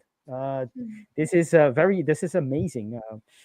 I I think there's a lot to learn. I need to say that as well, for everyone who's new to trading, and for everyone who thinks, oh, this person was able to do it in one day, rest assured, LJ didn't start learning about trading yesterday, not even a month ago, not even a year ago. If I'm not mistaken, he mentioned about 13 or 11 years he's already been trading. So he's really a veteran, and he earned his skill by putting in the hours, many thousands of hours, I'm completely sure. So this is what can be done. It is inspirational for new traders, but don't set this as a mark or a level, a bar to be achieved, as you need to reach this, otherwise you're not a good trader. Not at all. These are exceptional results. You need to be this is not average by far. This is an outlier in terms of all performances, or performance, I should say. And we should be put it out there so people don't have false expectations about what is to be expected from, let's say, after a year or even a couple of years of trading. This is it's only 32 trades, good enough to conclude that LJ knows what he's doing and has a lot of edge. But I think it's something that viewers need to see for what it is, which is this is like a high performing athlete showing his talent. And it's not something that you can just go to the gym and after a few weeks expect to be able to bench press a record performance. And this is something similar, at least in my view. That's how I see it. It's something exceptional, and so on. We need to adjust our expectation as well, or manage our expectation on that front as well. Awesome. Is there anything else we want to touch upon the LJ's stellar performance? I think that's the biggest thing is, he did mention 13 years he's been trading, and it shows the consistency that he took the 32 trades. I know there's a comment in the chat saying maybe that's over trading, but it really, I don't see it as over trading, because it just depends on your system. And he could have taken 32 trades in a day for a competition, or maybe he does the same thing. We have no idea what he does in his real trading. Maybe he does 32 trades over the course of like a month. But it doesn't matter, because when you can demonstrate this type of consistency, it's scalable. You can modify it to whatever it is you're doing. So this was specific for a competition, but this type of consistency and steady hand, you can modify it however you want to whatever goals you have, as far as if maybe he doesn't want to be a day trader in his regular life. Maybe he takes bigger size, right, in different accounts, and you can achieve the same results, just the statistics change, the size of your trades change. Yeah, it's this is a artificial setting. The circumstances is relatively artificial in the sense that we have a time limit. It's a competition where the only goal is to outperform each other. In normal settings, I don't know how often he trades. He may or may not be trading this much. And I think 32 trades for a scalper, for example, is nothing.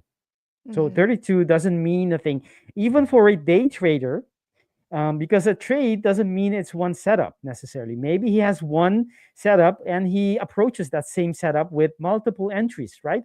Where he breaks down perhaps one entry into 2 or even 3 actually trades, right? Positions, but it's one setup. And he could have multiple pairs, right? Trading at the same time. He can do that, different sessions. So 32 at all, I don't see that as necessarily forcing the trades.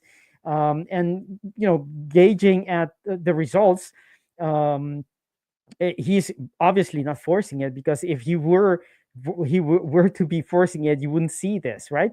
If he's getting this kind of results, then by definition he's not forcing it, right? Because it shows, it's the performance shows, the results show that he's actually extracting edge, he's actually making more money than losing, and that's by definition. He's a positive expectancy of $50, which is, how much is that in percentage? Let's see, 20. 200 is 1%, so he has a That's quarter 0.25. Yeah. Yes, a 1/4% of expectancy. That is, well, it depends on what his risk is per trade. I think judging by the average loss of roughly $100, probably 0.5. Yeah. I think that's what he mentioned earlier also. By the way, I'm long gold. Okay.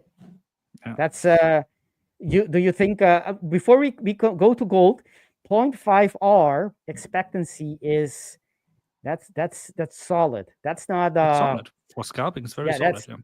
That's not forcing trades at all, because when you force trades, what will happen is you will take a lot of trades and little profits per trade in the end, meaning the expectancy will be much lower. But in this case, 0.5 is a solid number. It looks awesome. I'm very interested in watching and showcasing LJ's trading process and performance with our audience, because I think there's a lot to be learned from him. LJ, someone asked, what's the hype about LJ? Well, he's he is part of the team of the 5ers team on YouTube, ABL, and he is showcasing his talent. I wouldn't say it's a hype. It's this is how he trades.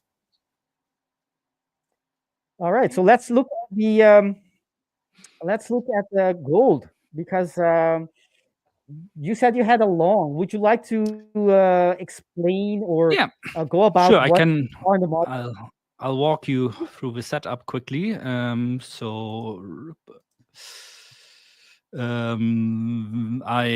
went long. I'm going to share with you all the reasoning with that also in a moment, just to show you the position at the moment. So I went long at 3-40 at the moment, and I want to show this one, the MT5 here first, because this is showcasing what I said earlier. So once the position was running upwards, I adjusted my stop loss to break even plus a little bit to cover the trading fees, the trading commission there. So my reasoning to get into that trade is, and actually I was a little bit late going into that trade.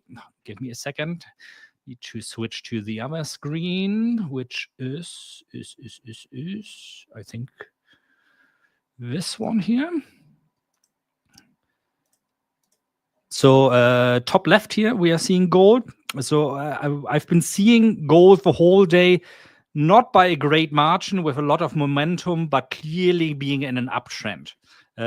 Break of structure. We had earlier, we are in an uptrend again. But what I didn't like about it, besides the fact that I was at the airport anyway, and I didn't want to trade from my mobile phone while waiting for my wife to depart the plane. I didn't like that we didn't have a lot of momentum. So when I saw this earlier now, us touching this green line, which is a moving average. I'm not going too much into detail now what kind of moving averages is. Please forgive me on that. I need to keep some edge, of course, as well.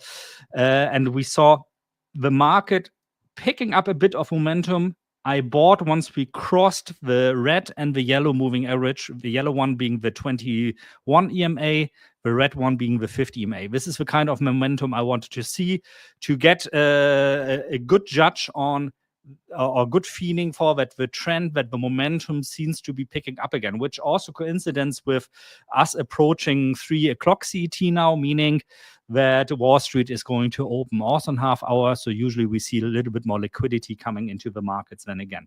This was my reasoning. And then, yeah, it's all about being patient. I was up 100 just now when we touched shortly over 50. I was on the brink of closing it. I didn't click because I thought, but I've reached my goal of 0.5 per day with one trade. Nice. But I thought, just let it run. So 2 things can happen now. We bounce off 50 and go back to roughly where my stop loss is. Then I'm going to get out of break even when it's another one. The 5th trade of 6 trades that breaks even but doesn't get any more. But my whole strategy is really about here catching a flyer.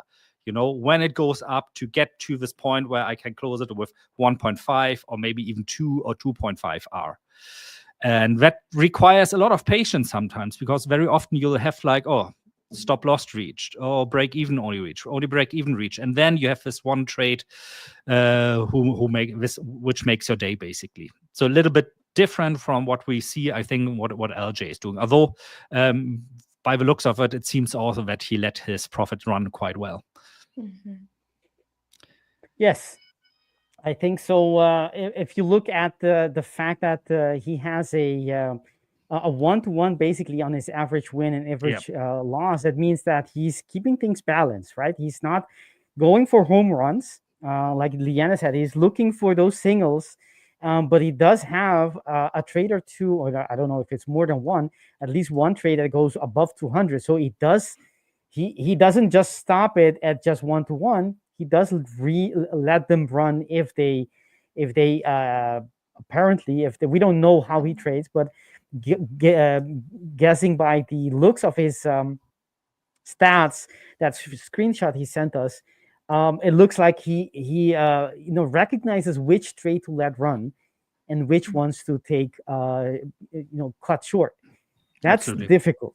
That's very, very difficult, right? That's next level basically, because it's much more easier to have a mechanical stop where you just have a set and forget or a mechanical rule, but when you're actually in actively managing your trade, it gets quite complex, and apparently he's doing a very, very, very good job. What I want to show everyone is how this is a pound dollar. I'm very interested in this pair for many reasons.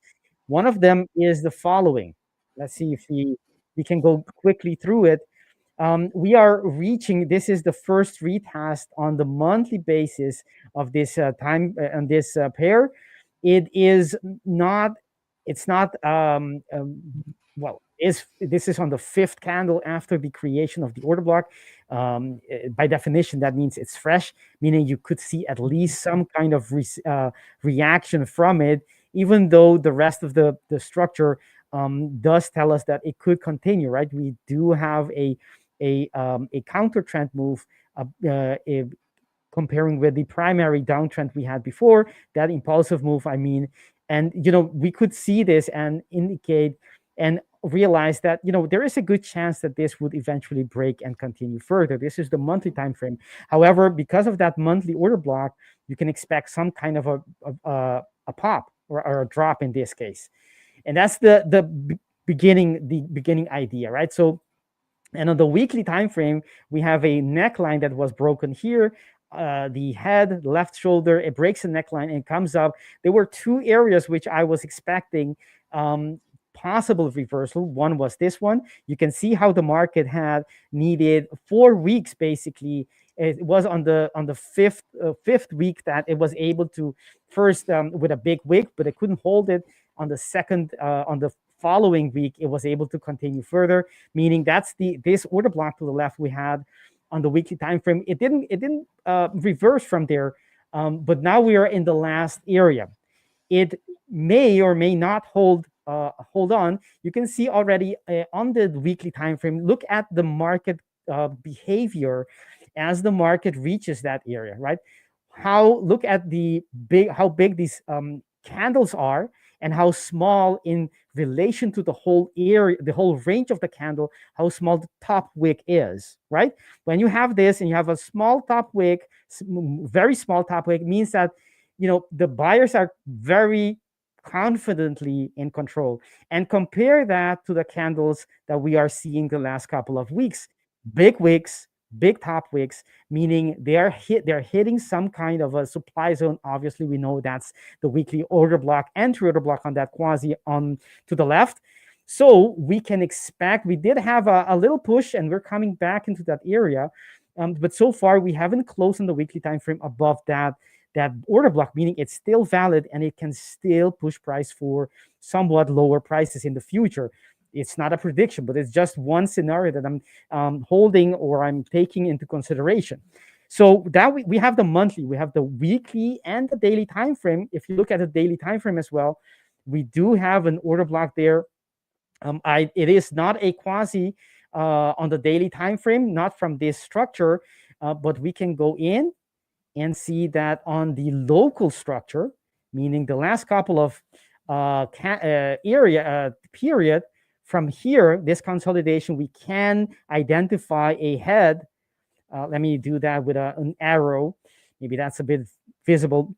We do have a head, a left shoulder, the neckline. Although it's very just a couple of bars. It is in my opinion, it's a valid neckline. Was broken, and we didn't create a entry order block on the head, but we did create one as it was breaking right before breaking that neckline, and we're currently in that order block. So we have a monthly, weekly, and a daily local indication of prices perhaps wanting to go lower, right? So we have the macros, right? The macros are telling us there is a possibility that this order block could push price lower.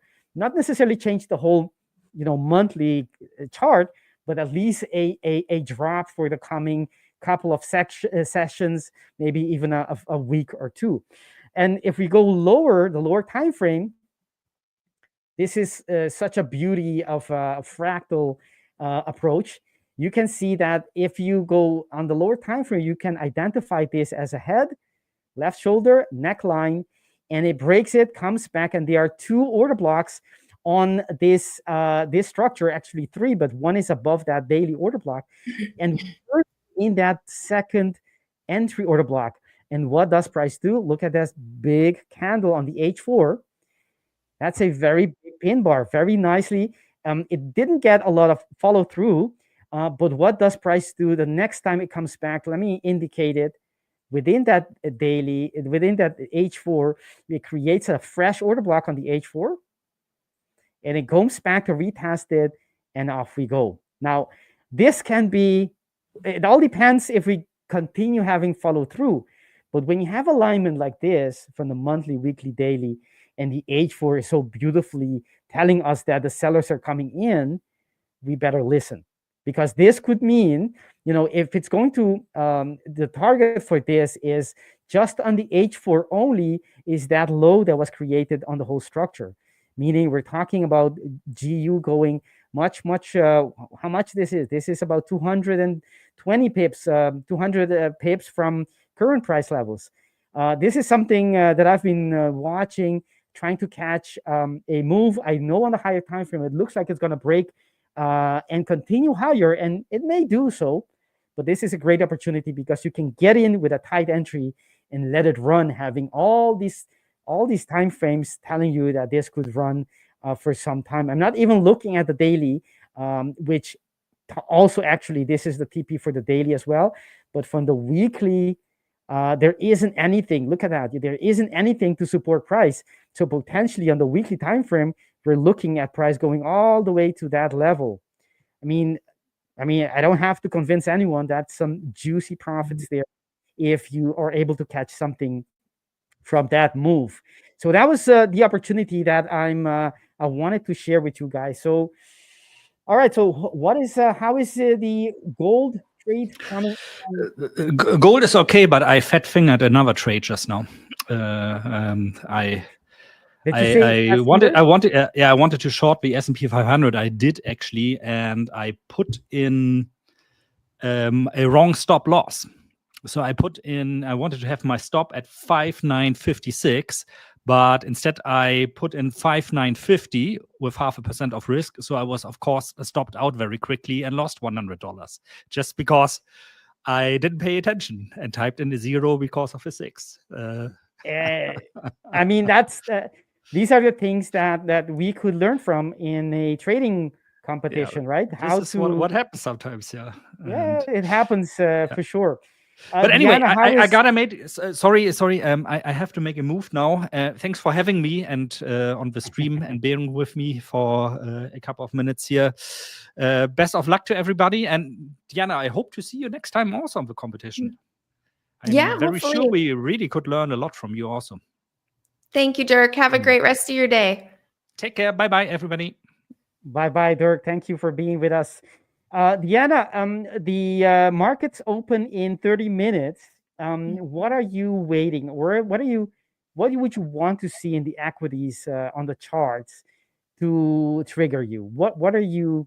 I don't know if you have your charts visible. I think maybe you can show us what you're looking for. What is your trigger, or what would break your buys or your direction you're expected for price to go to? Yeah, let me put the chart up here. Looks a little weird. Let's see. So right now the volatility has been just super duper low. And so first and foremost, I think this is it. First and foremost, I just want to see the volatility pick up, and we don't have that yet. But it's before the New York Open, so that's not totally surprising. It's a little bit messy right now, but this is what I'm looking at. Gold has been really sleepy. Yesterday was an inside day. So we talked about gold has been really fun to trade, but has just been really boring. And it stayed that way all day yesterday, stayed inside Friday's range. So today we did have a little tiny pop above the previous day high, just barely dipped above it, but is already back inside again. And so I'm just looking for a little bit of, increase in the general movement and activity in gold. For right now, I think the indices are more interesting. Maybe a short term, I'd be interested in a short term long in gold, maybe to take out the previous day high, but we already did kind of pop above that. Maybe we will get a little bit higher up into the previous week open, maybe. But mainly I'm looking at the indices today. So the S&P is and the NASDAQ. The NASDAQ is on the upper right here and the S&P is on the left. Both are pulling back a little bit. And we did see price take out the previous day high and then come back down. So on the S&P, we have this yearly opening range and regular trading hours open, and price is kind of testing that level and has held above it since it went above, gap down, and then now we're back above it again. So to me, really, the indices are kind of my area of interest today, and I want to just see price some more movement and more volatility come into the indices in order to, give me some indication that we might see movement. Otherwise, it could be a day where we just kind of chop around and nothing really happens. So the open is in about a half hour. That'll give us some indication. And as Dirk said, kind of keeping an eye on gold also is helpful, because typically we see the indices move in the opposite direction to gold. But yesterday and the last couple of weeks, from time to time, we've seen them move together. So when that happens, it's not quite as easy. I prefer it when they are inversely correlated. It just makes it a little bit easier to use gold as a tool to help decipher what's going on in the indices. So That's basically what Yeah. I'm looking for, what I'm waiting for. Thank you for that, Deanna. It's difficult to navigate because if things are not as usual, you don't know what else is going to be as usual, right? You start doubting, if the models or your edge or your setups, the statistics you have and the expectation you have on each models, if they are affected as well because of this positive correlation in gold and equities, right? Because the same thing we do with in science, right? With back testing, with testing, and having a hypothesis being confirmed by our testing, forward testing, and so on. It's that everything else stays equal, right? That's the whole idea, right? If the market doesn't change, if it behaves the same way that my back testing was done on, it means that I should be able to expect the same result.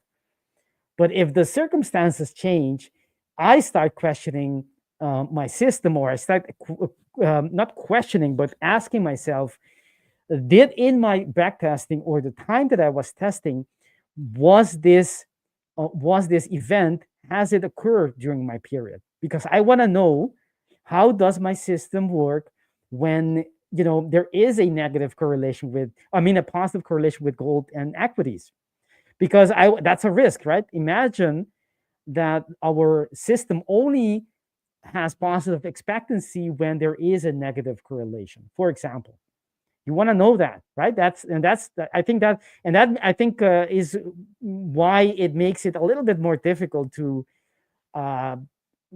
be confident, or at least it makes it a little bit more challenging to read the market, because there are multiple things that are changing, and it makes it difficult. Basically, it's not as clear as normal, right? That's right. That's right. Yeah. That is the whole challenge with trading, right? Because in a scientific experiment, you have a much easier time holding variables constant. And when you fail to do that is when you have issues with the scientific process.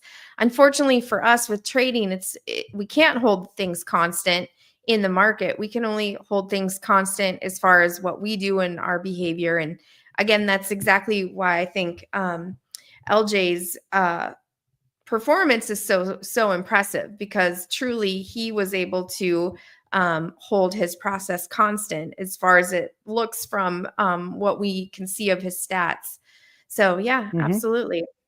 And the hour flew by. It's time for me to leave and get ready for the open. So good luck trading today, and I will see you next week. Dr. Deanna, we'll go for a short reset. When we come back, everyone, we will have Ashley with us. Say thank you to Deanna, because she is coming back, but leaving right now. All right, so let's put on that reset little clip, not a movie. Here we go. Thanks, everyone. Listen up, traders. We got a new competition with massive prizes launching at The5ers. The top traders, they will win high stakes accounts, and everyone in the top 100 will get a prize, including hub credits and bootcamp accounts. And we're actually doing this every single Wednesday, week after week, so you will always have a chance to win. It's fast, it's free, and it's easy. All you have to do is you sign into the The5ers Hub, click on the contest on the left menu, and join the upcoming competition. We hope to see you all there. Good luck. Awesome. It was not my intention to cut Deanna short. A little bit of not being synchronized, but I know she knows that wasn't intentional. All right. So we have, before we continue, a lot of Marina and Louise, Henry, all very pleased with Deanna being with us. As usual, Deanna brings a different perspective. The equities and gold that she typically trades. We love that, having different perspective to the markets, because each person is individual. As individual, have different ways to read the market, and we as different person can benefit from seeing another person's perspective. There are things there that we're not applying that could still improve our way of reading the market. But let's continue. We have Ashley here. Ashley, welcome. I'm excited, thrilled as usual talking to you, because last time we were here, we mentioned that you're going to, we're going to take a look at your stats. We're going to be looking at different things that could help the viewer become a better trader. How are you doing to begin with? How are you doing today? I'm good in yourself, Victor, and hello to all the audience. And if I can also extend my sentiment of what you said, Victor, to the other presenters, I think the interesting thing about financial trading is that there's so many different aspects that one can learn from, and all the different views that all the presenters bring hopefully is very helpful to the viewers, and that's my purpose as well, here to help the viewers. Awesome. Yes, it's definitely so. That's why we have so many, because each one has their own way of reading the narrative of the market. And it's as any craft, as any sport, as in any profession, we need to expose. If you want to learn about anything, you need to be exposed to different direction of different ways of doing it, different schools of things, because then you can understand the same concept from a different angle. Not only that, you can actually identify which one is best for you, right? Which way of analyzing the market works best for your personality, your way of thinking, and everything else. So it's important to get exposure, and that's why one of the benefits of having different presenter with us, each one with their own talent and skills. So we see here, yes, confirming that they learn from Deanna, and it's no surprise, because I learn from each time she come here with us. Each time we spend time together, it's an opportunity to learn from each other. That's inside of trading and as well as outside. So Ashley, what are you thinking about this market? I know you trade with EAs. What kind of week is this? Is this different? Any different week than the average week? Is there anything you're looking to any structural break on the higher time frame that you're eagerly looking at, or is it a week as any other? To answer the question, Victor, for myself, in terms of the base strategy I trade, this week is like any other week. There's nothing in specific that I'm looking at the higher time frame for to break. My core strategy trades throughout. So it's like any other week. However, as I go into different strategies, there are specific things I'll be looking for. And yes, there's plenty to look for at any given time. In terms of the 18 symbols that I trade across all the different asset classes. And I think right now there is some consolidation occurring. And we are seeing, obviously, the international indices. Number one, they're looking quite toppish, but let's allow the market to dictate when the potential retracement from that rising trend will take place. That's number one. Number two, in terms of the precious metals, gold and silver, they are right now need to follow through on a potential breakdown that occurred last week from a significant patterns, double tops on the gold. And a bit of a range on the silver in terms of a daily time frame. And then we got the currencies, where obviously we have in this to and fro in between dollar strength and dollar weakness. So you'll find euro dollar, cable dollar, Aussie dollar, Kiwi dollar will generally move in tandem, which are doing right now. Dollar yen, dollar CAD, dollar Swiss will also move in tandem in the opposite direction. So we're getting this push-pull at the moment. And I think what's quite clear is in terms of what's out there in the market is there is still a bit of uncertainty in terms of what's going to happen. The guidance given by all the geopolitical areas and the Trump tariffs, etc., is still a big question mark. And the impact thereof is a question mark, let alone potential stagflation that could be setting in as well. So always plenty to have a look at, but those are just some of the highlights. And then we've got cryptocurrencies that are quite near its daily highs and potentially could move further, consolidating at the moment. So I think consolidation is quite the key, but irrespective of how the market moves, my core strategy still keeps on trading. Thank you for that overview. Ashley, do you prefer, now that you trade, how long have you been trading EAs instead of, were you trading manually before? Yes. Just to give insight and context, trading financial markets, I've been trading 28 years. I actually started where you had the old school, where basically you had to phone into the brokers to place your trade. There's no automatic stops or TPs. You had to actually place it yourself, get out yourself, telephone the broker. I moved from that into a platform trading, which is called hand trading, and then to EAs. In terms of EA trading, close to 5 years, but I'm a firm believer that every aspect of trading execution from a trader, being it the old school telephonic trading to hand trading to automatic EAs, and even in the future in terms of AI, everything has its place. And you as the trader are still in control. You still need to be the one driving.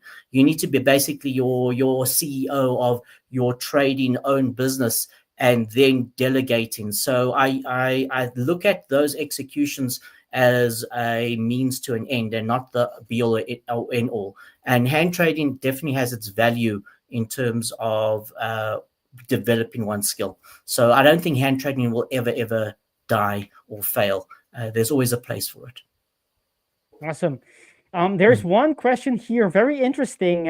Yes. By TZ, who is asking perhaps a question that many have, but they don't dare asking. But it is, thank you, TZ, for this question. Saying, I'm interested in getting into trading, but at the same time, I wonder if this is one big Ponzi scheme. What can we tell our friend TZ about? Is this a Ponzi scheme? Is it recommended to try it out or not? What would you say, Ashley? That's a very good question, TZ. I think we first need to establish what is a Ponzi scheme. And if we actually put it, the name Ponzi scheme actually comes from, can't remember the year, way back, I think in the 1800s, where basically a brief explanation is, let's say you have an individual called Paul. Paul is collecting your money, and he's promising you invest a return on that money. And he's giving you stories where he's going to either trade it or do something with the money to generate return. However, he doesn't physically actually do anything with your funds besides use it himself. And all he does is continue to acquire people's money, or in inverted commas, investment. And basically then he pays Peter, the other person that he's gotten funds from, with Paul's money. So all he's doing is shifting money around from one person to another. At no time is that physical funds or money being invested or being purchased into an actual asset. An asset being a financial trading asset on an exchange, or a currency, or even property, or even something tangible to actually look and feel.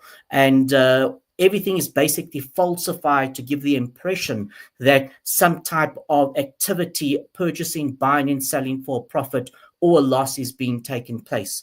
So that's what a Ponzi scheme is. In relation to authentic, genuine financial trading, it's disclosed, it's transparent. You can see the trades being taken. You're going to be taking the trades. That's not the definition of a Ponzi scheme. So in terms of actually trading, whether you're a beginner, whether you're a professional, if you actually see money being placed and put down into an asset in some form, either wholly as a spot market or as margin, as a leveraged derivative product, it's still the same thing in terms of trading.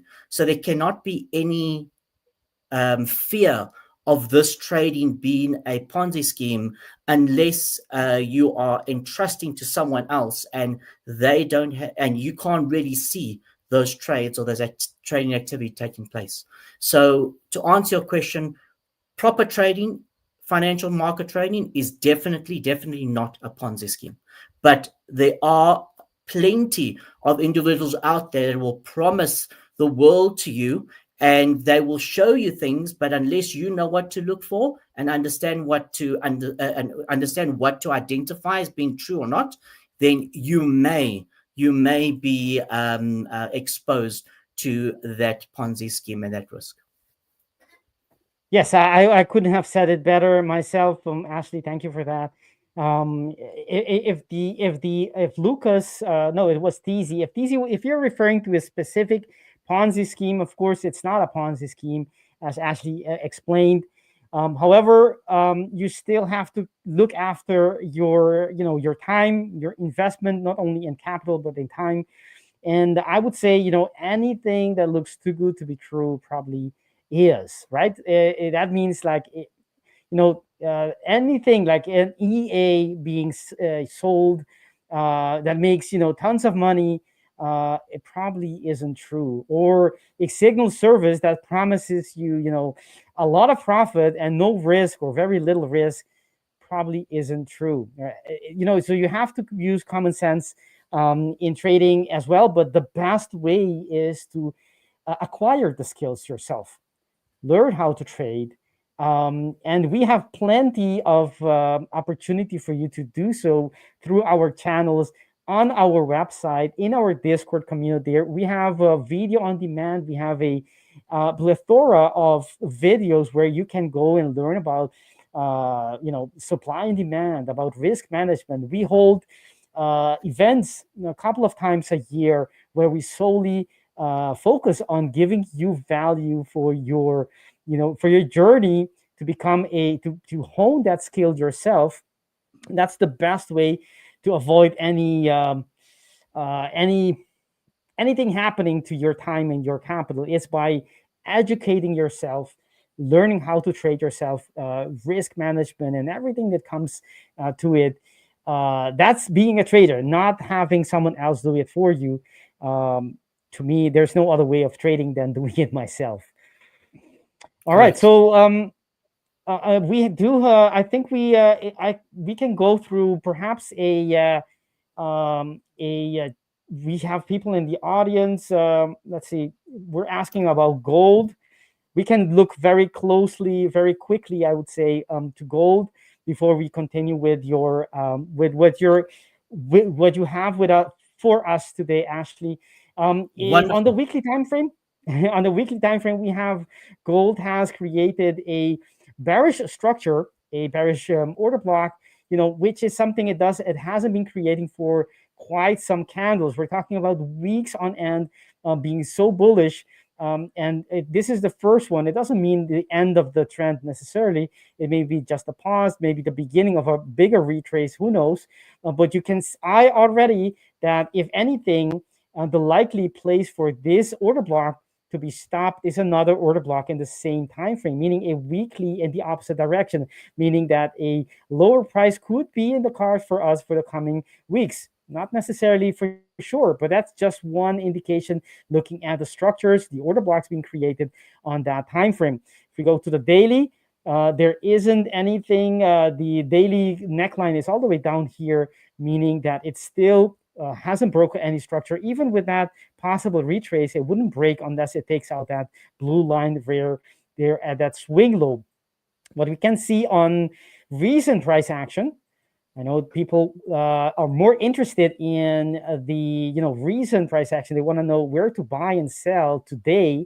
If you look at this area, we do have an order block that indicates so far that has been indicating that the sellers, they have the control, meaning we created a bearish order block and we have been so far unable to break and invalidate it. And so long this is true, it means that the market is looking weak and the sellers are looking to push price.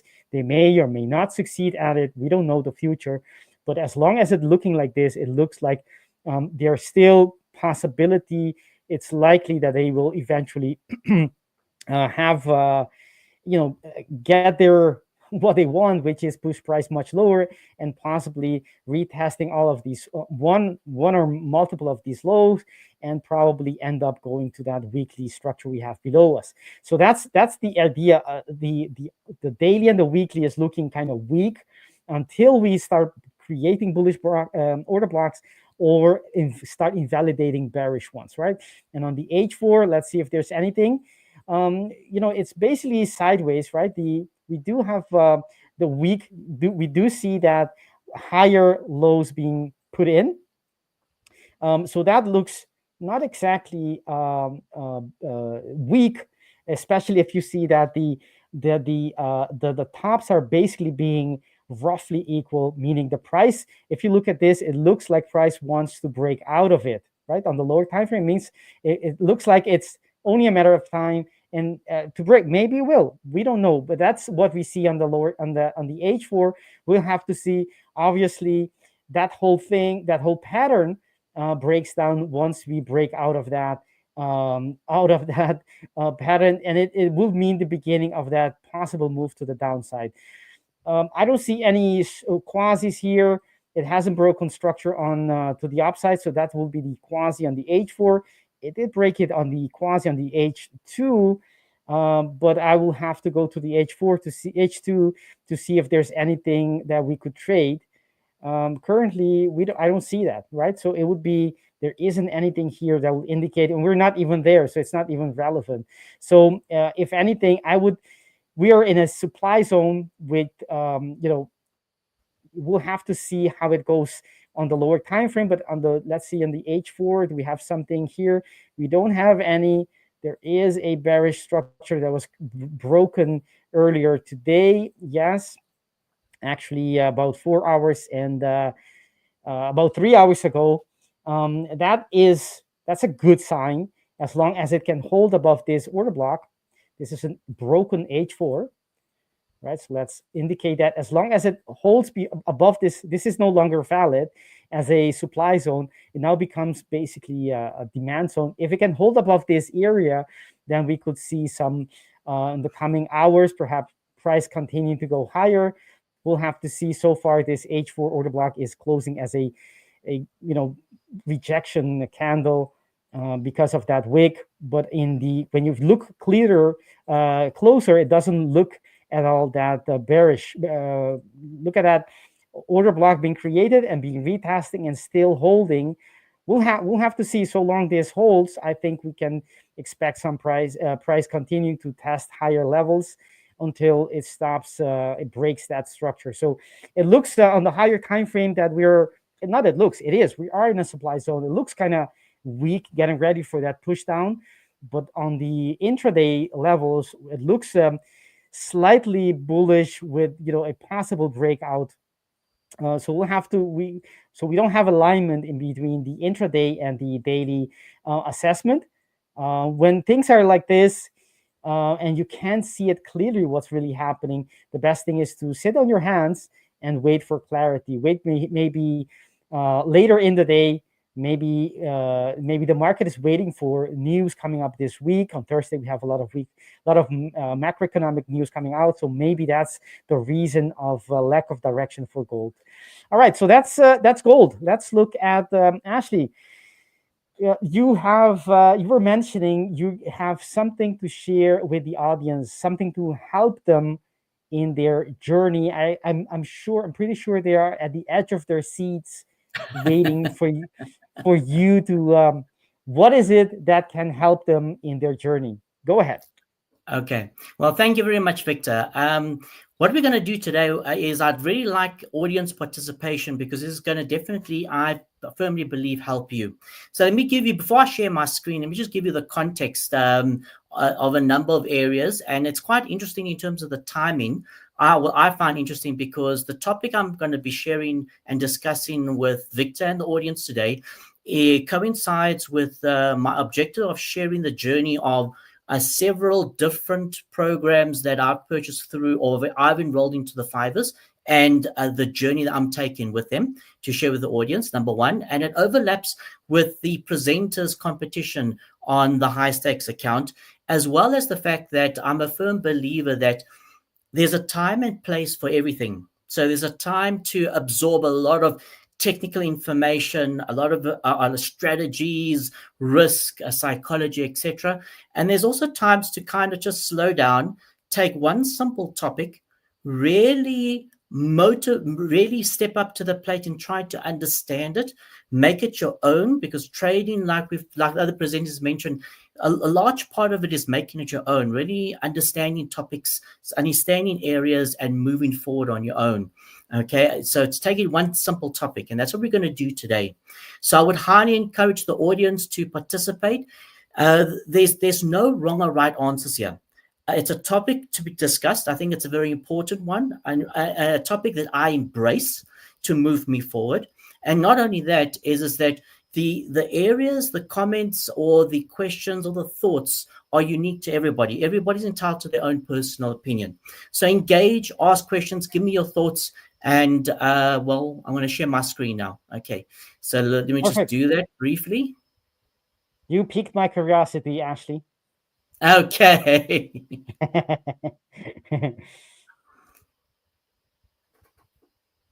Okay, when you're ready, Victor. There you are. Here, there it is. Okay, so if we have a look at the title, losing 678 trades. That's the topic. Now, what I've done is on this topic, I've split it into maybe 4 categories, and there's no rule of how we're going to discuss this. It's just open to your thoughts, your comments, your questions about this topic that's headed losing 678 trades. Also, what I plan to do is probably discuss this for the next, say, 10 minutes or so. And then if you see one of the images, if there are savvy people in the audience, and Victor, you can see that 678 is real. It's not a fictitious number. And that's going to be linked to sharing a stat, the dashboard of one of the programs, okay, in a moment afterwards. But let's go on to the topic, and we can break this topic down into number 1, survive. And it says there, could you and your risk management survive losing 678 trades? Now, I'm making this personal to the audience, to everyone out there.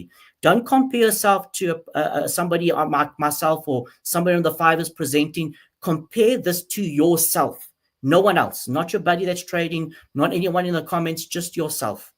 So could you and your risk management survive losing 678 trades? What do I mean by survive? Meaning being able to continue trading within the risk parameters of the 5ers high stakes account while experiencing 678 losing trades. So that's what survive means, okay, inverted commas. Second thing, psychology. How would you feel during the process of losing 678 trades? Would you be calm and collective or be totally overwhelmed? Profit, question mark. Is it possible to be profitable after experiencing 678 losing trades? And then finally, insights. What are the insights that is one able to take away by surviving losing a large number of trades? That will kind of come back to after I've shared my dashboard. Okay, so we'll focus on the first 3. So anyone can please give me your thoughts, your comments. Yeah, so we'll see how it goes in the comments. Anything you would like to ask or mention, Victor? We have one comment here, one question. Depends on how many wins and the ratio. That's one thing. Good. I'm sure you're gonna be discussing this further. You don't have to necessarily. Yes. That's just one reaction from the audience. I would say I don't. I will have to do some calculation to answer for myself if I can handle 678 trades. My trade management tells me I should be able to, but in reality, it depends on the, how much I can lower my risk as I go into drawdown. Just one question, but I really like this because it's easy to be a winner. I know that sounds weird, I know that sounds weird, but it's everyone can win.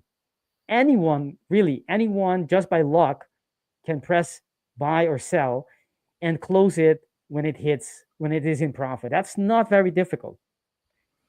But that's not difficult. However, to lose is a much more challenging exercise, and you know, being able to lose in the proper way is essential for your survival. It's not about like competitions you want to hit. You think less about risk. You think more about how can I maximize my P&L within this short period. But in trading, it's the opposite. It's about how do I manage my losing trades in such a way that I'm still in the game and I can still trade tomorrow. And I think I'm very interested. Go ahead, Ashley. Perfect. Just to respond to Lucas, a very good question that you asked earlier about the win, but I want to just focus on the losing part for now. We'll get to the win and the ratios a little bit later, but I want to focus on the fact of losing, because if we think about trading, and obviously the objective is for profit, but as humans, what do we always don't want? We don't want losing. And with my many years of experience, I've noticed new people trading coming on, and they're very scared, in inverted commas, of losing, which is understandable. But losing is a natural thing in trading. It's about really embracing the losing part. And the message I want to drive home is that there's obviously a lot of focus when one trades about how much profit do I make? How can I make that profit? Oh, I achieved my TP. That's great. But there should be more, the same, if not more, emphasis and enthusiasm on losing well. Because if we can lose well, if you as a trader can lose well, embrace losing, understand how to lose well, understand all the different mechanics and the relationships between losing and winning, and you focus on losing well, the only thing you're going to be left with is profit. And that takes care of itself. So it's just a slight mindset shift that I'm just sharing with the audience. And hence the image at the bottom there with the guy and the brain and the idea is just to transfer that idea to the audience. Okay, so Lucas will come back to the how many wins and the ratio in a moment, a little bit later, but just that topic. So you can ask yourself, how would you survive? What would your psychology be? Can you be profitable after losing 678 trades? Or more specifically, can you still trade after losing 678 trades? So yeah, I leave it to open thoughts and the audience, or anything that Victor wants to also interject. Yes, I think it's I'm not going to say anything because maybe there's some overlap with what you're going to say, but I think it's awesome. Let's dive right in. Okay. So if there's no other audience participation, what we're going to do now is I'm going to show a performance of a 5ers high stakes program I enrolled in almost a week. So it took a week to complete phase 1, and here we go.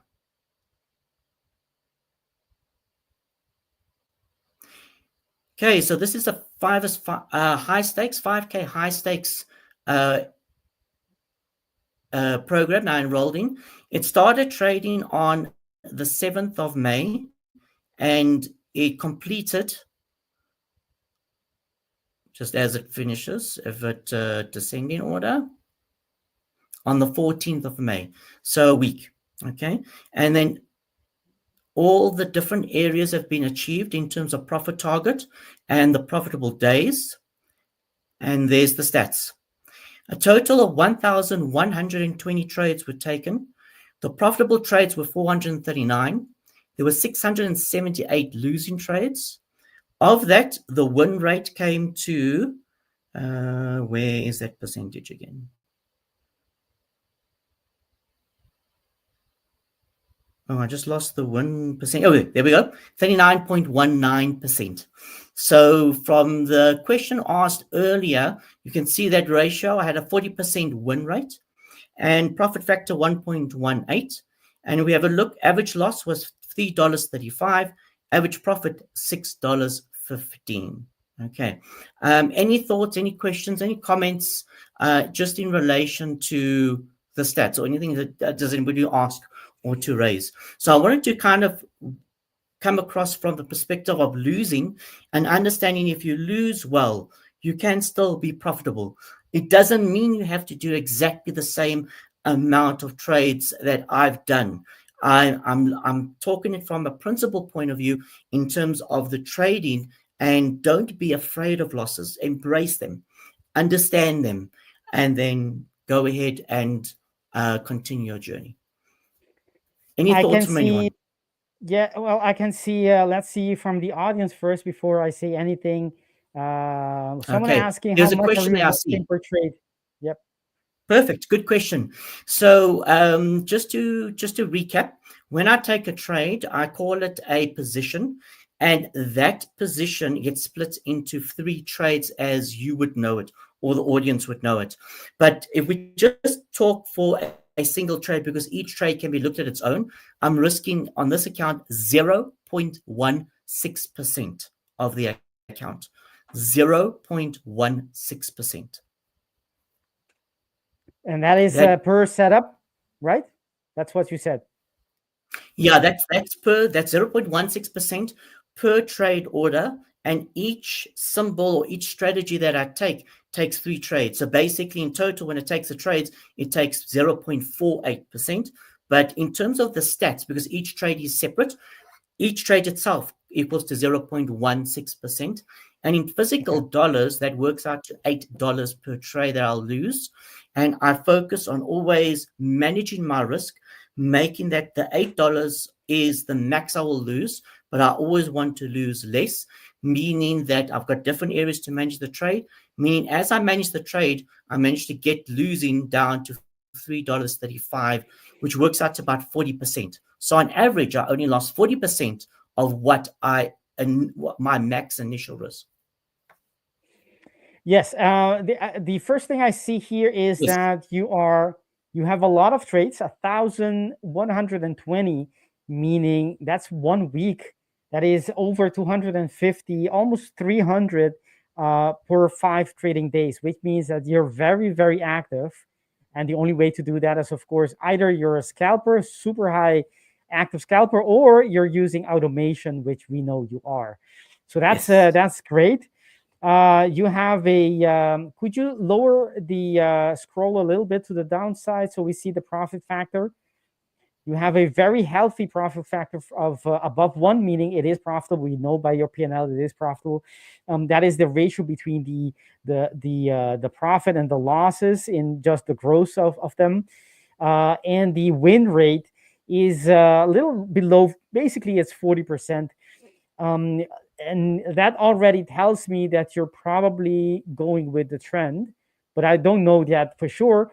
And if we go through the stats, we see that your average profit compared to your average loss, you're going for an average of almost 2 to 1, meaning or 1 to 2, depending on which order you put the risk and the reward.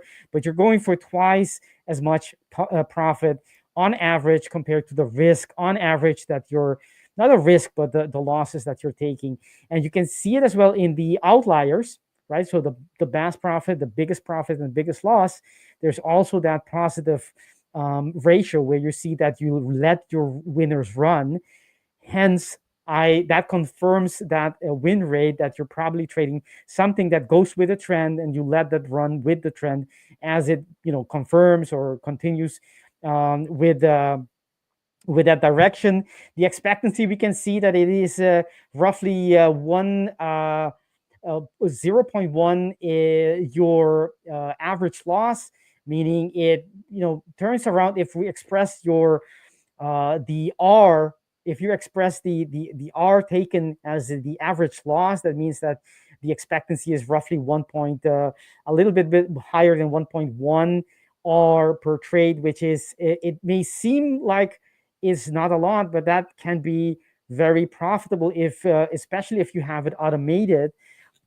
That alone can make you fortunes if you have a consistent and you can do it trade by trade, 1,000 trades, and you keep on, on average winning. You can beat, you can extract a lot of profits from the market with that. So that's awesome to see.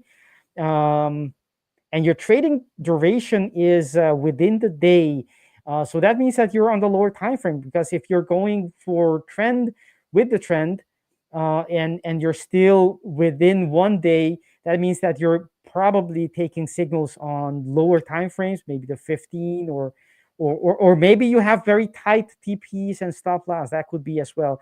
And you're, just the initial impulse from the higher time frame. That's my guess here, just based on your stats. A little bit of speculation on my part, if you pardon me. But awesome. The equity curve is very stable. That's important to see. That you can't win them all. It's not going to go up all the time. So we have to accept the reality of trading, that sometimes there are going to be periods where it just goes sideways, and even there's going to be a period where it goes, steadily downwards. As long as those are short periods in comparison to the rest, it's a healthy graph, and we see a very healthy graph here from you. Have basically in the last third is when you caught, the move, and the system kept on extracting, profit after profit, and you hit it very beautifully. Another thing also to take into account is sometimes in backtesting, this is a little side note. In backtesting, sometimes we can get very, very good results, and that's great. But when you're to me, in any case, when you're dealing with data, you want to be sure that you're not watching just by chance. Let's say the last 1/3 of this equity curve of your backtesting, because sometimes we might, just by luck, looking at our data, our backtesting, and find out we have a very, very profitable system, but we're only looking at a very short period. And that short period could be going up, beautifully, but it's only going up in that period that you looked at. You didn't look around it or for a bigger period. And this is normal, of course. This is how, equity curves in reality, they don't go up all the time. They go sideways, they go downwards. And you need to have, that's the importance of having enough data. I would even assume that if 2/3 of this equity curve is going sideways, that means that about 700 trades, the whole strategy was going sideways into even slightly negative terrain. That's the reality of you gotta know your. I mean, if someone is trading this strategy by hand, and at number 700, it is around break even. It's gonna be very hard. But if you have the data, this is awesome. So that's what I conclude from your awesome. I really like it. It tells a lot about your system. So I have a few things to comment on what you mentioned there, Victor. But before we do that, let's just get to some of the comments. And I don't know if I'm going to pronounce this name right. For Asaya was asking, what's the lot size? There's no specific standard lot size, Asaya, because I'm using a percentage to risk. And that lot size will differ as long as I'm losing that exact percentage. So the lot size differs. That's the number one. The next one is MMA mentioned, yes, 0.16%. That is quite correct. I was risking that per trade.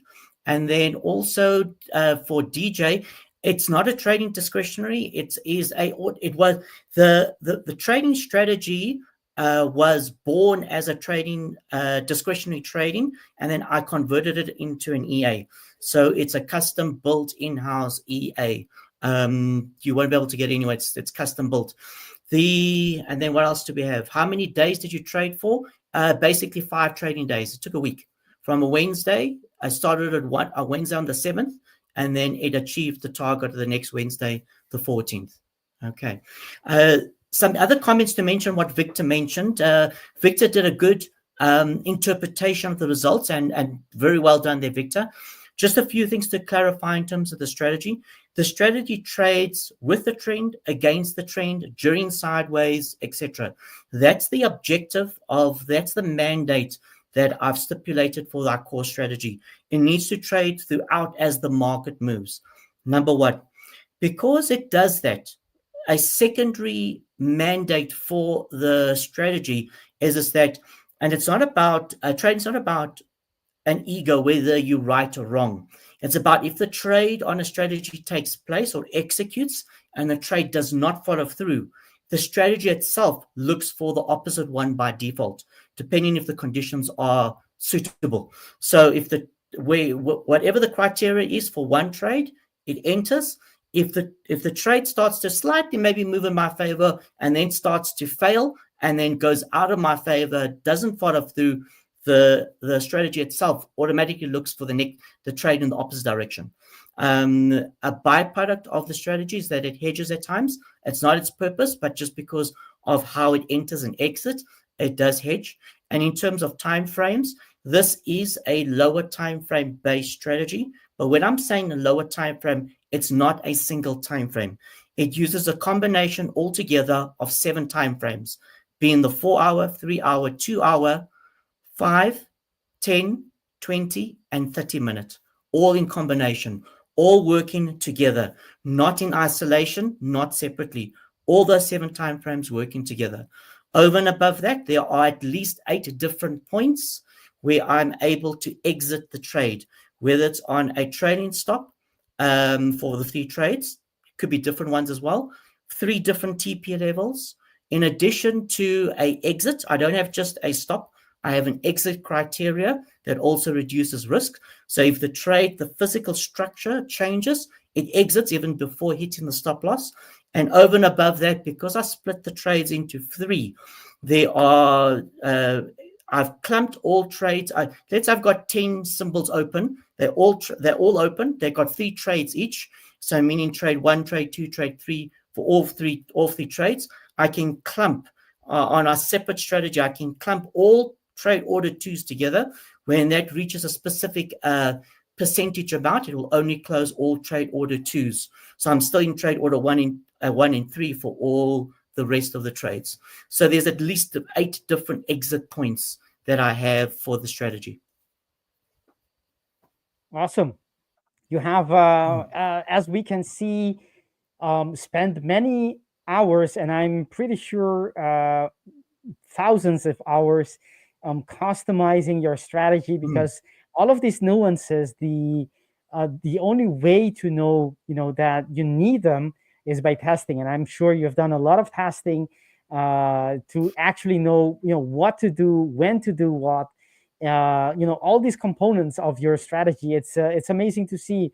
Ashley, good job, and congratulations on the process.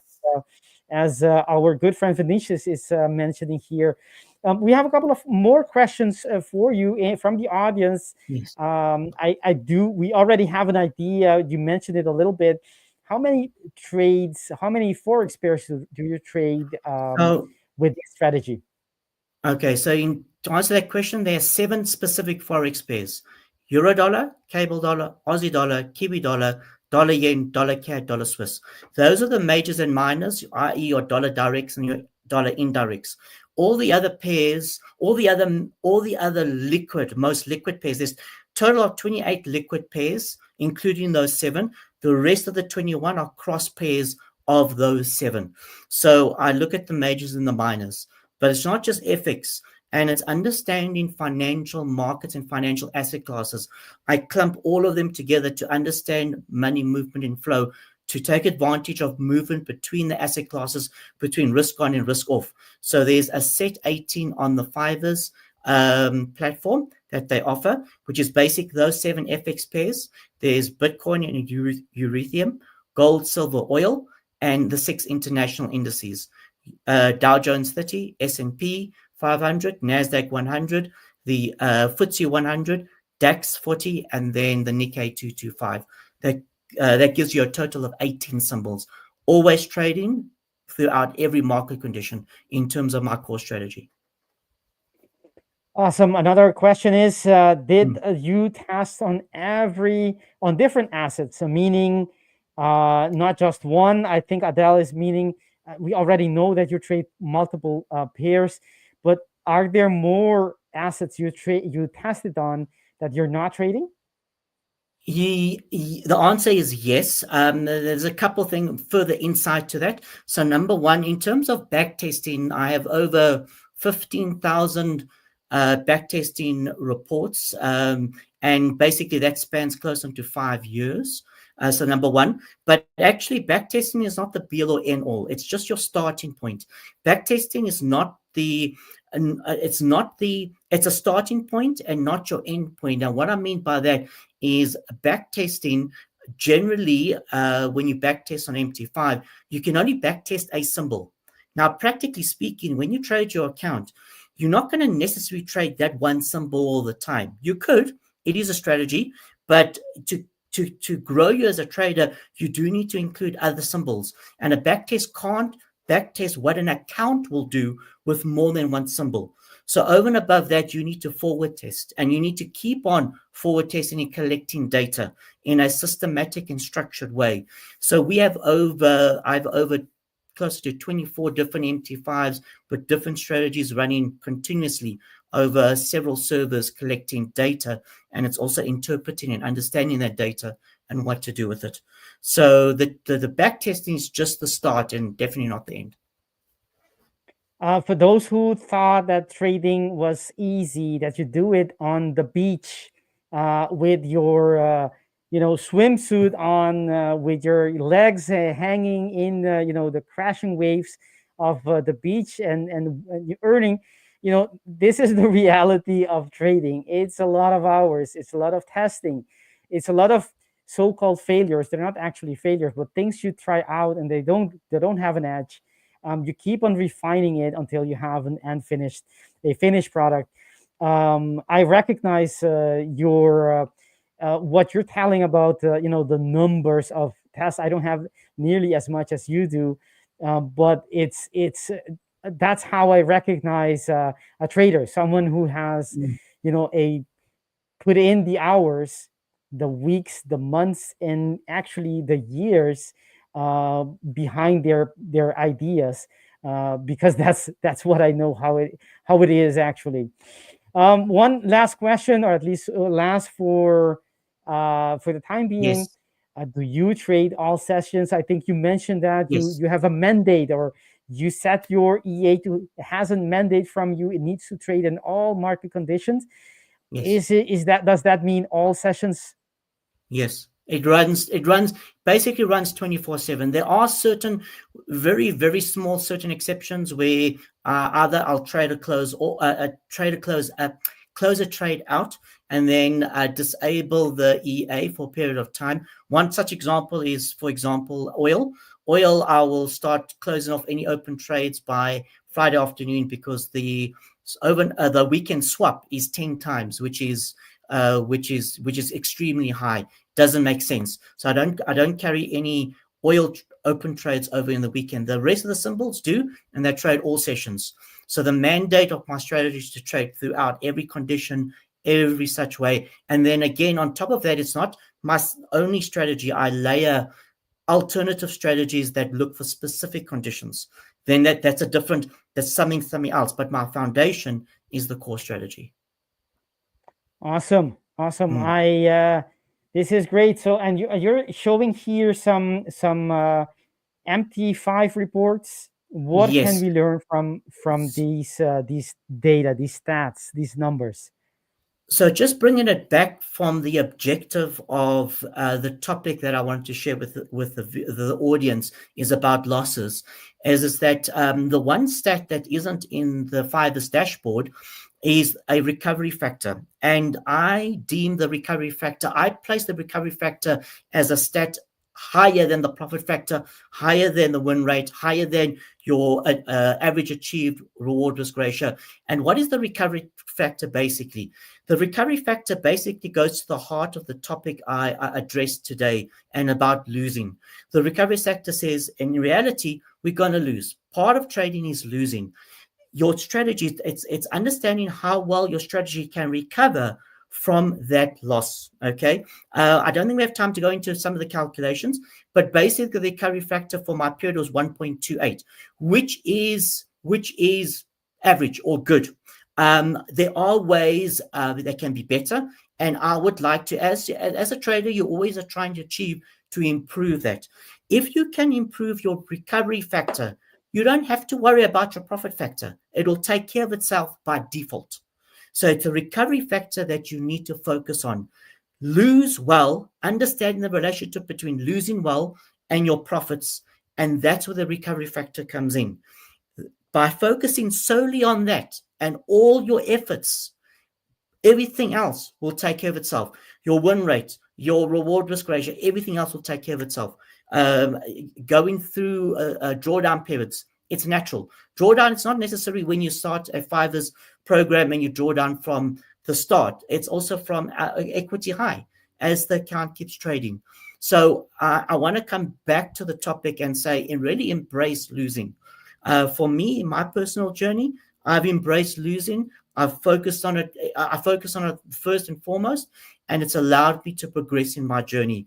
And I thought I'd share that with the audience just to give some insight. But at the same time, it does take for each one of us as a trader to really think, meditate, and ponder about that topic. And if I could just end off with going back to the presentation. So just remember this topic, and you can take out your own insights about what are you able to take away by surviving or losing a large number of losing trades. Take your own stats, for example. Don't take mine. Take how many trades that you've lost. Really think about it and what I've shared with you. You may agree, you may disagree. It's not a problem. But make the effort and take the time. I encourage you to make the effort, take the time to do so. And I'm certain you'll be better off. Maybe not tomorrow, maybe not next month, but down your journey, you'll be better off. And that's just something I'd like to share with the audience. Wow, that's great, Ashley. Thank you for these gold nuggets. That's what they are, pearls of wisdom. I think having watching, having sort of an X-ray eye or vision to look at the whole effort of the week, and look at your numbers, look at how you look at losing in general, and where you put your emphasis in your stats, that risk adjusted returns, right? Which is that recovery number. That's what it basically is. It's not only win, but it's winning, risking how much. Like how much have you gone into drawdown to get that win? Which is actually I totally agree. That's the mother of all ratios to look at. It's no use earning a lot if you're also risking a lot. So it's awesome to look at, and having that X-ray vision, as I was saying, looking at process. Although I say X-ray, but it's everything you did on that week is you didn't do it just in that week. After behind that week, there is a lot of sweat, tears, and blood, as so to speak. A lot of effort has gone in to be able to actually do it, right? So to put in. So I think it's the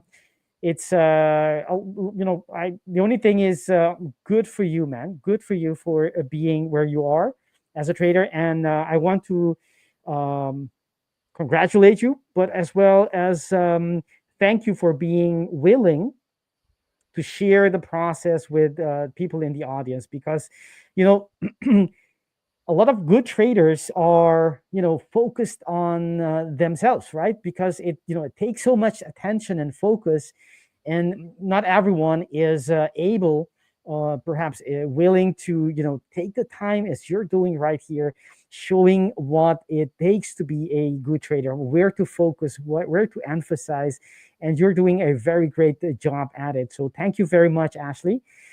Sadly, we have come to the end. I look at my clock and I see that we have come to the end of our stream.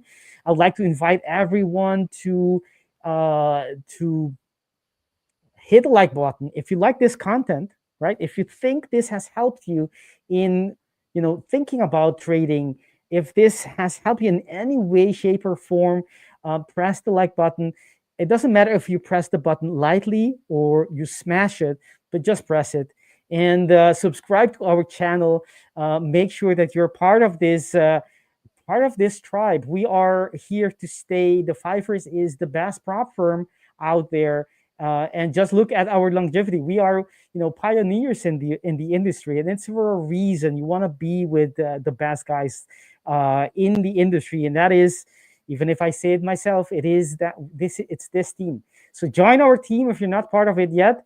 We have on Discord in about 40 minutes, I will be having a workshop where we come together and chat everything related to trading. Join, it's going to be fun. Also, we have the competition. I will put, before we end, I will end with that little clip we have, which tells you and invites you to our competition. So that's it for today. Ashley, thank you. I hope you keep on bringing great value as you have done today to our stream. You are of great value. Let me just say that. Thank you very much, Victor. Thank you to you too, and all the other presenters that help the community and traders be better. All right, that's it for us. See you guys everyone. Tomorrow again. Bye-bye. Listen up, traders. We got a new competition with massive prizes launching at the 5ers. The top traders, they will win high stakes accounts, and everyone in the top 100 will get a prize, including hub credits and bootcamp accounts. We're actually doing this every single Wednesday, week after week, so you will always have a chance to win. It's fast, it's free, and it's easy. All you have to do is you sign into the 5ers Hub, click on the contest on the left menu, and join the upcoming competition. We hope to see you all there. Good luck. Hi guys, so thank you very much for watching the video. Now make sure you like and subscribe, and most of all, go into the YouTube and check our other content that we provide here at the 5ers. We'll see you in the next one.